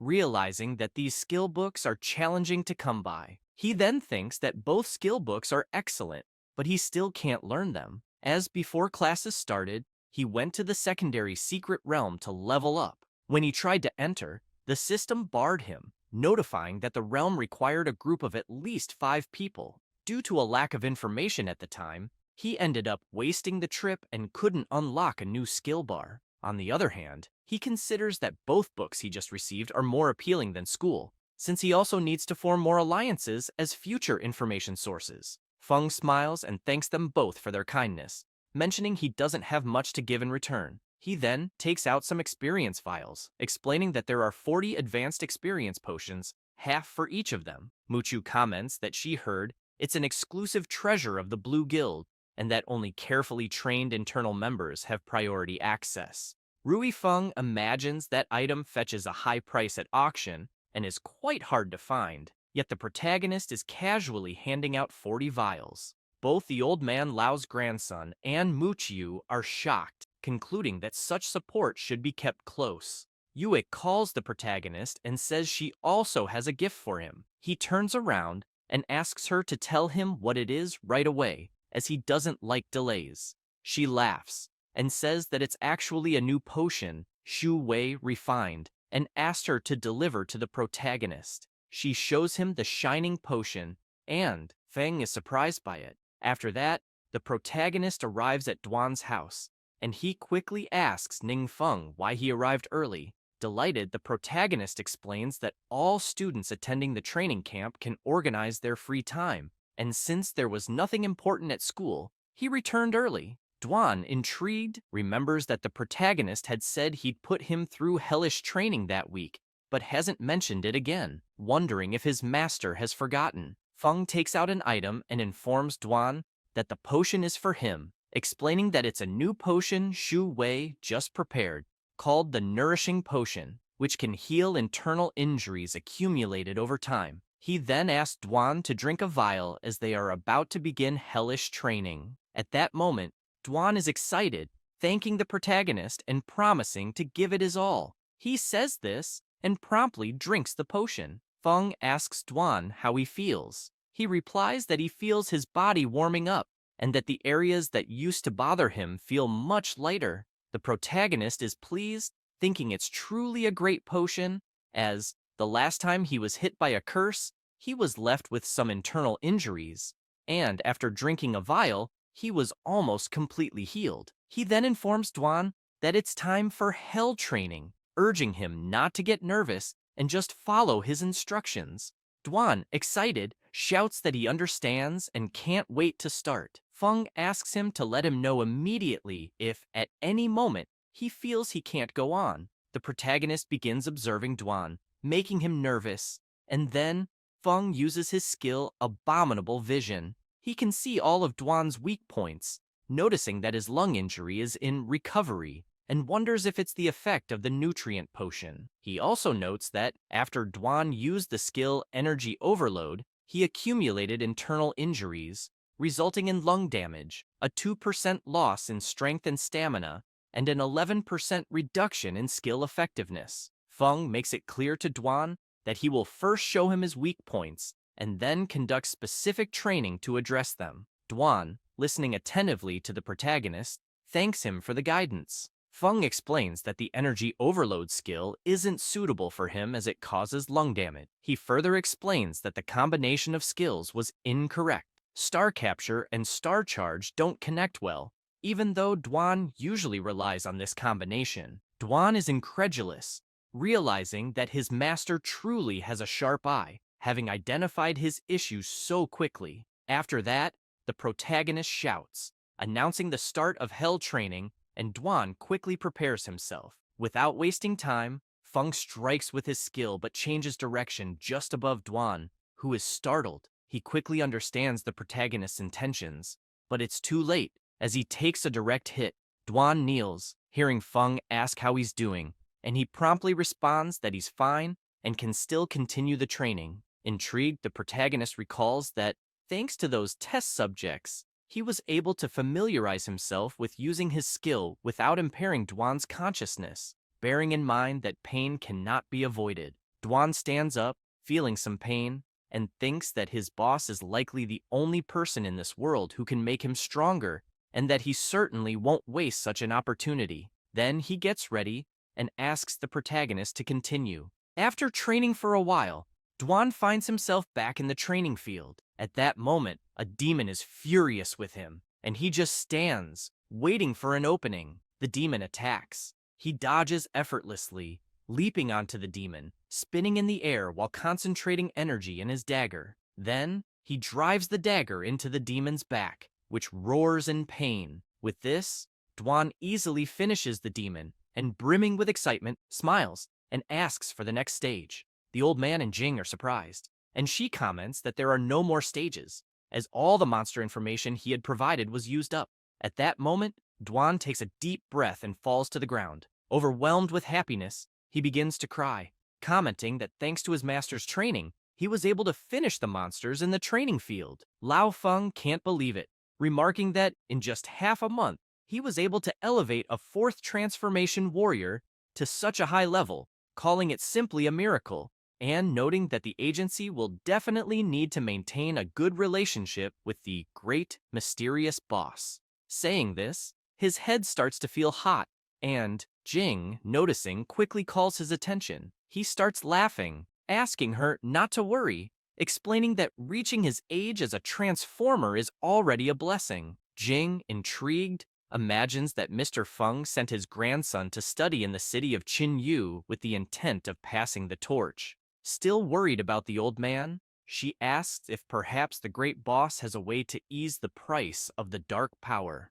Lao Feng, thoughtful at Jing's question, observes Duan lying on the ground and comments that they'll discuss it later, because first, they need to take Duan to participate in the Realm of Challenge. After this, at the Sharp Blue Guild, Lao Feng and Duan arrive and are soon welcomed by Liu Yingzhen, who introduces himself and mentions he's the leader of the Xianyu Guild. He adds that everyone behind him are presidents of the 7 great guilds, and that it's a pleasure to meet him. Duan imagines that all the presidents present are either fifth transformation warriors or close to it, and that not even his master could gather them all for a reception. He also considers that the divine apparition incident really left everyone disoriented, and that the only person capable of staying calm before the divinity is his master, which is why he's worthy of his title. Shiyu imagines that Ying Zhen has just surpassed the fifth transformation, and wonders why he's making such a fuss to welcome a fourth transformation warrior. Observing the others present, he feels stressed, thinking that all those old foxes are just using this opportunity in the secret realm to benefit themselves and make connections. After that, everyone heads straight to the portal. Upon entering, Shiyu comments to Duan that everyone admires the presence of a strong person there and hopes he can use the opportunity to show his strength in the secret realm. Duan, not paying much attention to Shiyu, replies that he certainly will. At this moment, Duan sets up his phone on a tripod towards the battlefield so the protagonist can watch everything. Everyone stands in front of the phone, wanting to know if it's true that the great mysterious boss would be watching them. Meanwhile, at Duan's house, Feng is quite relaxed until he notices that the battle has begun there and comments on Duan's impressive speed. Saying this, Duan continues delivering several fast attacks. All the guild leaders are impressed. Yingzhen remarks that Duan's abilities are truly incredible and that his speed has multiplied several times. Shiyu asks if Duan is really only in the fourth transformation. Still observing Duan's movements, he shouts that he has already surpassed President Liu. At that moment, Duan stands before a massive demon, but he isn't phased and quickly finishes the demon without much trouble. With that, he receives a notification from the system congratulating him for successfully completing the trial. Everyone is in disbelief that he actually did it. Duan, astonished, looks up and sees a very bright light. The system informs him that he received the blessing of the gods, a reward for the first completion, granting him a forbidden spell from the gods. Immediately, all the leaders are shocked to learn that the blessing of the gods is actually a forbidden spell. Shiyu, frustrated, realizes that the blessing of the gods is a reward for the first completion and wonders if, after someone completes the trial, there's no more chance to obtain it, since as it's his secret realm, the reward should belong to him. Meanwhile, the system scans Duan's body and informs him that his profession level isn't advanced enough to learn the forbidden spell. Duan, upon learning this, is surprised, as is the old man, who wonders what it means. Feng, watching this through his phone, thinks back to the memories of the Demon King, which showed that professions in that world haven't yet reached their ideal form, considering that this might be why he couldn't receive the reward. At that moment, the system informs that the reward has been adjusted to Emblem of Divine Grace.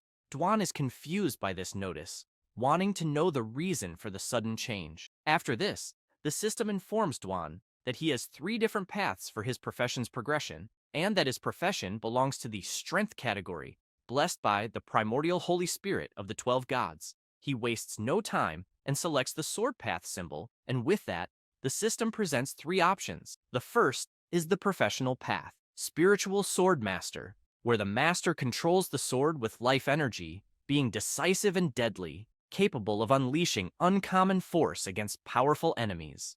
Next, there is also the professional path, Supreme Combat Saint, a profession that never uses external items, always pushing the limits of one's own strength, with each punch and kick possessing considerable power. And finally, the professional path, Celestial Warrior, specializing in using various types of weapons to defeat opponents and capable of observing and understanding enemies' skills during battle. Duan, after analyzing all options, considers that, since his weapon is a short sword, a type of dagger, it would be better to choose the Spiritual Swordmaster path. After selecting it, an emblem begins to appear, and the system quickly informs him that he has obtained the Emblem of Divine Grace, a high-quality consumable item, granting him an additional 4 points of permanent strength and 4 points of permanent endurance, as well as permanently increasing his vital energy recovery speed by 80%. The system further explains that the Emblem of Divine Grace is formed by divine power, containing the fundamental rules of the universe, and asks him not to fear and simply focus on absorbing it.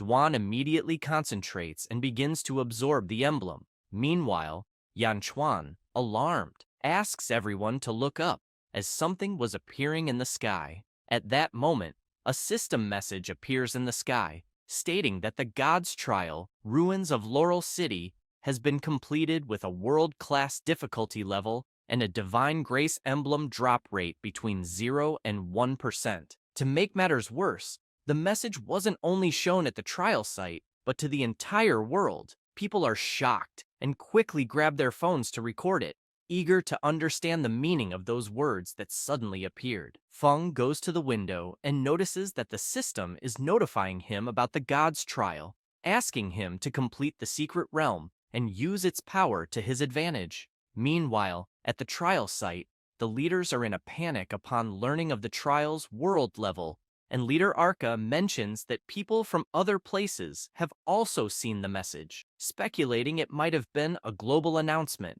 Soon after, Duan exits the portal and everyone rushes toward him. Ying Zhen thinks Duan's strength can no longer be measured as a 4th transformation, believing that the entire global evaluation system will be revolutionized because of him. He promptly asks Duan if, by any chance, he'd be interested in joining the Xianyu Guild. Elder Arka comments that the Jiwu Guild offers extremely advantageous condition, guaranteeing total satisfaction. Not wanting to be left behind, Wang Bo asks if Duan would consider hearing the terms of the Xianjue Guild. However, Duan only smiles and apologizes, explaining that, at the moment, he isn't interested in joining any guild. After that, he returns home and, delighted, tells the protagonist that he succeeded and didn't disappoint his expectations. Feng laughs and congratulates him, commenting that Duan's own effort was also very important in completing the trial.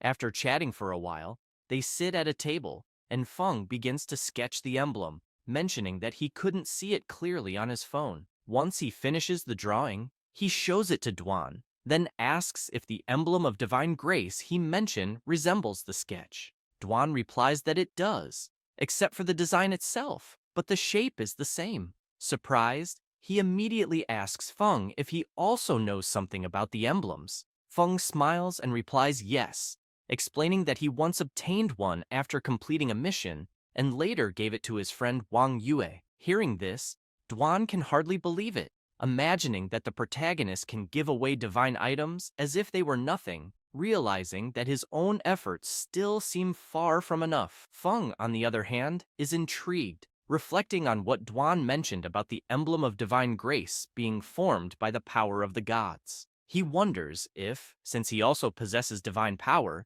he'll be able to obtain an emblem in a common domain. However, he remembers another pressing concern, the matter of the 12 gods. Wondering if he will have to face them all, Duan further explains to the protagonist that, in order to obtain the divine emblem, the Guild of the Dead had already begun taking action, searching for more secret realms of trials, and that it would take a long time for all the guilds to become involved in this matter. Feng, intrigued, speculates that the system considered Duan's trial results as a mission completed, and then wonders if he could control those who pass the trial, thinking he could use that power for himself. However, he fears a potential issue, as the person who completes the trial might become an enemy. Feng also considers that the divine emblem is not his biggest concern. The real threat is that after passing through the realm of trials, one can learn forbidden magic, and if that magic falls into the hands of an enemy,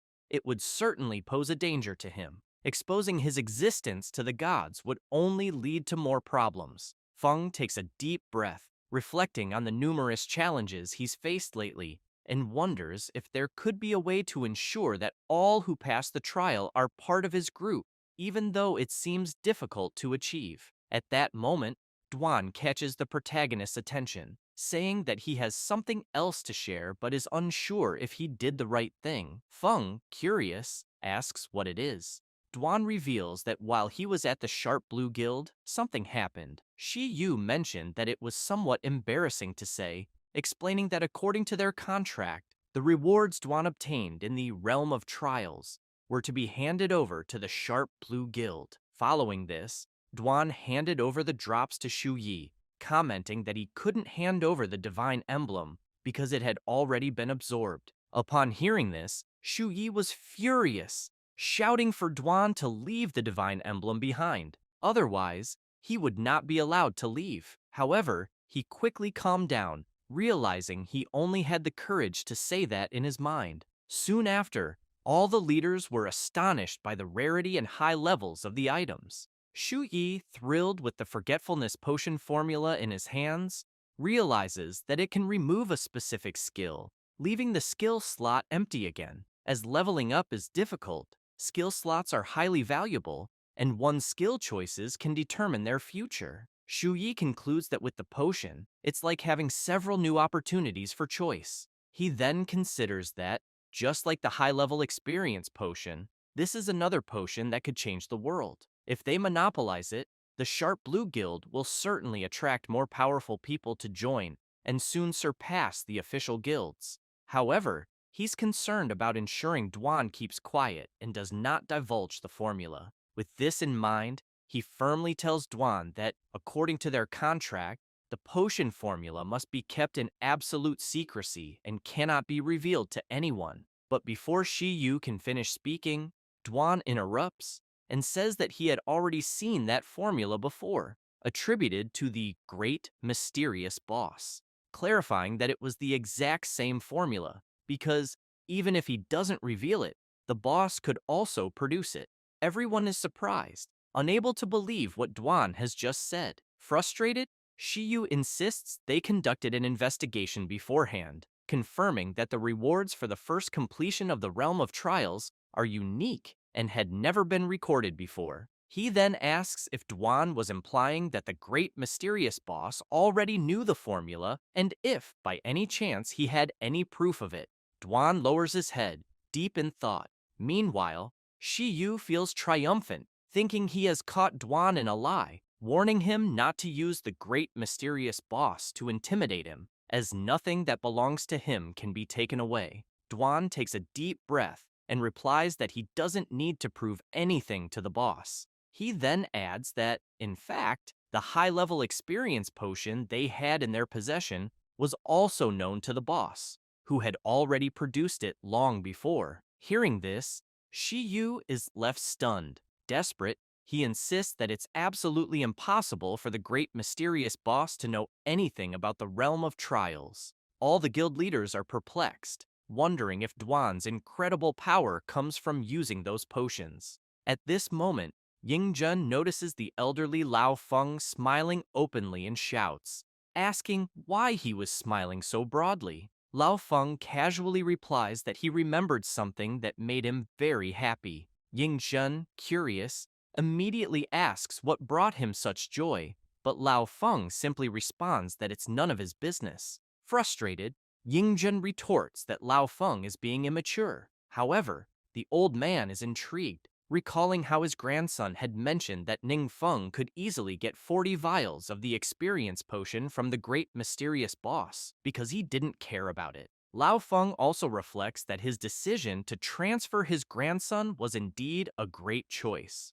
Dwan approaches and remarks that if there's nothing else for him here, he will take his leave. Lao Feng turns and says he will return with him. With that, they both leave together. Lao Feng looks at Dwan and asks if, by any chance, the great mysterious boss has other potions. He then explains that his body is being corrupted by the dark force, and it's worsening every day. With a somber expression, he admits that he still wishes to live a few more years to spend time with his grandson. Dwan replies that he will ask his boss. Lao Feng thanks him sincerely, expressing deep gratitude. After explaining everything that happened to the protagonist, Dwan quickly apologizes for making decisions on his own. Feng reassures him not to worry, as to his knowledge, Dwan hadn't done anything wrong, so there's no need to apologize. However, the protagonist is intrigued by Lao Feng's condition and considers that, if it's for him, they should help if possible. The only concern is whether the nourishing potion will work on the old man's body. Feng smiles and instructs Dwan to find an opportunity to deliver some bottles of nourishing elixir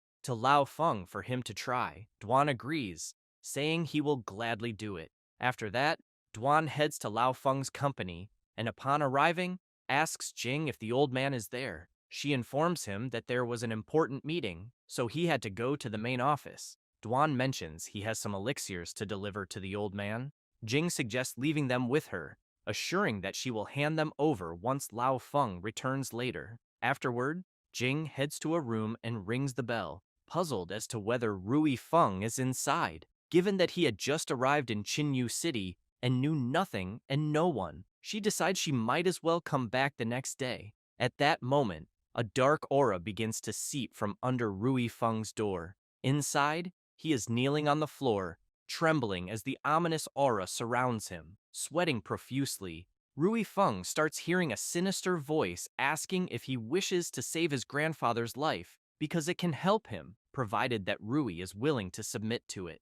Taking a deep breath, Rui shouts that he is the grandson of the great Lao Feng, demanding to know how the voice dares to betray humans by making demonic deals. The voice grows even louder in his mind, laughing as it declares that humans are weak creatures bound by strange rules, asking how long he will resist. It taunts that it hopes he will still speak this way when his grandfather dies before his eyes. Later, in the training field, Rui Feng sits alone in the stands, lost in thought about what the voice in his head had said. Suddenly, the protagonist appears, wondering why he seems so restless. Ning Feng then takes out his phone and asks Lao Feng's grandson if he would like to play the game Three Kingdoms to cheer up.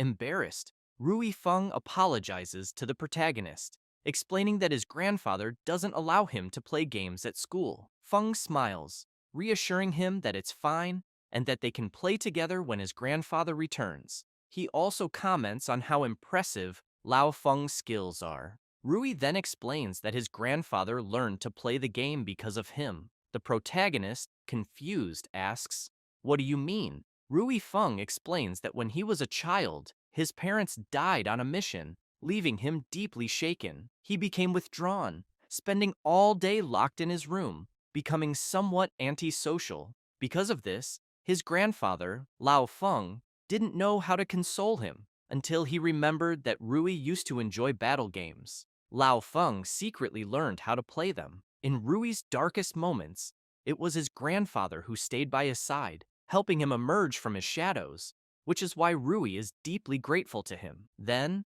Rui smiles and apologizes to the protagonist for suddenly sharing all of this. Meanwhile, in a meeting room where Lao Feng is gathered with several others, one of them explains that the person on the screen is Peng He, a 4-star professional who is in his third transformation. 8 years ago, he was imprisoned for maliciously injuring someone in the Secret Land and sentenced to 15 years. However, 6 years ago, during his sentence, he mysteriously vanished from prison. He then introduces another individual, Gu Ying, also a 4-star professional in his third transformation. Previously, a variant under his supervision had mysteriously disappeared from his home 5 years ago. After introducing both, they start playing a recording. The Four Eyes individual explains that a few days ago, both of them suddenly reappeared in Peng He's old house in Xingyuan City and brutally murdered two elderly adventurers and their families, leaving no survivors. He hands some documents to Mr. Feng and explains that the two slain adventurers were members of the team that had captured Peng He in the past, suggesting that Peng He's motive might be revenge against Lao Feng's team. Worried, another person exclaims that, according to the records, the two dead adventurers were both fourth transformation experts. How could they have lost to two individuals in the third transformation and been helpless while their families were slaughtered? The Four Eyes reveals that one of the adventurers' homes had surveillance cameras, which captured the battle scene. He then plays the footage, where an adventurer faces one of the assassins and without hesitation, strikes with his sword.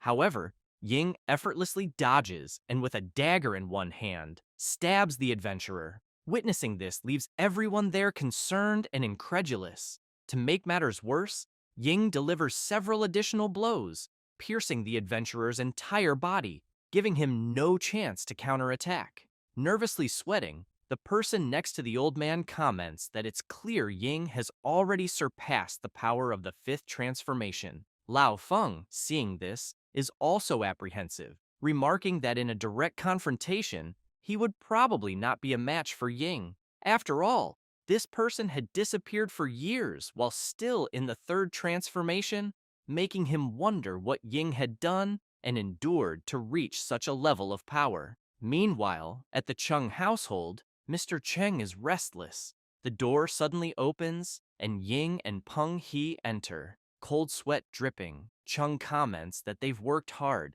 and asks if they've found any clues about his son's whereabouts. Peng He replies that they haven't discovered anything about the young master's disappearance, but while searching, they sensed an extremely powerful dark force. Shocked, Mr. Chung asks what that implies. Peng He explains that lower-level favored ones can only use the dark force with the blessing of a demon lord, mentioning the man who previously died in Chinyu City, who was merely a pawn for a certain demon lord. With a sinister smile, Peng He clarifies that true favored ones, like themselves, are personally summoned and trained by the demon lord, meaning they lose contact with the outside world and undergo training in the secret realm for a long period. He then elaborates that the young master's situation bears some resemblance to theirs in the past, so he suspects that the young master may have caught the attention of a demon lord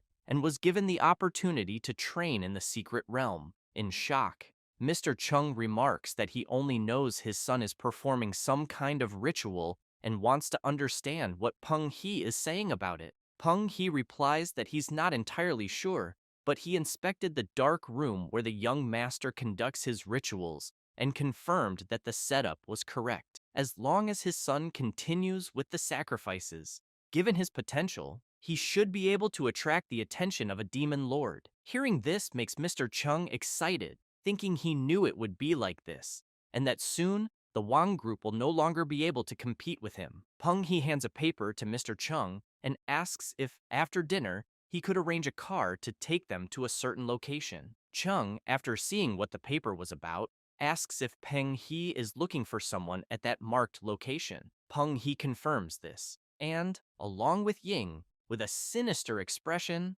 makes it clear that they are going to visit a future disciple. Some time passes, and Rui Feng is thinking back to the time when someone informed his grandfather that his parents sacrificed their lives to seal the uncontrollable entrance to the secret realm, and that, thanks to them, the entire city avoided disaster. On behalf of all the citizens, they expressed their deepest gratitude and heartfelt condolences.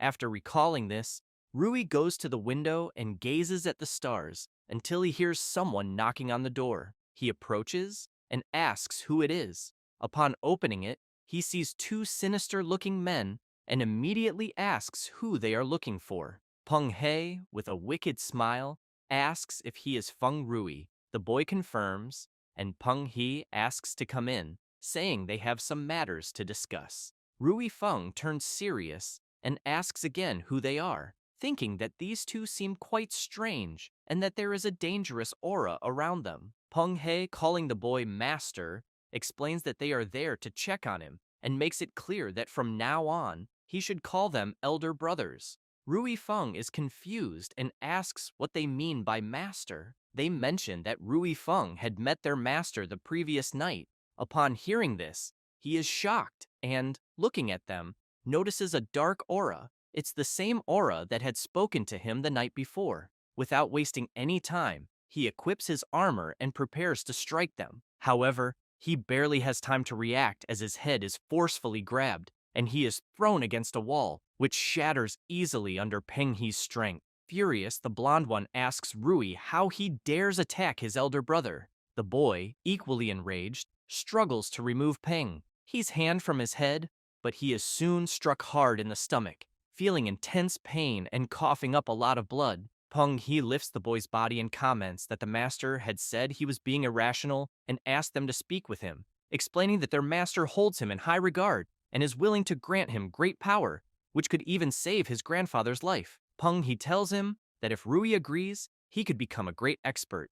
Rui makes it clear to Peng He that there's no way he would ever accept that. Peng He shows disdain for the boy, but soon hears Ying reporting that he had searched the house and that Director Feng was not there. The blonde, frustrated, remarks that it's a shame because he wanted to greet the veteran. Trembling with rage, Rui begs them not to harm his grandfather. Peng He then releases the boy's head, causing him to fall face first onto the floor. Peng He says he's heard that sacrificing a loved one can unleash even greater dark power, and that old Lao Feng's life is now in the boy's hands. He gives him 3 days to think about it, stating that if he agrees to become their disciple, they will leave the past behind. With a sinister expression, Peng He explains that if he doesn't agree, in 3 days, it will be the date of his old man's death. Looking at a picture of Rui and his grandfather, he comments that it would be quite fitting for a gravestone. Meanwhile, in the dungeon of the savage tribe, a demon is furious and about to unleash a powerful attack with his axe. The protagonist, brimming with confidence, awaits the demon's attack and then uses his staff to effortlessly obliterate the monster, leaving no trace behind. Feng is frustrated, as he currently can't find a suitable place to level up, so he's left with no choice but to gather practical experience in regular dungeons. Just then, He notices his system prompting him not to worry about the mission, assuring him it's a piece of cake. The system then instructs him to reach the second transformation and complete the repair, giving him 43 days out of a maximum of 60 to do so. The penalty for failure would be the host's death. Feng realizes that at this pace, he'll have to focus on the nearby dungeons to complete the mission. Just as he's pondering this, his phone rings. He answers, asking Duan what he wants. His apprentice informs him that old Lao Feng wanted him to ask the protagonist something. Feng, intrigued, notices Duan's slightly hesitant tone, but quickly tells him to spit it out. Duan reveals that old Lao Feng wants to have the great mysterious master as his own master. Later, at the city's second hospital, the protagonist visits Rui Feng, who thanks him for making the effort to come. Feng gets straight to the point, asking how he's feeling. Rui explains that his body is fine, but he needs to be monitored to check if the dark power is under control, so he'll have to stay in the hospital for a few more days. He mentions that this is the special ward for mutants, and that he's never seen anything like it before. The protagonist laughs and comments that no normal person would ever be admitted there. Meanwhile, at the hospital reception, Lao Feng shows photos of Peng He and Ying, explaining that these two are extremely dangerous and pose a serious threat to public safety. The country has placed great importance on the case, but so far, there's no viable solution. Lao Feng then reveals that he held a glimmer of hope, but didn't expect the mysterious great boss to actually agree to the proposal. Duan explains to the old man that his boss clarified that it wasn't about accepting the old man as a disciple, but rather about finding an opportunity to help him train. After all, his boss prefers a peaceful life and doesn't want to see evildoers getting away scot-free. The old man understands and asks if the boss has any requests. Duan explains that his boss wants an independent training space. It doesn't have to be large, just secret, discreet, and convenient for his use.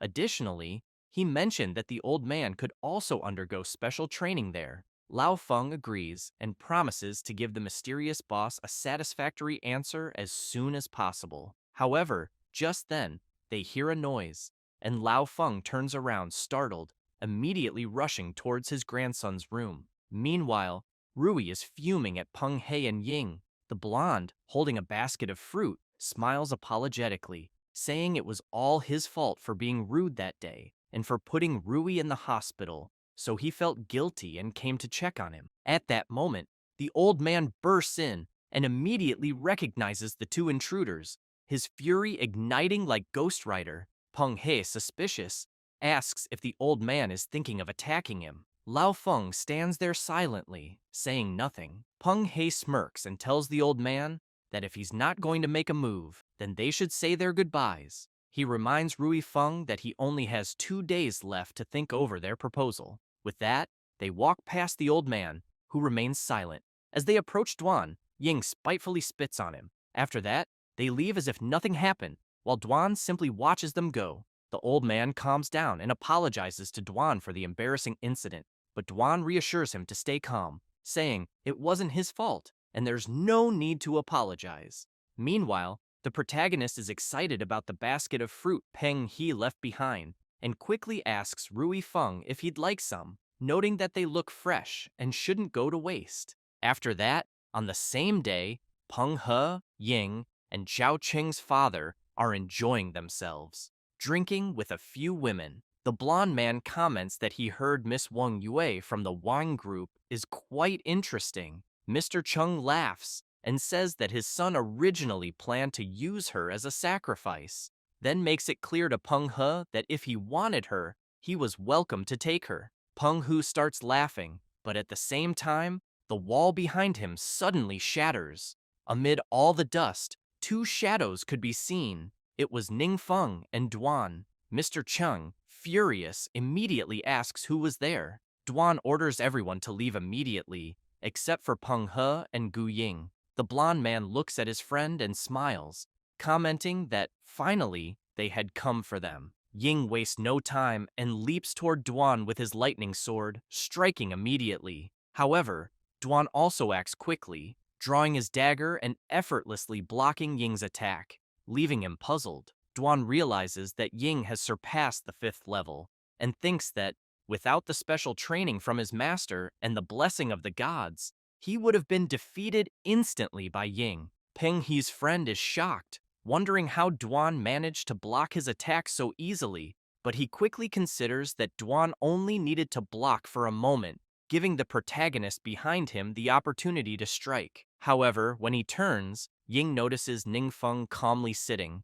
opening a snack and eating it leisurely. This drives him mad with rage as he tries to understand why the other guy was standing there eating something. Duan doesn't waste time and strikes, telling Ying not to get distracted in a fight. Furious, Ying summons his battle outfit and charges at Duan. Their attacks collide, unleashing an intense energy. The people present watch the fierce battle, and the women begin trembling in fear, wanting to leave but too afraid to pass by them. At that moment, Mr. Chung turns and notices Peng He radiating a sinister aura. The blonde man, enraged, releases his power. Meanwhile, the protagonist, completely calm, comments on how delicious the melon seeds tasted. Peng He, indifferent, attacks the protagonist, who quickly rises from his chair and defends against the blow. Peng retreats and, with his powerful sword, unleashes even more power. He then summons his armor, making his presence even more intimidating. Ningfeng also prepares for combat and activates his passive ability, Killer Nature, a dark curse that, when simultaneously wielding magical melee weapons, continuously increases all attributes, potentially reaching a maximum increase of 100%. Peng He, seeing the protagonist's aura, wonders if Ningfeng might be a battle mage, and how such a powerful battle mage could exist. Then, the blonde man notices a crack forming on the ground beneath him and leaps back, dodging the protagonist's blackthorn attack. However, he is startled to realize that Ningfeng is attacking from behind, and that the first attack was merely a distraction. Peng He manages to block the attack at the last second, but quickly thinks the protagonist's techniques aren't that impressive, making him seem like an inexperienced novice. He changes his mind though, suspecting Ningfeng is doing this on purpose, and that there must be some kind of trick, prompting him to stay even more alert. With this in mind, Peng He, furious, delivers another powerful blow toward the protagonist, who merely waits attentively. He defends against the first attack, the second, and the third, and upon noticing an opening, strikes at the blonde man's neck. Startled by the attack, Peng He manages to block it, but is unable to stop the protagonist from relentlessly striking his entire body. Furious, Peng He realizes something is off, suspecting that the protagonist is growing stronger with every passing moment in the fight. While being cornered, Peng He shouts, asking Ningfeng to wait a moment. The protagonist is intrigued by the request, but decides to stop and listen to what the blonde man has to say. Peng He remarks that he doesn't know who the protagonist is, but suggests they sit and talk, as both are powerful and have no need to fight to the death. Feng takes a deep breath and responds that his goal is simple. Peng, he dies and he lives. Hearing this infuriates the blonde man, who yells at the protagonist not to be so arrogant, claiming that in his master's eyes, Feng is nothing more than an insignificant insect. This piques Feng's curiosity, and he asks who Peng He's master is, wondering if it might be the demon king of the secret realm. Peng He confirms this and explains that his master is a force no one in the world can comprehend. He makes it clear that not only human adventurers, but even demon kings from secret realms, countless of them, have fallen to his master's hands. Moreover, he reveals that his master's favorite pastime is using the bones of powerful enemies to craft exquisite ornaments. Fascinated by the blonde man's story, Feng asks again if his master really killed demon kings and collected their remains. Peng He laughs and confirms. Hearing this excites Feng, who eagerly asks where Peng He's master is. Meanwhile, outside the building where the fight is taking place, Lao Feng's group is present. Jing comments that the battle is happening on the top floor, a property of the Zhao Corporation. He adds that witnesses who saw photos identified the residents as likely Peng He and Gu Ying. Lao Feng wastes no time and uses his detection magic, casting it toward the building and reaching the floor where the battle is underway. The old man observes the scene and soon notices the protagonist fighting Peng He. He confirms that it really is Peng He and notes that he doesn't seem to be doing well. He also explains that the other man, wearing a mask, has visible magic and must be using some kind of camouflage magic. The blonde man begins to sweat as the protagonist pressures him. As the battle continues, Ning Feng's attributes increase, reaching 60%.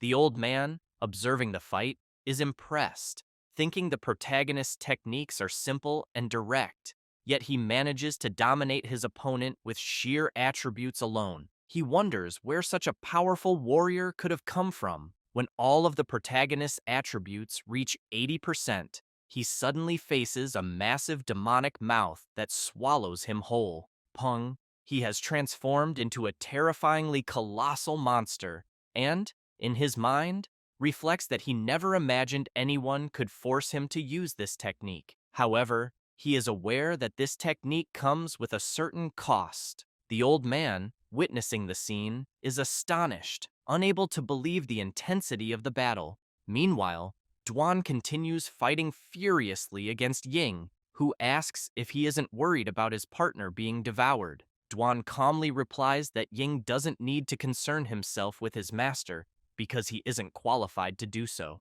He says this and slashes Ying, who is startled, unable to dodge Duan's quick attack. Duan then makes it clear that Ying, apparently, is also unqualified. Worried about the attack he just received, Ying begins screaming in pain. Peng He hears something and quickly turns, noticing it's Mr. Zhao, shouting that he is amazing and that these small fry weren't even opponents for him. Without mercy, Peng He slices Mr. Zhao's body in half, leaving the women nearby trembling with fear, unable to believe what they just witnessed. Furious, Peng He comments that Mr. Zhao was the one who was useless.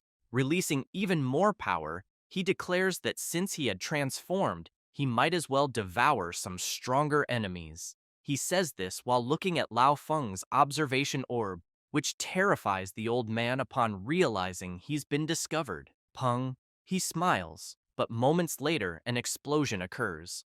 A massive power erupts from within Peng He, leaving him utterly confused as to what's happening. Then, the protagonist emerges from within the blonde man, who collapses to his knees, his stomach completely ruptured. Meanwhile, Ning Feng walks calmly, shrouded in his terrifying aura. Feng remarks that he has been using that ability for a long time, but still isn't sufficiently familiar with real combat.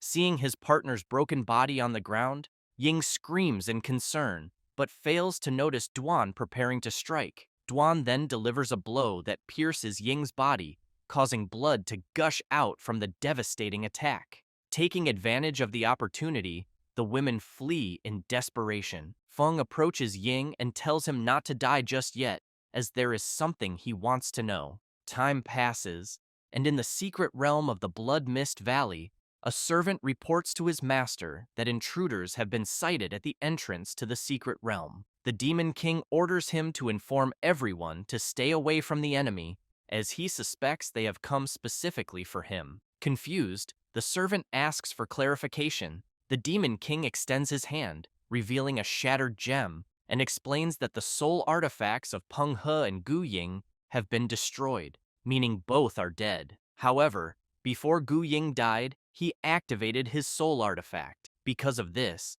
the Demon King explains that he managed to vaguely hear a few words. He recounts that the words he heard were someone asking Ying where his master was, and that Ying revealed his master was in the secret realm of Mount Yuzu, and that he would take revenge. He says this, and then orders his servant that he himself will handle the enemy, as if the adversary was capable of killing Peng He and Gu Ying. Then his servant would stand no chance. Frustrated, the servant acknowledges the order. The Demon King, observing his servant's worry, reflects that, although his subordinates are loyal, they can only rely on his power, as only special races like humans can level up on their own and gain more power through sacrifice. Then, One of the skulls on his armor begins to react. Picking it up in his hand, he recalls that many years ago, he was just a regular demon king who stumbled upon the legacy of a high-ranking demon king. Through it, he not only gained immense power, but also learned how to control humans. With the help of these teachings, he repeatedly defeated his enemies, turning them into trophies. He says this while raising the skull of the ancient high-ranking demon king. However, he is suddenly struck by a massive electric shock delivered by the protagonist, who wanted to understand what kind of realm he was in, as the heavy mist prevented him from seeing anything. He had used his ability Descent of the Thunder God, which summons a massive thunderstorm that unleashes the power of celestial tribulation. Feng was also bored, as he hadn't encountered any monsters there yet. Suddenly, a system message notifies him that the legacy of the end has been detected. The protagonist becomes excited at the notification, remarking that it seems his system isn't damaged. He says this and begins walking, commenting that judging by the aura's source, the path is that way. After walking a bit, he grows excited, commenting that he has found what he was looking for and that it is in the hand of the black statue. However, he doesn't realize that the black statue is actually the Demon King, now charred from his attack. Wasting no time, Feng begins absorbing the fragments, wondering what had happened to the countless relics since there was only one. After absorbing it, the protagonist becomes thrilled, as all his attributes have increased by 100 points without using any abilities, and now he can crush most adventurers. Moreover, he has leveled up to 40 and can now learn new skills. With that, he picks up the skill book and becomes intrigued by the skill being a summoning curse, wondering if he could summon a great demon king or something similar, and whether this would make him even more of a god of evil. But he quickly decides to learn the skill first and see what happens later. The learned skill is Gate of Darkness, a forbidden spell that allows the protagonist to open a dark gate to summon a constant stream of dark creatures for 12 hours or a high-level demon lord for an unlimited period. Feng initially thought the skill might not be very useful, but upon realizing the potential of summoning a high-level demon lord indefinitely, he is surprised and finds it intriguing, deciding to test it when the time comes. Meanwhile, at Lao Feng's headquarters, Duan comments that those two individuals were very difficult to deal with, and that, for safety reasons, they left no survivors. Lao Feng expresses concern about not being able to gather more information, but thanks Duan and the mysterious Great Master, acknowledging they saved his life and that of his entire family, and he doesn't even know how to repay the favor. Duan smiles and replies that Lao Feng is very kind. Jing reflects that, fortunately, the officials were willing to trust the master's judgment and make every effort to show goodwill to the mysterious great master, while skeptical voices had been suppressed. Otherwise, he doesn't know how much damage Peng He and Gu Ying might have caused. Lao Feng then mentions that the country also places great importance on the matter, and that he heard the mysterious great master was looking for a training space. Because of this, several locations were approved immediately. He says this while handing over 2 envelopes, explaining that they contain all the information. He further explains that the training facilities are all carefully constructed by the country, offering an excellent environment and infrastructure. They also ensure privacy, free from irrelevant personnel. Duan suspects that the training space his master mentioned is just a cover, as the master doesn't want to reveal his true training methods. With that in mind, he retrieves the information and decides to let his master choose for himself. Afterward, Duan and the protagonist visit the training base. Feng is impressed by the size of the facility. As they enter, Duan explains that the location is a newly built adventurer base in the country, codenamed Area 51, which hasn't yet been put into use. He adds that Lao Feng made it clear that if the mysterious Great Master liked it, the base could be assigned directly to him. Feng, in disbelief, asks if all of this is truly his. Duan confirms it. While touring the training area, Duan explains that the building has 10 floors, with internal spaces that include training zones, office areas, leisure zones, and common areas capable of accommodating about 2,000 people. Upon reaching the rest area, Dwan points out that the infrastructure is highly complete, featuring an advanced set of intelligent control systems. Passing through the dining area and reaching the rooftop garden, Dwan assures his master that if he wishes, there's no issue with staying there for 1 or 2 years. Feng becomes excited, imagining that he can finally cultivate his own forces, as the location is perfect. Afterward, they meet with Lao Feng to finalize the arrangements. The old man laughs, commenting that it was expected for the mysterious Great Master to choose Base 51, as he also finds the place excellent. He emphasizes that since the protagonist has saved Chinyu City twice, Longbow City once, and eliminated the two main threats, Peng He and Gu Ying, the country is willing to provide strong support for heroes like him. For this reason, the base will not charge any fees, and he only needs to sign the documents to confirm everything. Feng smiles, thinking he hadn't expected the officials to be so friendly. While signing, Duan mentions that his master doesn't like dealing with mundane matters, so the base management will be entrusted to him and Ning Feng. Lao Feng adds that if the Great Master has any intention of forming a guild, he can also assist with that matter. Then, Duan asks Mr. Feng if there's a way to access all kinds of information readily without having to create a guild. He explains to the old man that his master isn't very skilled with things like the internet. Lao Feng smiles and says that's easy to solve, explaining that for a national-level expert like the Great Master, their office can arrange a dedicated information channel. As long as the information isn't highly confidential, it can be synchronized and shared with the agency. Feng gets excited upon hearing this, realizing they're treating the mysterious Great Master as a national-level expert.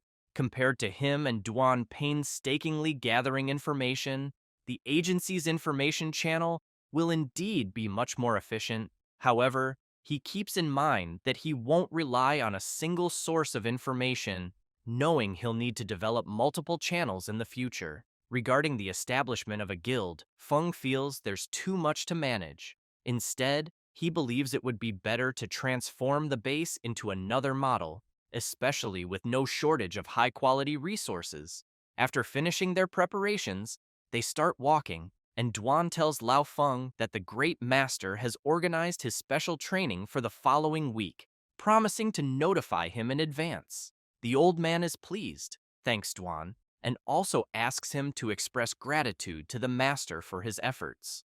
At that moment, Lao Feng hears his phone ringing. Upon answering, one of his staff members reports that they've uncovered some mysterious disappearances during their investigation, very similar to the cases of Peng He and Gu Ying. Furthermore, they fear that similar individuals might appear again in the future. Hearing this makes Mr. Feng deeply concerned, thinking that even with the Great Master's special training, he cannot fight the enemy alone. Taking a deep breath, he wonders if there's a way to train strong people quickly. That same evening, the old man visits his grandson's house. When Rui Feng sees him, he is delighted. Lao Feng notices a suitcase and immediately asks where his grandson is headed. Rui Feng, excited, explains to his grandfather that since the supernova training camp is about to begin, Ning Feng has organized special training for them. He mentions that he just received a call saying he needs to be at the training base in 2 days, so he's packing to avoid being late. His grandfather, intrigued, asks how many of them there are. Rui Feng replies that, including himself, there are 5. Without realizing it, Lao Feng gets excited and once again transforms into Ghost Rider, startling his grandson, who warns him that his head is on fire again. However, the old man reassures his grandson not to worry, explaining that he took some medicine Duan gave him. He insists he's clearly improving but admits that the power of darkness is still not easy to control. Noticing his grandson hadn't understood his earlier question, he rephrases it, wanting to know what kind of people Ning Feng had invited. Rui Feng explains that it's just a few good friends and that, aside from himself, The others have known Ningfeng for a long time. The old man gets excited upon hearing this, thinking that the great master will look after those close to him. Quickly kneeling down, he offers to help his grandson pack. Then, he advises him to listen carefully to Ningfeng when he arrives at the training camp, as it's a rare opportunity that shouldn't be wasted. He also tells his grandson to control his pace and not forget to call when he's ready to form a team for ranked matches. Rui Feng is left confused by his grandfather's sudden flurry of excitement. After that, at the training base, Wang Yue's group arrives, and she quickly becomes intrigued, commenting that this seems to be the place Ningfeng mentioned, but there is nothing there except forests. Soon, they notice something strange, and are immediately teleported to where the Proto and Lord Laofeng's grandson are. Everyone greets each other, and is amazed by the place, noting that even the main bases of the 7 great guilds are nothing compared to this location. The blonde girl quickly wants to know how the Proto found such a place. He smiles and explains that it belongs to one of his older friends and that he borrowed it. Wang Yue thinks to herself that she has never heard Ningfeng mention them before, and that he has become increasingly mysterious since his awakening. Next, the Proto introduces Duan, saying that he will be the one in charge of them during training. Everyone immediately greets Duan. He turns to the group and announces that he will lead them to the training room. The berserker, suspicious, asks the Proto if he knows Duan well. Feng becomes irritated and makes it clear to them that the celestial phenomenon some time ago was caused by Lord Duan's passage during the trial of the gods, and that he is even stronger than the leader of the Yu Guild. Everyone is astonished and wastes no time heading to the training grounds, where they soon get excited and release their auras. Duan is impressed and wonders why they became so animated so suddenly. While in the training field, the Proto observes them and thinks that by casting a forbidden spell there to simulate the effects of a training room, they won't need to worry about exposure. Feng also considers that he needs to establish a guild, cultivate only the strong without limitations, and select members based solely on strength and determination, thereby creating an alliance. Wang Yue is the first to start and quickly focuses, but she is struck in the arm and screams in pain. She feels a sense of dread and oppression, everything seeming very real, and realizes that if this weren't training, it would definitely break someone's will. She wonders if her friend Ning Feng endured such a cruel trial to become stronger. Jiangshu also feels the power, and reflects that neither he nor the cleric are supernovas, and they never dared hope to surpass others' talent through hard work. However, he knows the Proto has shown them there is hope. Rui Feng thinks that he cannot rely on his grandfather's protection forever, and therefore also wants to protect the people he cares about. Meanwhile, Xu Wei remains silent, saying nothing. Ningfeng smiles and says they are all doing very well. After a while, everyone is exhausted, commenting that it feels as if they have been tortured for centuries and are nearly dead from the training. Duan enters the room and declares that it is enough for the day. He asks everyone to rest and announces that he will lead targeted training the following day. Afterward, they head to a VIP room where they all gather. Wang Yue comments that although the special training is just beginning, the gains they have already achieved far surpass previous years. She emphasizes that it's simply impossible to identify weaknesses by relying solely on one's own understanding. Rui Feng reflects that the power of darkness in his body felt strange that day. Even when he gave his best effort, there were no signs of this power going out of control. At that moment, Xiaoting begins to cry, and the Proto asks what is wrong with her. Wang Yue explains that it's due to the stressful situation she and Jiangshu are experiencing. Since there are more spots for their school to participate in the supernova training camp, skepticism has been spreading online. The Proto is intrigued by this and picks up his phone, saying he will check if it's true because he can't believe something like this exists. The blonde girl shows Ningfeng her phone, and soon, everyone sees various toxic comments about the school, Xiaoting, and Jiangshu. The Proto notices a different comment and remarks that it seems someone is defending them. They then discover that the person protecting them is Chang Muqiu. Ningfeng comments that he can't believe it's really her, as she replied to every comment from people mocking them. The blonde girl is astonished and remarks that she never imagined Mukyu would be willing to defend them. Xiaoting wipes her tears and asks everyone to stop worrying and reading the messages. She explains that she was nervous about securing a spot in the training camp and feared embarrassing Ningfeng. However, thanks to the special training earlier, she didn't feel nervous at all and cried out of joy. Feng laughs, asks everyone to train peacefully, and announces that in a few days, he will give everyone another gift. Wang Yue is intrigued by something he saw on the phone and asks the proto what it is. He simply replies that it's a secret, leaving his friend furious. Night falls. In his room, Ningfeng reflects. He recalls that the memories of the Demon King he absorbed last time brought information about him, the evil god. He discovers that, in fact, there are 7 evil gods born of darkness, who are the common beliefs of monsters in the secret world. However, he, the evil god, does not belong to these 7. On the contrary, he holds the title of one of the 12 lords, the Almighty God of Law. Alongside 11 other gods, he led their families to destroy a legitimate evil god, ensuring that all dark entities dared not invade the world of light again. Unexpectedly, the Almighty God of Dharma, free from the threat of darkness, began to study the power of darkness and became obsessed with it. Fortunately, the other 11 gods noticed this in time and fought against the Almighty God of Dharma, who managed to escape and became an evil god. Feng reflects that this legend circulates in the world of light and is widely believed. However, among the demons of darkness, there is an entirely different version of the story. According to the demon realm's legend, the dependents of the gods, free from the threat of darkness, gradually lost their sense of crisis, and their faith diminished. They stopped relying on the gods, enraging them because gods create their families solely to gain more power from faith. The proto imagines that the gods then began encouraging their dependents to attack each other, using them as instruments of pleasure and sacrificial offerings. Even the demons hidden in darkness began to emerge with the tacit approval of the gods. This would be the origin of the secret realm. In this context, only the Almighty God showed no interest in the amount of faith, refusing to participate in this game. However, Ningfeng knows that unexpectedly, one day, the war reached the Almighty God of Dharma's family, and due to a lack of defense,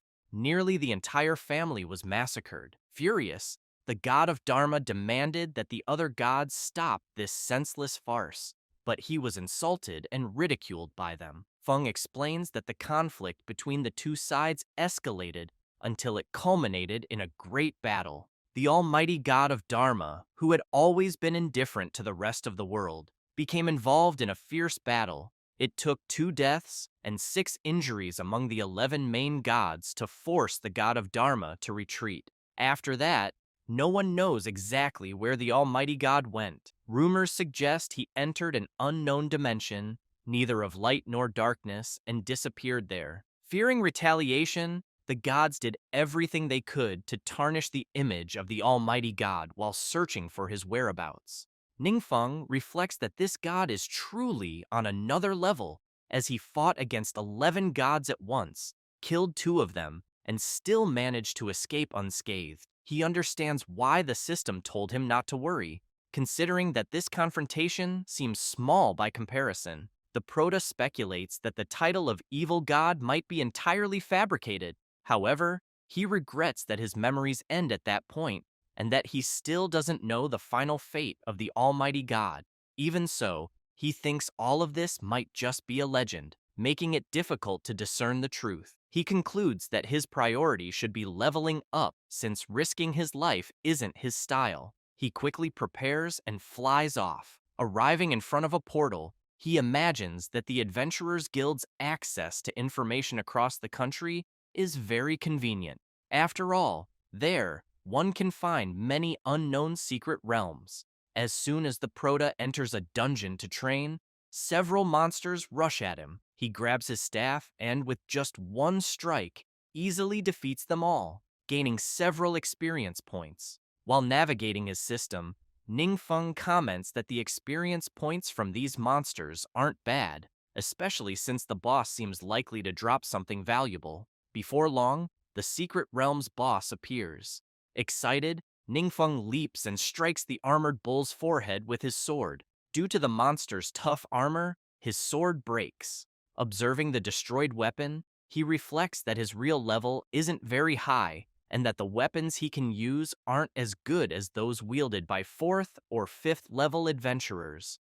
After continuous high-intensity combat, he didn't expect his weapon to fail so quickly. However, the Proto notices something and sees the bull mocking him. He discards the broken sword and unleashes his terrifying power, leaving the armored bull terrified. He then finishes it off. Feng is frustrated to see that he only leveled up from 43 to 47. He comments that the monster didn't provide much experience and, on top of that, cost him a sword. However, he figures that at least he unlocked another ability. He chooses the Wind Blade skill, which, when activated, creates a violent storm imbued with the power of darkness, corrupting all light. Feng knows that the more forbidden spells, the better. Otherwise, he'll always worry about lacking power. Still, he understands that relying solely on forbidden spells isn't enough. Without proper weapons and equipment, he can't defeat even a boss,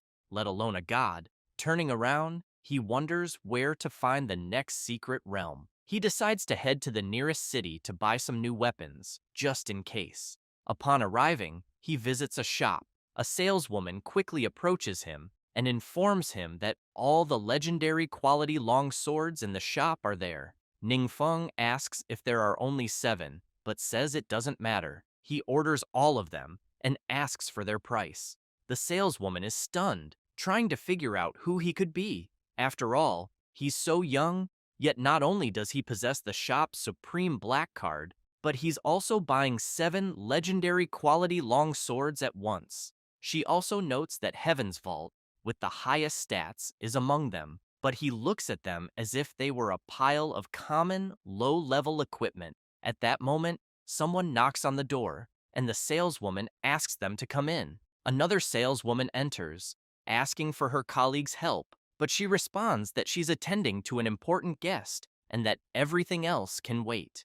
The other saleswoman returns to inform the other client that her manager is busy, leaving him indignant, wanting to know why someone else should take priority. They decide to investigate who it is. It turns out to be Gu Yunzhou, accompanied by his friends. The saleswoman is terrified, realizing it's Gu Yunzhou, and fears that if a conflict arises, her job as manager will be at stake. Gu Yunzhou enters the room, and upon seeing that the Proto is receiving the manager's attention, is surprised. Feng, sipping his tea, asks who he is.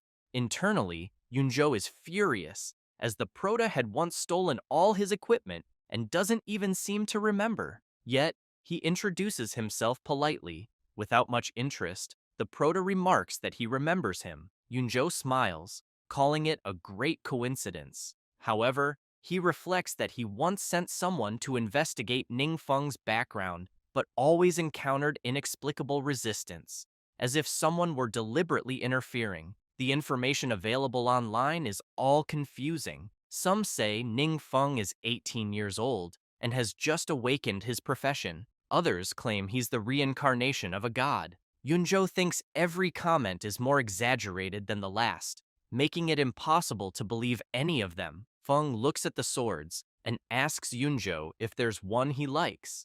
Yunzhou laughs and says he was just joking, then tells the Proto to use whatever he wants. The people around are surprised to see one of the national supernovas being friendly, as he's known for looking down on everyone. Yunzhou then comments that he's leaving and tells the Proto to take his time choosing. He heads to the bathroom, furious, and imagines how humiliating that encounter was, and that he needs to do something to deal with his anger. He takes out his phone and starts posting about the Proto in the community, suggesting that there's something suspicious about Ningfeng and calling for a full investigation. Shortly after, he sees Chang Mukyu defending Ningfeng, stating that she doesn't understand what Yunzhou is insinuating. Yunzhou becomes even angrier, realizing it's his old friend, and remarks that he can't believe even she is defending the trash Ningfeng. He then resolves to find the secret realm of judgment and take revenge on the Proto.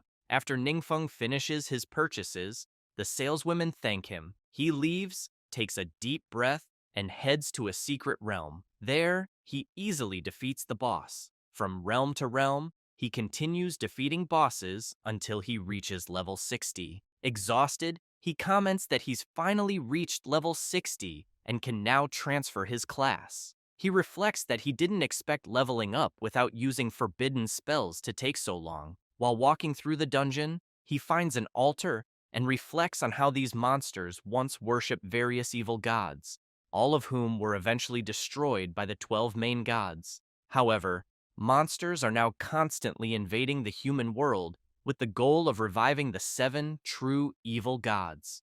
The Proto knows, though, that some powerful monsters aspire to become evil gods themselves. Despite this, he also recognizes that the so-called main gods haven't protected humanity. Instead, they treated him, a false evil god, as a mortal enemy. Thinking this way, he considers that the monster's legend about the almighty god is likely true. To most gods, both humans and other races are merely toys for their amusement. Feng concludes that neither monsters nor gods are good. At that moment, the Proto's phone buzzes, and he sees it's a message from Shu Wei. He decides to return and complete his class transfer mission while he's at it. Back at the training base, Xiao Ting and Jiang Shu meet Shu Wei. She picks up a vial and remarks that the potion looks delicious. Her brother, alarmed, stops her and warns her not to drink it. He explains that this is called the Forgetfulness Potion, and says the potion will make anyone who drinks it completely forget a skill, just as he did. He warns his sister not to be greedy unless she wants to become an idiot. Both are startled by the explanation. Wang Yue asks the Proto if the potion is the gift he mentioned earlier. Ningfeng replies that it's related to the potion, but that the gift is something else. He then reveals several rare skill books. Everyone is amazed to see that they are legendary quality skills. The Proto explains that the skills are Shadowless Arrow for the Archer, Link Healing for the Priest, Giant Strength for the Berserker, and Heavy Barrier for the Shield Warrior. Each person picks a skill and comments that epic skills can only be bought on the market, and this is the first time they've seen legendary ones. Wang Yue asks the Proto if the skills were dropped in a dungeon. He smiles, confirms, and explains that they came from the highest difficulty dungeons, suggesting that she can challenge them once she levels up. Rui Fang, intrigued, wonders about the difficulty of the dungeons that drop legendary skills. He then comments that the Proto's strength has already surpassed everyone else of the same age. Ningfeng, excited, asks why everyone is still standing around and reminds them that there's only 1 week left until the training camp. He urges them to hurry and get familiar with their new skills. As they walk to the training room, Rui Fang notices his grandfather talking to Duan and curiously asks what he's doing there. The rest of the group is surprised since it's the first time they're seeing the legendary Lao Feng, and they immediately want to confirm if it's really him. Wang Yue reflects that, although she spent a few days with Rui Fang, she can't help but feel thrilled to meet such a grand figure as Lao Feng, something she never even dared to dream of in the past. The old man observes the group before him and wonders if these young people are the Proto's friends. He reflects that, being guided by such a young master, their future is boundless. Ningfeng thinks that this day marks the beginning of a new week, and that Lao Feng is here for special training. He feels relieved that there are multiple training rooms, allowing everyone to rotate efficiently. The old man then asks how his grandson has been doing lately and whether he's caused any trouble. The Proto replies that he hasn't, and adds that Lao Feng has arrived just in time to see the results of his grandson's training. He asks if the old man would like to watch, and Lao Feng happily agrees. In the training room, the monsters are enraged. The blonde girl starts by testing her new skill, firing a powerful arrow. Rui Fang activates his new skill, summoning an impenetrable shield. The berserker is consumed by a powerful fury as he unleashes his ability, and Xiao Ting keeps up, using her blessing to buff all her friends with her new skill. The old man comments that he's quite impressed with the young one's abilities, but asks Duan if they don't seem a bit rusty. Duan laughs and explains that it's because they've just learned these skills and aren't fully familiar with them yet. Hearing about the skill levels, Lao Feng is surprised and asks for more details. Duan explains that all the skills were dropped from high-level war dungeons. When the old man hears this, he becomes excited, almost as if he's transformed into Ghost Rider. He reflects that the officials have been organizing raids on high-level dungeons for a long time, but, unfortunately, without success. While there's been speculation about such loot, this is the first time he's seen a legendary skill. He asks Duan if this information can be shared with others. Duan replies that it's fine since it's not a secret and will eventually become common knowledge. Lao Feng reflects that these kids don't have very high levels yet, but time will take care of that. With the support of their masters, they'll soon surpass all the older generations. One step forward, always forward, he thinks. The future of the forces will rest on these young ones. After this, the Prota heads to the class change hall and greets Jing. He mentions that he's leveled up and is here for another class change. Jing, incredulous, is shocked, unable to believe it. However, he just laughs, as if it's something normal for him. As he walks to the room, Jing reflects that she had expected this. She knows Ningfeng is here for his second class change, something that typically takes others 2 years of hard work to achieve, but he managed it in just 2 months. Upon reaching the room, the system informs the Prota of his mission. He needs to enter the Blooming Ice Plains dungeon and obtain the elemental emblem item. Additionally, he must collect 20 transformation stones and 100 lost soul essences. Feng is surprised, questioning if he really has to gather 20 transformation stones for what is supposed to be a standard class change. He knows that these stones aren't dropped by monsters, but are excavated from crystal veins. Considering this, he decides it's best to ask at the trade house first. Soon, he heads to the Yuan Chung trade house. However, the vendor informs him that there has been a recent increase in people changing classes, and transformation stones are currently out of stock. He asks the Prota for 3 days, assuring him that he can obtain them within that time. Feng considers that 3 days isn't too long and decides to complete the emblem mission first. To save time, he orders the lost soul essences directly from the trade house. He mentions that he still has other matters to attend to and asks the vendor if he can handle this for him. The vendor replies that it's no problem at all. Ningfeng takes a moment to check if he has any additional items with him. He places what he finds on the ground, and the vendor begins to sweat nervously upon realizing that there are over a dozen epic class skills from various professions, along with several legendary grade pieces of equipment. Given the current national leveling frenzy, the vendor knows these high-quality items will sell easily. He imagines that his annual performance report will be the best yet. The vendor reflects that it's no wonder Mayor Dongming repeatedly emphasized treating the Prota well. Thanks to the mayor and the Prota, he believes he's about to strike it rich. Later, in the secret Icefield realm, several adventurers prepare to enter the dungeon. Someone mentions that they'll soon face the boss and will need a reliable DPS.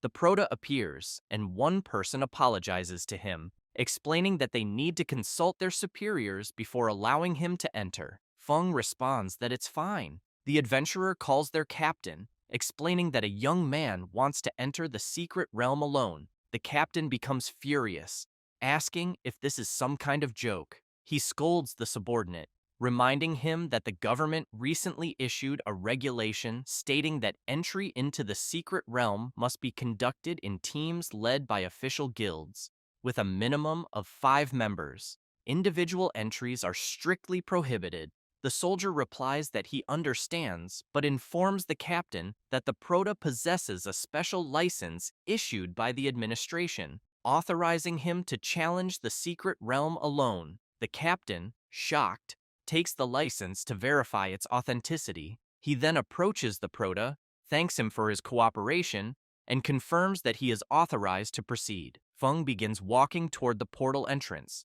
as the captain asks his colleague about the prota's background. The soldier mentions that the license was issued very close to the time the new regulation was published, almost as if it had been prepared specifically for him. The soldier then suggests that perhaps the prota is a special commissioner sent from above to inspect their work. Hearing this, the captain becomes extremely nervous. Shortly after, the soldier apologizes, saying he was just joking. However, the captain shouts, ordering everyone to cooperate with the prota and treat him as if he were indeed a special commissioner. He also demands they check for any issues and resolve them immediately. After crossing the portal, Ningfeng reflects that he was fortunate to have mentioned this to Lord Laofeng beforehand, which secured him the special permission to enter the secret realm alone. After walking a bit inside the dungeon, he stops before a bridge with a warning sign. He observes the sign, leaps off the cliff,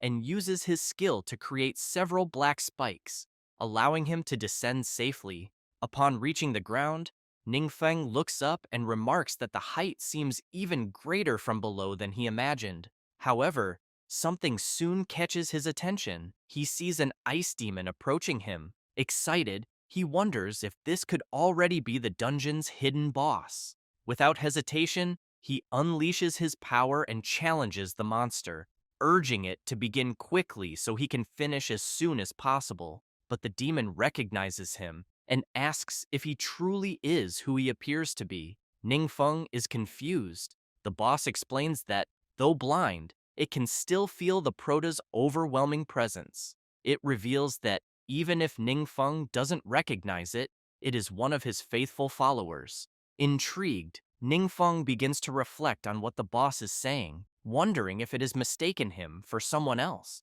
Being called Lord by a hidden boss makes Ningfeng question whether he's emitting divine evil vibrations.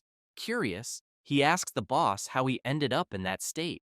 The creature apologizes, explaining that it cannot say for certain. It reveals that they were attacked by followers of other deities and suffered heavy losses. The boss also shares that it was killed by the enemy during the battle, but doesn't know when only that it suddenly appeared there. Strange whispers constantly echoed in its mind, a cruel mental torment that awakened an uncontrollable murderous intent within. It was only when the prota appeared that it suddenly regained its senses. At that moment, Ningfeng starts recalling that the followers of the Almighty God were attacked. He wonders if this title might be connected to the god. The demon, frightened, asks the prota if he is there to rescue it.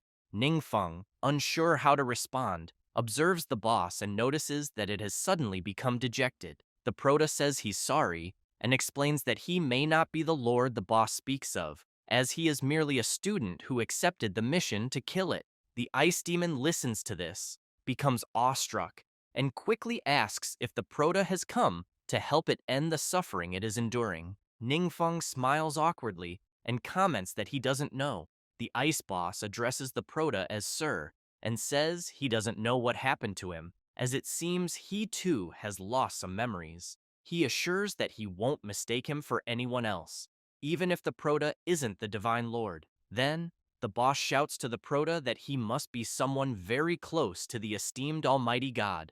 Ningfeng is startled by this and remarks that it means his profession is being a mighty god. The boss laughs and says he knew he couldn't be wrong. He then asks the prota to continue and do what he came to do.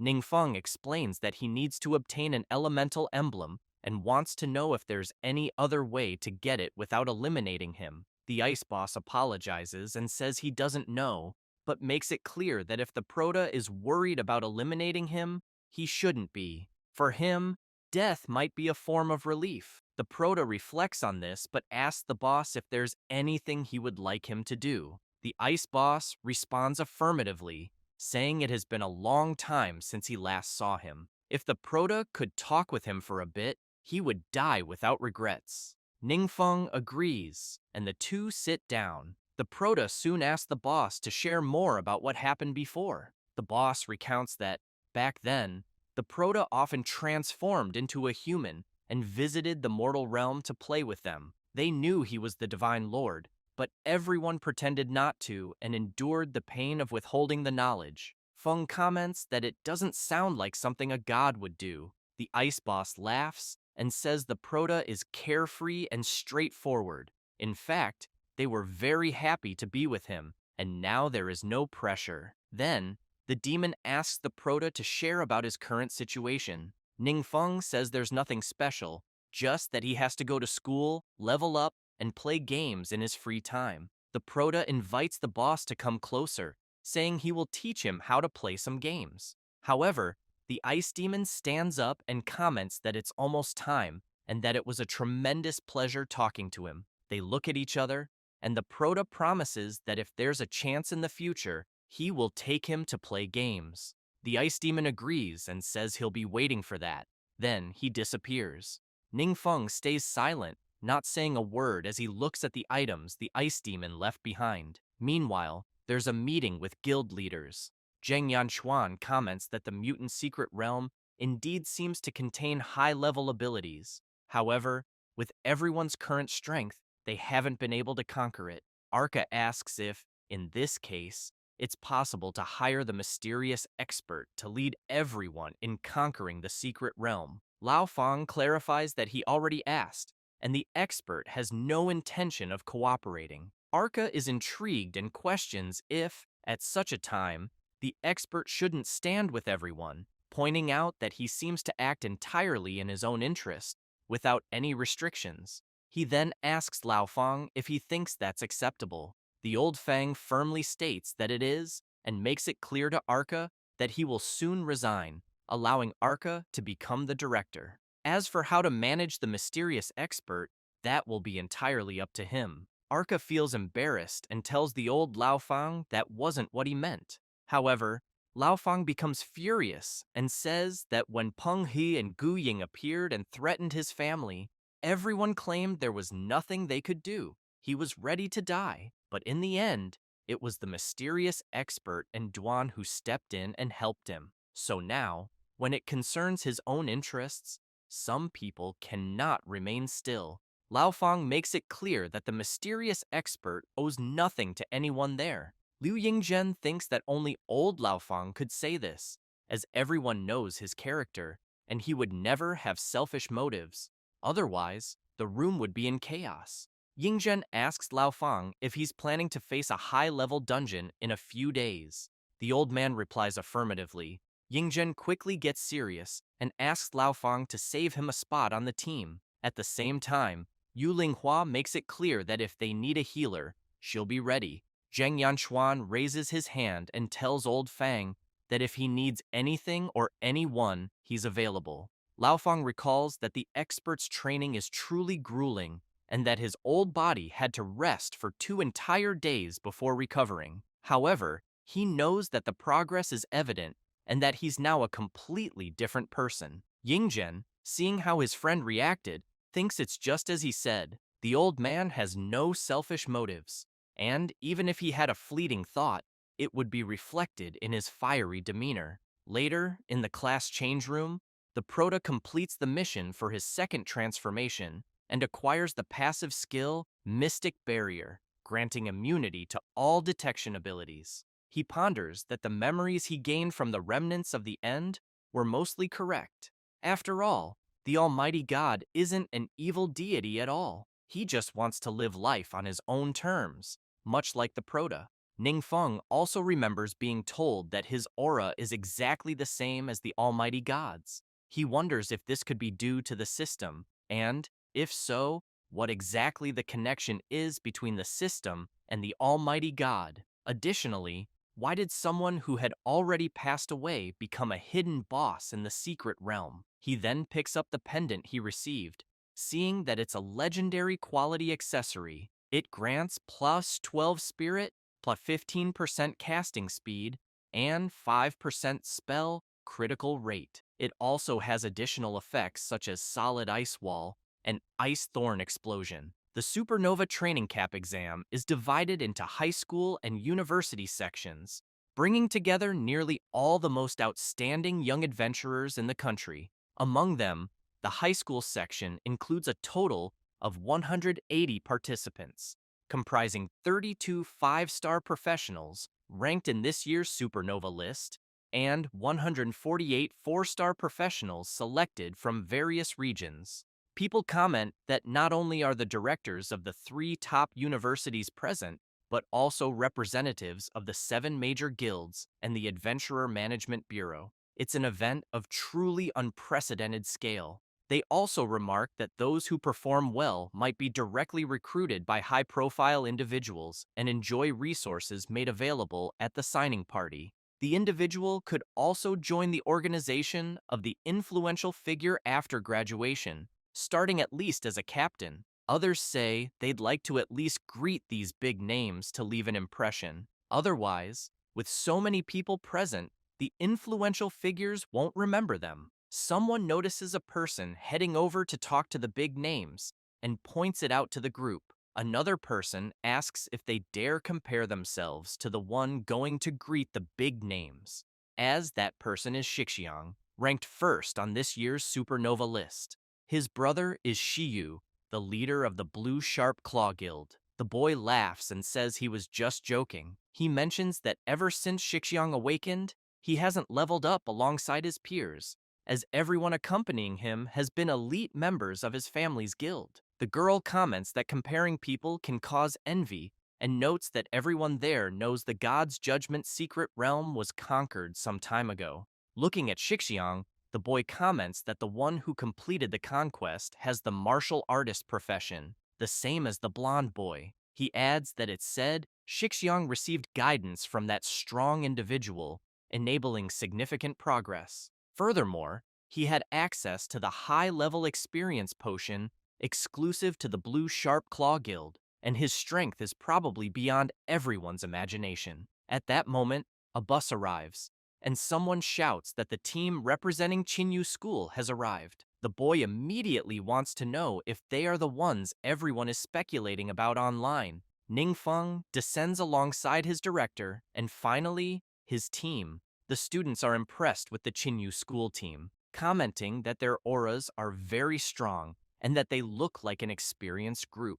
The director starts sweating nervously, thinking that everyone is staring at them, and the saying, "The taller the tree, the more wind it catches," comes to mind. He also notices that the gazes seem to treat them as imagined rivals. The Prota notices something and sees, through his system, several people trying to detect him, but thanks to his passive skill, Mystic Barrier, they fail. He figures that many people are interested in him. A young man is surprised and comments that the Prota's level is impressive, as he can't detect him, wondering if he might be above the second transformation. A girl remarks that the Prota is a high school student and that she doesn't recall seeing him on the supernova list. Mr. Arca becomes worried, as he's also trying to detect the Prota, but cannot. Yu Linghua is shocked and immediately wants to know if the young man in front of them is really Ningfeng, and if his level might even surpass old Lao Feng's. Shuyi wonders if Duan gave the Prota some item that blocks detection. Shixiang reflects that the moment Ningfeng arrived, he caught everyone's attention, and he questions how strong he might truly be. The blonde boy recalls watching Duan's video about the secret realm conquest and simulating it repeatedly with the strong members of his guild. He remembers that Duan's strength exceeded his imagination, making it impossible to replicate. Shixiang considers that if Ningfeng's strength is also high, they must have a special training method, something he and his brother need. Lao Feng approaches Yingzhen and asks if he'll try to gauge the Prota's level. However, Yingzhen responds that he won't, as it would be too rude. Shortly after, old Lao Feng waves at the Prota's group, and he notices the gesture. The onlookers are surprised, seeing that Mr. Lao Feng is greeting the group. Yingzhen becomes furious and asks old Fang if he's that well known. Lao Feng laughs, saying he was just saying hi. Yingzhen firmly states that everyone is officially organized and that their conditions aren't inferior to theirs. He tells Lao Feng to stop, saying he's getting older by the minute.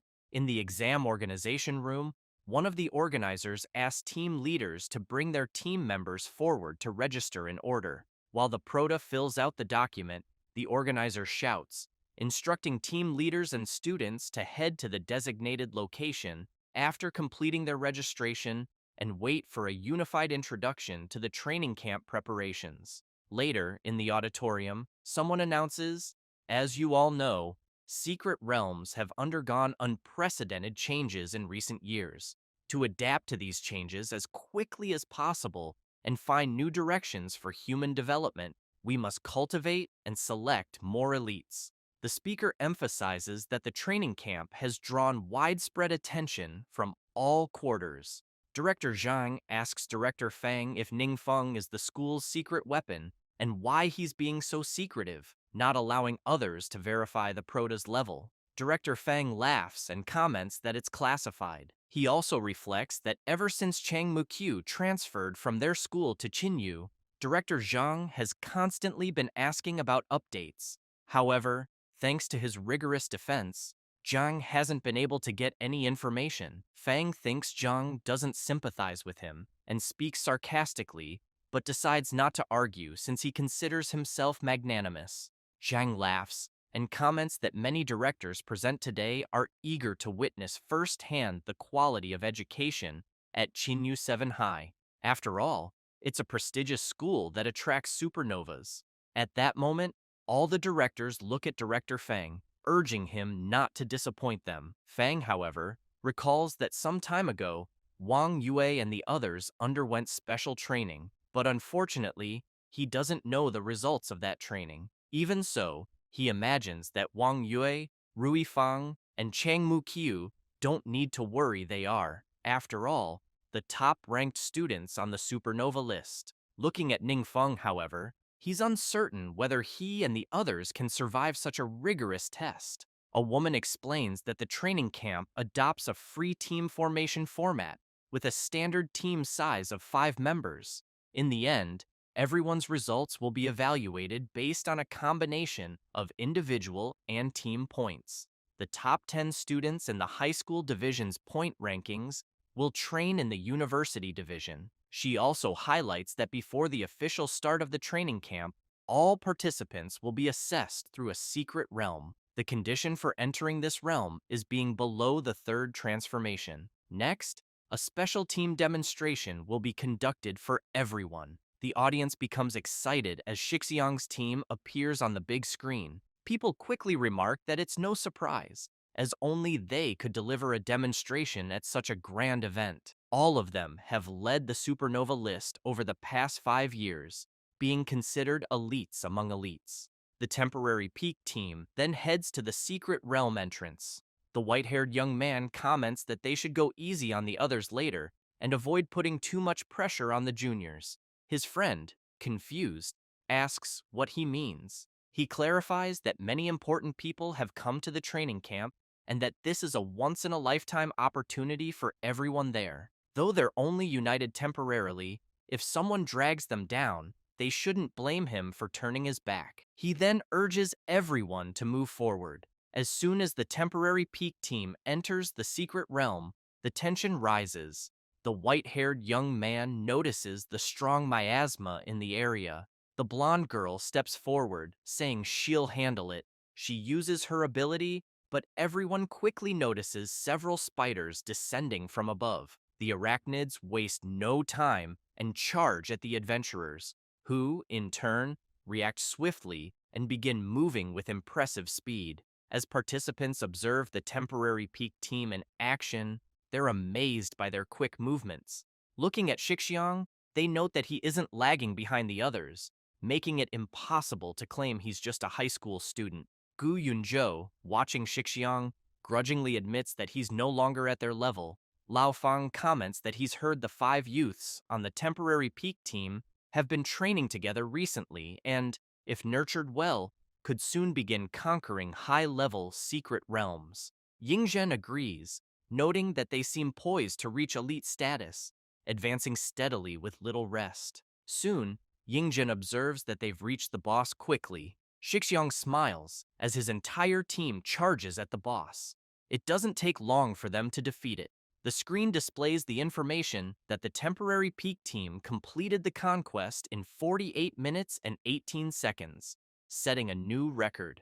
Other participants comment that this outcome was expected from the five and lament that they wish they could be on that list too. Someone approaches the Prota and asks if he's really Ningfeng. The person introduces herself as Kei Yuchen and mentions that Mayor Dongming is her uncle. Wang Yue is impressed upon seeing her and remarks that she's one of the top 5 members of the temporary peak team. Yuchen explains that her uncle often mentions the Prota and that she came over to greet him. Others notice the interaction and wonder why someone of Yuchen's stature, a top student at Beijing Qing University, is talking to someone from the high school division. Yuchen then points out that the granddaughter of the Yuancheng Commerce founder is present and expresses her pleasure at meeting everyone. She adds that during the training camp, if anyone needs anything, they can ask her directly, and she'll ensure the trading company sends it immediately. Ningfeng laughs and comments that she's very kind. Xiaoting jokes with Wang Yue, telling her to keep an eye on the Prota because every girl he meets is beautiful, and their family backgrounds and strengths are getting better and better. Yuchen considers that while her uncle mentions Ningfeng often, she still doesn't know much about his strength. She decides to take this opportunity to get to know him better. One of the members of the temporary peak team approaches and asks Yushen to join them in finding a place to rest. However, she replies that she doesn't want to go and prefers to stay and watch the exam unfold. Irritated, he asks what's so interesting about watching the evaluation, given that they are the strongest participants. Shixiang says he also wants to stay and watch, prompting the other members to relent and agree. As other teams carry out their evaluations, someone remarks that whenever 6 teams enter the secret realm simultaneously, everyone receives corresponding evaluation tasks. Final scores are calculated based on task completion.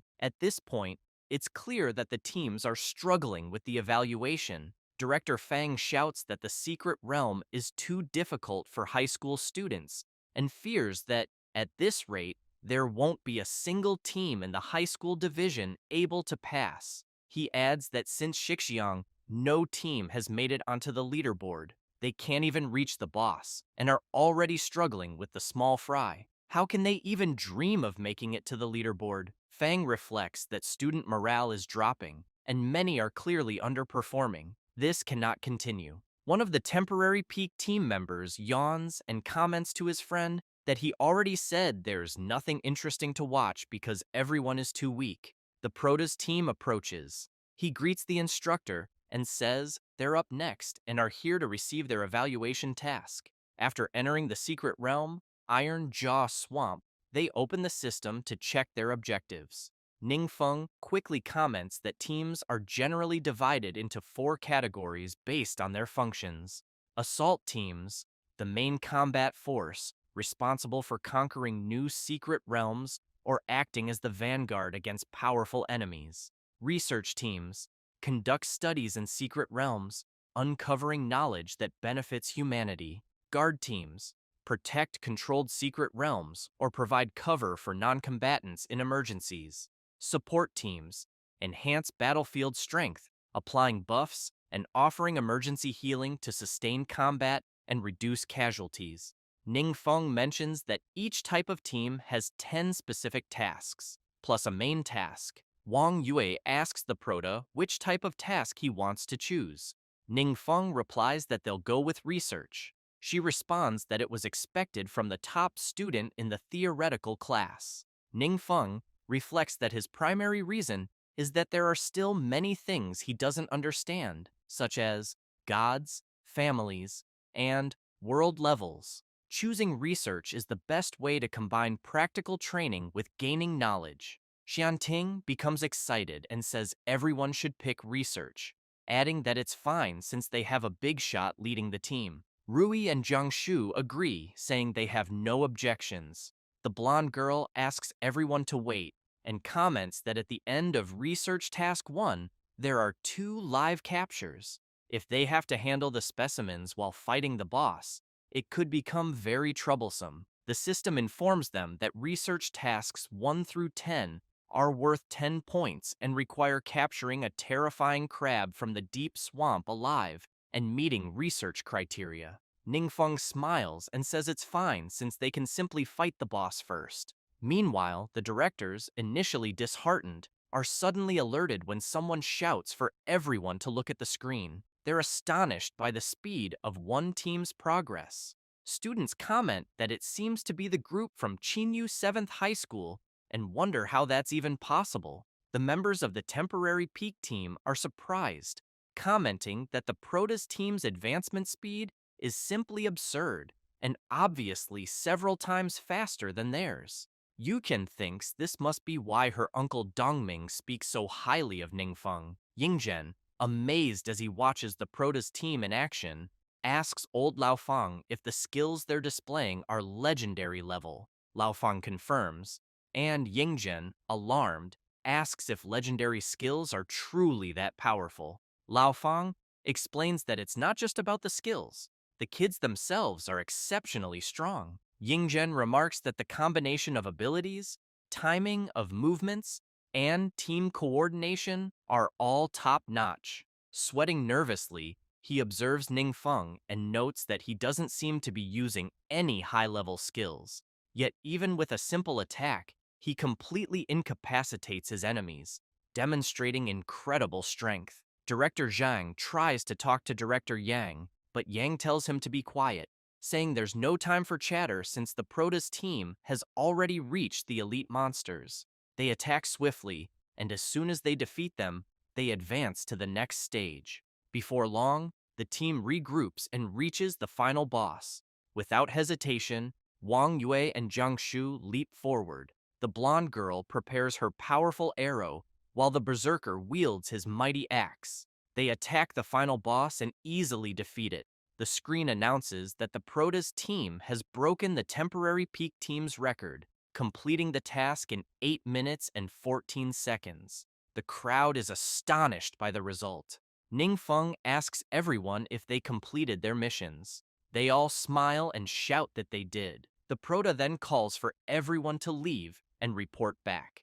Upon exiting, they find everyone else waiting for them and are confused. Chang Mukyu starts clapping, followed by Yunzhou and his friend. Soon, everyone is applauding and cheering for them. Mukyu comments that they're good people and get along well at school. Yunzhou tries to be friendly and tells the crowd that when someone was bad-mouthing Ningfeng online, he argued with every one of them. He adds that he can't stand injustice and hates even more when people resort to dirty tricks behind others' backs. The organizers, seeing this, laugh and remark that the students' morale has skyrocketed. They observe that this is the charm of the strong, reminiscent of Yingzhen and Laofeng in their prime. At that moment, the megaphone announces that the high school division evaluation has concluded. Students start shouting, saying the top 10 rankings are about to be announced, though they know there's little suspense. They figure that Chinyu School has already claimed half the spots, and with Shixiang included, only 4 spots remain. The organizers begin calling names: Shixiang, Yunzhou, Li Qi, and Chang Muqiu.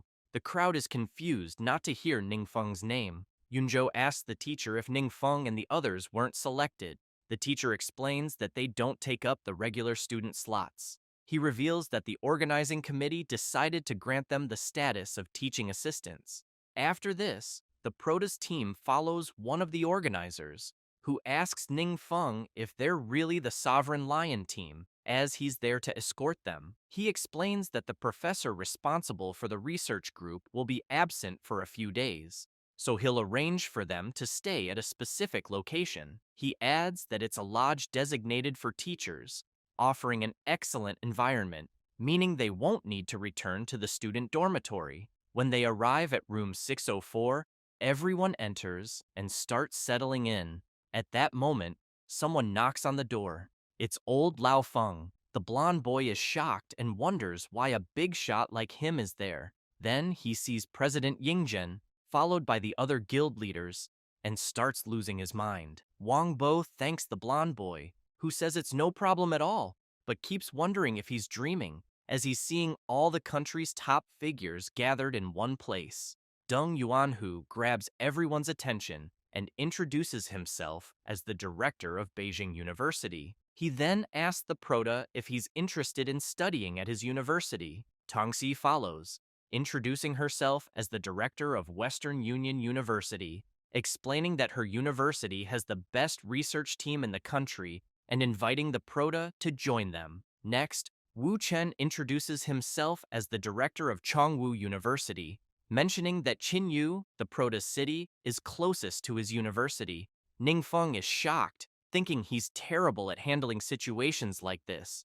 Lao Feng notices the tension and quickly asks the three directors to calm down, pointing out that they're putting the kids in a tough spot. He suggests letting them participate in the training camp first and discussing these matters later. Embarrassed, the three directors agree, but silently resolve not to let the others take advantage of the situation. The Prota continues chatting with them, and the next day, he wakes up yawning from lack of sleep. He's startled to see his friends up so early and looking exhausted. Jiang Shu, with dark circles under his eyes, explains that he's been bombarded with calls from his family since early morning, asking which university he plans to attend. He adds that he's heard the three major universities contacted them specifically. Rui, also sleep-deprived, complains that he couldn't sleep because of Jiang Shu's constant phone calls.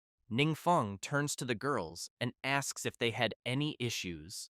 Xiaoting, lazily, responds that Wang Yue is still on the phone. She shares that her father is so thrilled he's planning a 3-day banquet. Jiang Shu smiles and says his relatives and friends have been visiting non-stop, and his parents are finally receiving some recognition because of him. Rui comments that his grandfather supports him, so things aren't as chaotic, and he'll simply follow Feng's lead. Hearing about families, Ning Feng feels a pang of sadness, having no family to rely on. Just then, his phone rings.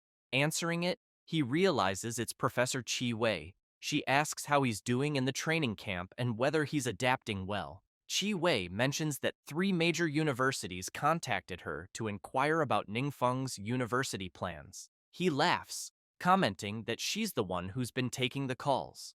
Qi Wei confirms and jokes that she knows he likes staying up late, so she decided to call at that time. Ningfeng is touched by her care and asks for her opinion on the matter. Later, the training camp organizers greet all the university students and the 10 high school students. The students begin murmuring about how monstrous this year's high school division is, with 5 students at the instructor level. What's even more shocking is that 3 of those 5 aren't even on the supernova list. The professor announces that the first stage of special training, Secret Realm Rating, will begin that day. He emphasizes that the secret realm they're entering hasn't been fully explored and may contain all kinds of lurking dangers. He urges everyone to follow orders and act within their capabilities. Before departure, he asks everyone to confirm their group tasks with their respective professors. Additionally, he informs the group that each of the 10 high school students will join a university team. Chang Mukyu approaches the professor, introduces herself, and asks which team she's assigned to. The professor points to the side and tells her she'll be part of that team. She turns to see she's assigned to Ning Feng's team. Later, inside the unknown secret realm, creatures begin advancing toward the Prota's team. Ning Feng is focused, researching the monsters they are encountering, and discovers that they are a new subspecies of lizardmen, over 2.5 meters tall. Rui notices that the Prota is distracted and blocks an attack from one of the lizardmen. However, another monster charges at Ningfeng, but he simply elbows it and easily takes it down. Afterward, Ningfeng sits on one of the defeated creatures and concludes that they weigh between 800 and 1,000 kilograms and that their scales provide high defense. Chang Mukyu reflects that they are already in the depths of the secret realm and have surpassed the fastest assault team. She also thinks that the group has fought exceptionally well so far, with experience points accumulating rapidly, as if Ning Feng is carrying everyone. Watching the group fight, Chang Mukyu notices that, compared to their first encounter, Wang Yue and the others have significantly improved. She wonders if by earning their recognition, she could reach the same level of skill. Ningfeng mentions that Professor Chi Wei said the research team at Western Union University is indeed very strong, but the management there is very strict, which might make it hard for him to adapt. On the other hand, the research team at Beijing University offers more freedom, which could be better suited to him. Wang Yue feels happy for her friend and comments that this level of consideration was to be expected from Professor Chi Wei's student. At that moment, Xiao Ting asks everyone to check the class group chat. They quickly become surprised by the content. It's a message where some students ask where Professor Chi Wei is, and someone replies that she is still in the secret realm and hasn't come out yet.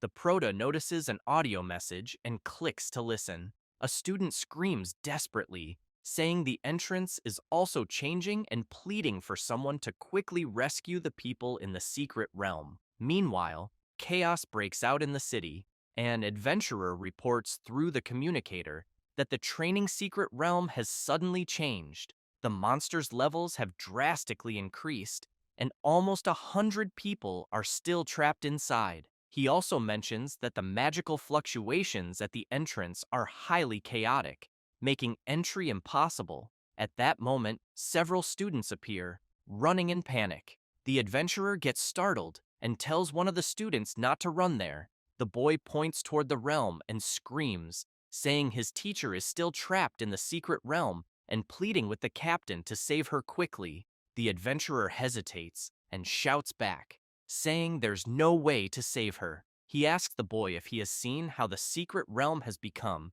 and explains that support has already been requested and all they can do is wait for the rescue teams to arrive. The student insists, yelling at the captain to do something because it was due to him saying there weren't enough support classes that Professor Chi Wei entered the secret realm. Now, the captain is hesitating and leaving the professor behind. Furious, the adventurer clarifies to the boy that it's her responsibility to get out. He asserts that if she cannot escape, it's her fault and no one forced her to participate in the rescue. The students are terrified by the adventurer's decision. At that moment, someone arrives calling for the students.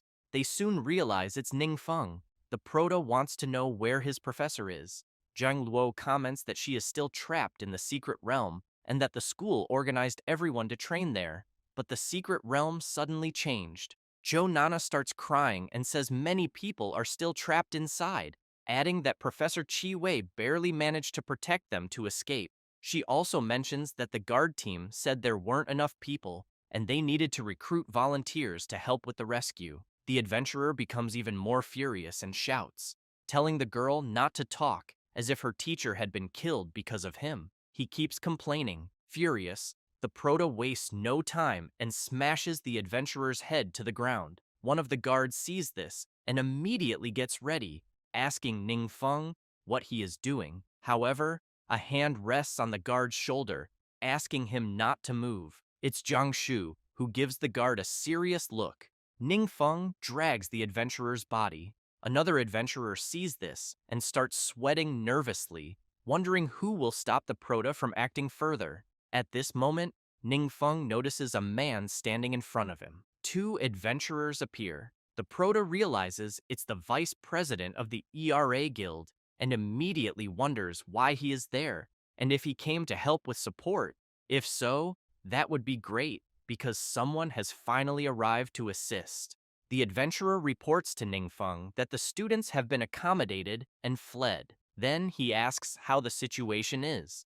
The proto replies that it's still unclear. The adventurer asks if he needs more people, but the proto responds no, saying they can handle the situation themselves. The proto continues carrying the adventurer's unconscious body, and the vice president of the ERA Guild asks what's wrong with the man on the ground. Ningfeng explains that the man lying there came out of the secret realm and that they need him to show the way. As they reach the portal to the realm's entrance, the guards shout, saying they cannot enter because the secret realm is closed. Lu Ping immediately takes out his identification, introduces himself as the vice president of the ERA Guild, and declares that he has the authority to handle emergencies, asking them to cooperate. The guards are impressed and think Lu Ping is a powerful man from the 7 great guilds.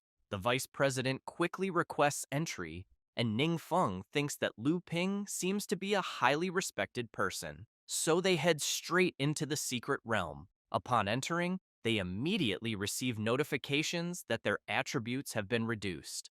The mage, alarmed, comments to her captain that they are under the domain effect. This is a positive or negative state that continuously takes effect within a fixed range and usually cannot be dispelled. Lu Ping mentions that he knows this secret realm and that it didn't have the domain effect before. Therefore, it must have appeared after the change. Looking at the Proto, Lu Ping notices that he doesn't seem to be affected. However, Ningfeng concludes that his base attributes are high enough that, even under the domain effect, it won't be too serious.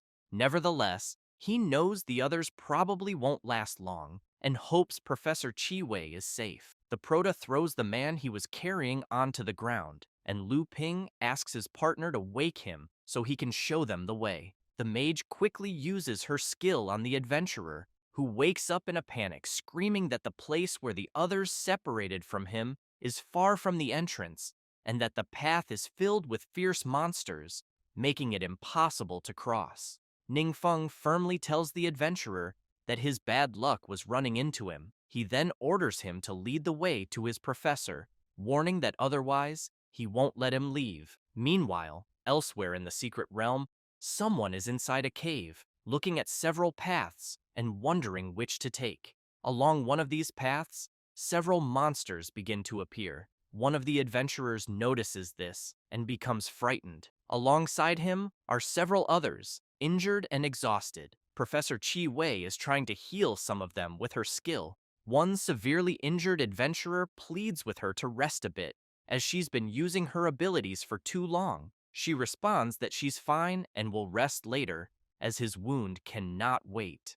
A girl begins to cry, thanking the professor from the bottom of her heart. Another adventurer overhears and wonders what the point is of saving these people anyway, since they're all rank 3 or lower adventurers who, even united, wouldn't stand a chance against the monsters. After healing the adventurer, he attempts to stand and comments that he's feeling better. Another adventurer, worried, remarks that a lot of time has passed and wonders if someone will come to rescue them. A third tries to reassure him, saying they will definitely come. At that moment, a wall breaks apart and a monster bursts through, terrifying everyone. The monster wastes no time and charges at them. The girl is frozen in fear, but her father jumps in front of the monster, grabbing it and blocking its attack. She screams for him, while he urges everyone to leave immediately, saying he will hold the monster off for as long as he can. At that moment, more monsters appear and start pursuing them. One of the monsters leaps toward the girl, who remains paralyzed in fear. Suddenly, a magical shield forms, protecting her and the professor. Chi Wei is astonished, as is the man the Proto dragged into the secret realm. This was the work of Ning Feng, who arrived just in time with his team, Lu Ping, and his partner. The mage and Xiao Ting quickly use their skills to heal the injured. The Proto and the professor remain silent, watching the little girl sob over her father's body. The mage informs Lu Ping that, including the dead, there are only about 20 people here, and that the others haven't been found. At that moment, everyone feels an intense tremor. Soon, a massive creature emerges from the depths of the dark cave. Zhang Shu wastes no time and strikes the creature, but something strange happens. The monster's skin regenerates rapidly. The berserker is stunned to see the creature's tentacle heal in seconds. They realize the creature is blocking the exit. One of the monster's tentacles quickly advances toward the professor and the girl, but Ningfeng effortlessly slices it apart. He then shouts, ordering everyone to follow him. Ningfeng continues striking the monster, blow after blow, without tiring. Lu Ping notices that the tentacle cut by the Proto has completely lost its ability to regenerate. At that moment, the adventurers see a light and shout, saying they're close to exiting the cave. They run desperately, but soon freeze in fear as the demonic octopus leaps in front of them. Lu Ping is shocked and shouts that the monster is enormous. Wang Yue is also stunned, but the Proto charges forward, telling her not to move. As he advances, he considers that the monster might be the source of the anomaly in the secret realm, and that defeating it will make things easier. However, he quickly spots a tentacle rushing toward him, forcing him to block it with his sword, which breaks as a result. Lu Ping remarks that the monster's attack damaged the Proto's sword. Ning Feng grabs another blade, focusing intensely and unleashing a massive power through it. He resumes cutting the creature's tentacles, further enraging it. Then, he uses his ice explosion ability, creating multiple icy spikes that pierce the giant octopus. Without pausing, he continues attacking ferociously until delivering a powerful strike with his sword, causing a massive explosion and defeating the creature. Shortly after, various drops begin to fall around the Proto.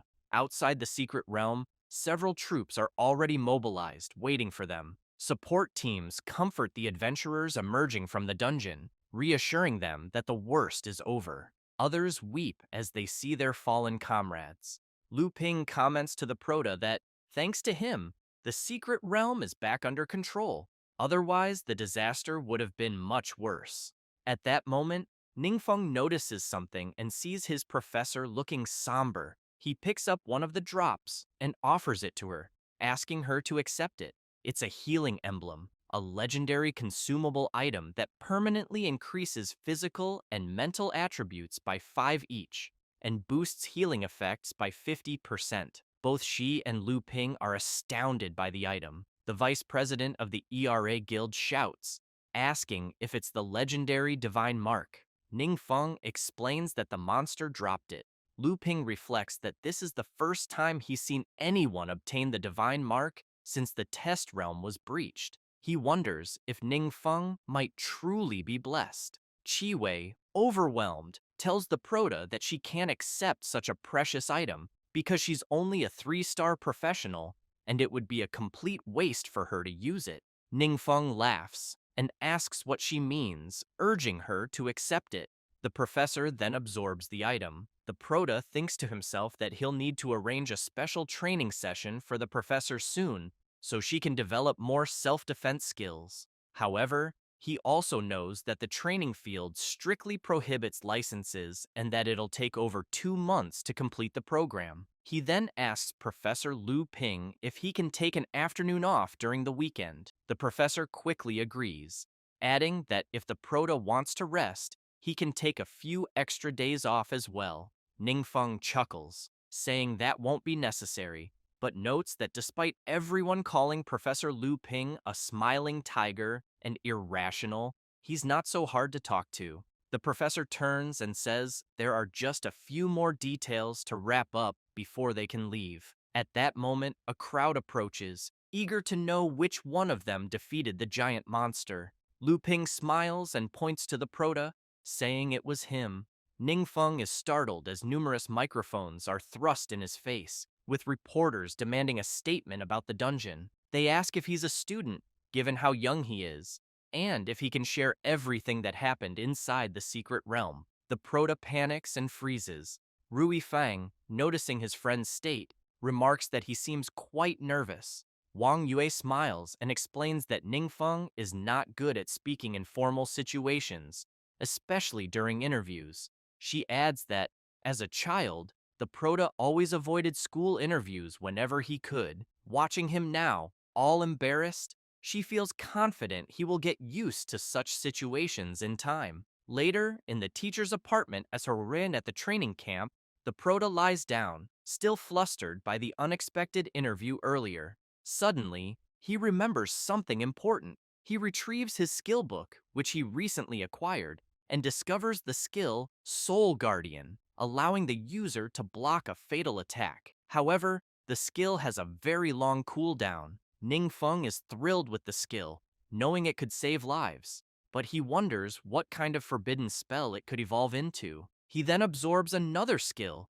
this time a passive one called Immortal Catastrophe, which grants him 1 resurrection opportunity for every 1 million faith power points accumulated. Currently, He has 4,243 faith power points out of a maximum of 2 million. For each world level he advances, the maximum faith power he can store increases by an additional million points. He finds this intriguing and speculates that it might be something inherited by gods from their vassals. However, he knows the ability to resurrect will be crucial for him. He also knows how to improve his world level, but still needs to figure out how to gather faith power. Finally, Ningfeng smiles, thinking that perhaps Duan can help him with this. Meanwhile, in the city, many people are being attacked by a strange substance, and the perpetrator is sitting atop the victims. Two adventurers arrive, but quickly show fear. The old man Lao Fang also arrives and asks about the situation. The adventurers explain that the man ahead is named Tian Yu, who mysteriously disappeared 5 years ago and recently resurfaced. They report that he suddenly attacked someone during a conflict, affecting more than 10 pedestrians and 8 security guards. Based on a preliminary assessment, they say his strength clearly exceeds that of someone in the 5th transformation. Lao Fang steps forward and comments that Tian Yu resembles Peng He and Gu Ying. The old man approaches Tian Yu, who immediately becomes excited upon realizing he's facing the infamous Lao Fang. He declares that Lao Fang has been his idol since school days, and that it's an immense honor to meet him in person. Just then, Lao Fang's phone rings, and he calmly answers it. Tian Yu grows furious, accusing the old man of not taking the situation seriously by answering a call at such a crucial moment. While continuing the phone conversation, Lao Fang asks the person on the other end if they are looking for him. He then says he'll come as soon as he finishes something first. Tian Yu, now enraged, prepares to attack and questions how Lao Fang dares to ignore him so blatantly. He launches his attack, creating a clawed hand laced with venom that rushes toward Lao Fang. Lao Fang ends the call calmly and unleashes his ability Flaming Serpent Frenzy, obliterating Tian Yu's attack with ease. Tian Yu is shocked to see his attack dispelled so effortlessly. Lao Fang reflects that the young man before him is as strong as Gu Ying, but reminds himself that after his special training, he is no longer the same. Besides, he can't keep Duan waiting and needs to finish the fight quickly. Tian Yu, furious, equips his magical set and unleashes his power, as does Lao Fang. The adventurers watching from afar see their auras clashing and comment that both are incredibly powerful, clearly exceeding the 5th transformation. Tian Yu is struck by a counterattack and is stunned, believing that, as a disciple of the Demon King, he shouldn't lose to someone like Lao Fang. However, he suddenly notices something. A massive fireball, resembling a flaming spirit bomb, is heading straight for him. Lao Fang calmly watches as his attack hits Tian Yu head-on. Afterward, Lao Fang turns to the two adventurers, comments that he has something else to attend to first, and bids them farewell. Later, at the base, he meets with Duan, and they begin to talk. After Duan shares his intentions about the potions, Lao Fang is surprised and asks if Duan is truly willing to make the formulas for all high-level potions public. Duan confirms this, explaining that his master's words were clear. He wants to make the formulas for all high-level potions public and, if possible, leave the matter under the responsibility of the Adventurers Guild. Lao Fang reflects that the world is in a critical state, with dungeon danger levels constantly rising, while adventurers' strength lags behind. At the same time, to improve their skills, adventurers need to conquer even more dangerous dungeons, creating a seemingly unsolvable deadlock. The old man thinks that high-level potions are so important that they could completely change the existing energy system, becoming a crucial strategic resource. He also considers that the mysterious Grand Master must have conducted a rigorous assessment before entrusting them with this matter. With this in mind, Lao Fang thanks Duan for his trust and remarks that what he just said carries significant weight for the Adventurers Guild. He then asks Duan if there are any other requirements related to this matter. Duan replies that his master only mentioned what he had said and, as far as he knows, there are no other conditions. Lao Fang becomes enthusiastic and emphasizes that focusing solely on contributions rather than benefits, this demonstrates the mindset of a truly great person. To him, in the eyes of the mysterious Grand Master, empowering more people is more important than anything else. Duan reflects on his master and tells the old man that this is precisely what his master believes. That's why he deeply admires him, because even when something seems insignificant, it always ends up becoming a heroic act that saves many lives. Lao Fang notes that while the master is noble and selfless, one cannot take advantage of his kindness. He adds that he will report what they discuss to their partners later and develop an appropriate plan to avoid placing the entire burden on the master. Later, at the Blue Blade Guild, an adventurer reports to Shiyu that high-level experience potions and memory-erasing potions have been found for sale on the black market.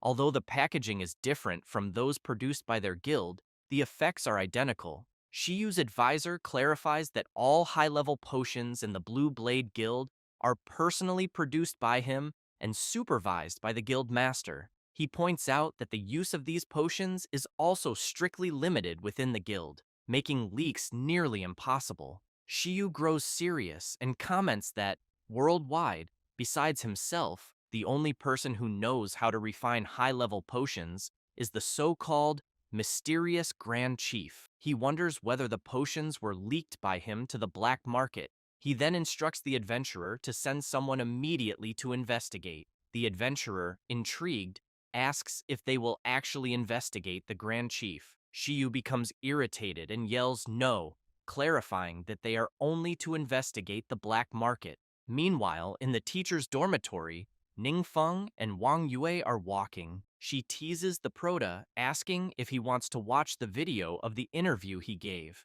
Embarrassed, he replies that he doesn't need to. The blonde shows him the comments and remarks that the interview wasn't so bad after all, as many viewers praised him. Ningfeng sees that several people were asking if he needs a spokesperson, and that, to them, someone who can fight and save lives is a true hero. However, the Proto notices that his faith power has recently been growing rapidly and suspects it might be related to the interview videos. As people feel grateful toward him, he considers that he will need to adapt to future interviews. As they step outside, people immediately recognize the Proto and greet him warmly. Wang Yue reflects that ever since Ningfeng demonstrated his strength, people have begun respecting him more, and no one dares to speak ill of him anymore. Currently, even the senior students call him Instructor Ning. As he walks, several students shout, addressing him as instructor, and wherever he goes, people follow. Everyone looks at him and comments that they wish they could be like him, an impressive person, and that they would love to have even half of his strength. Meanwhile, in Chinyu City, Captain Zhou is surprised to see that the city has also gained fame thanks to Ningfeng. Mayor Zhang takes a deep breath, visibly sweating. Captain Zhou notices and asks why he is still sighing like that. Jing excuses herself briefly to take an important call. The mayor, deeply worried, explains that while he knows Ningfeng is heading to college, he fears that the mysterious Grand Chief might leave as well. He shares that Duan contacted him a few days ago and mentioned wanting to return the mansion arranged for him, since the mysterious Grand Chief rarely stays in Chinyu City nowadays. Zhang also fears that without the protection of such a strong individual, Chinyu City might return to its previous state, plagued by two secret realm anomalies and a realm invasion. Just thinking about it, he says, makes it hard to sleep. At that moment, Captain Zhou notices Jing looking apprehensive after her call and immediately asks what happened. She explains that she was on the phone with her master, who told her that the mysterious Grand Master is willing to train her in a special program. The mayor, thrilled, shouts to Jing, saying they will be counting on her from now on. Zhou jokes that dinner will be on her tonight and asks her to take care of him in the future. Embarrassed, Jing asks what on earth they're talking about. In a meeting, the old man Lao Fang shares what the mysterious Grand Master has revealed. Everyone is astonished and asks if the old man is serious. He confirms, explaining that the mysterious Grand Chief is willing to make the formulas for high-level potions available to the entire country. Lao Feng then clarifies that he plans to propose to the higher-ups the establishment of an alchemy workshop in the country's name to collaborate with the mysterious master. Shuyi reflects that, since only the Blue Blade Guild currently holds the formulas, this puts enormous pressure on them. He concludes that if the country can produce high-level potions, both the price and quantity could be regulated, which would be great news for everyone. Shuyi hopes it turns out that way. He then points out that, while he unconditionally supports the production of these potions, he wants to know if there's a possibility that the master's motives might not be as noble as they seem. Yingzhen, confused, asks Shuyi to clarify. Shuyi explains that the high-level potions found on the black market have effects identical to those of the Blue Blade Guild, differing only in their packaging. He emphasizes that he has meticulously checked, and no potions are missing from the guild. Regarding potions consigned to the auction house, the quantity is small, and all were released with tracking spells, with no cases of resale identified on the black market. He then shouts, demanding to know where these potions are coming from. Shuyi also reminds everyone that, on the day they completed the trial realm, young Duan mentioned that the mysterious Grand Master already knew the formulas for high-level potions. At that point, Mr. Arca remarks that a vast underground trade network, like the black market, always operates outside the law, and many shady deals take place there. He fears that these high-level potions may have already fallen into dangerous hands without their knowledge. Whether or not this was the mysterious Grand Master's intention, he says, it is effectively aiding the enemy. Lao Feng acknowledges that such a possibility exists and states that he will send someone to investigate immediately. However, he notes that Jing needs to complete her special training first and will only be sent afterward. Additionally, it will be necessary to inform the mysterious Grand Master. Arca, intrigued by the situation, remarks that he has previously stated that it is absurd for a powerful individual to act entirely according to their own interests without any restrictions. He makes it clear that, regardless of how Director Lao Feng handles this,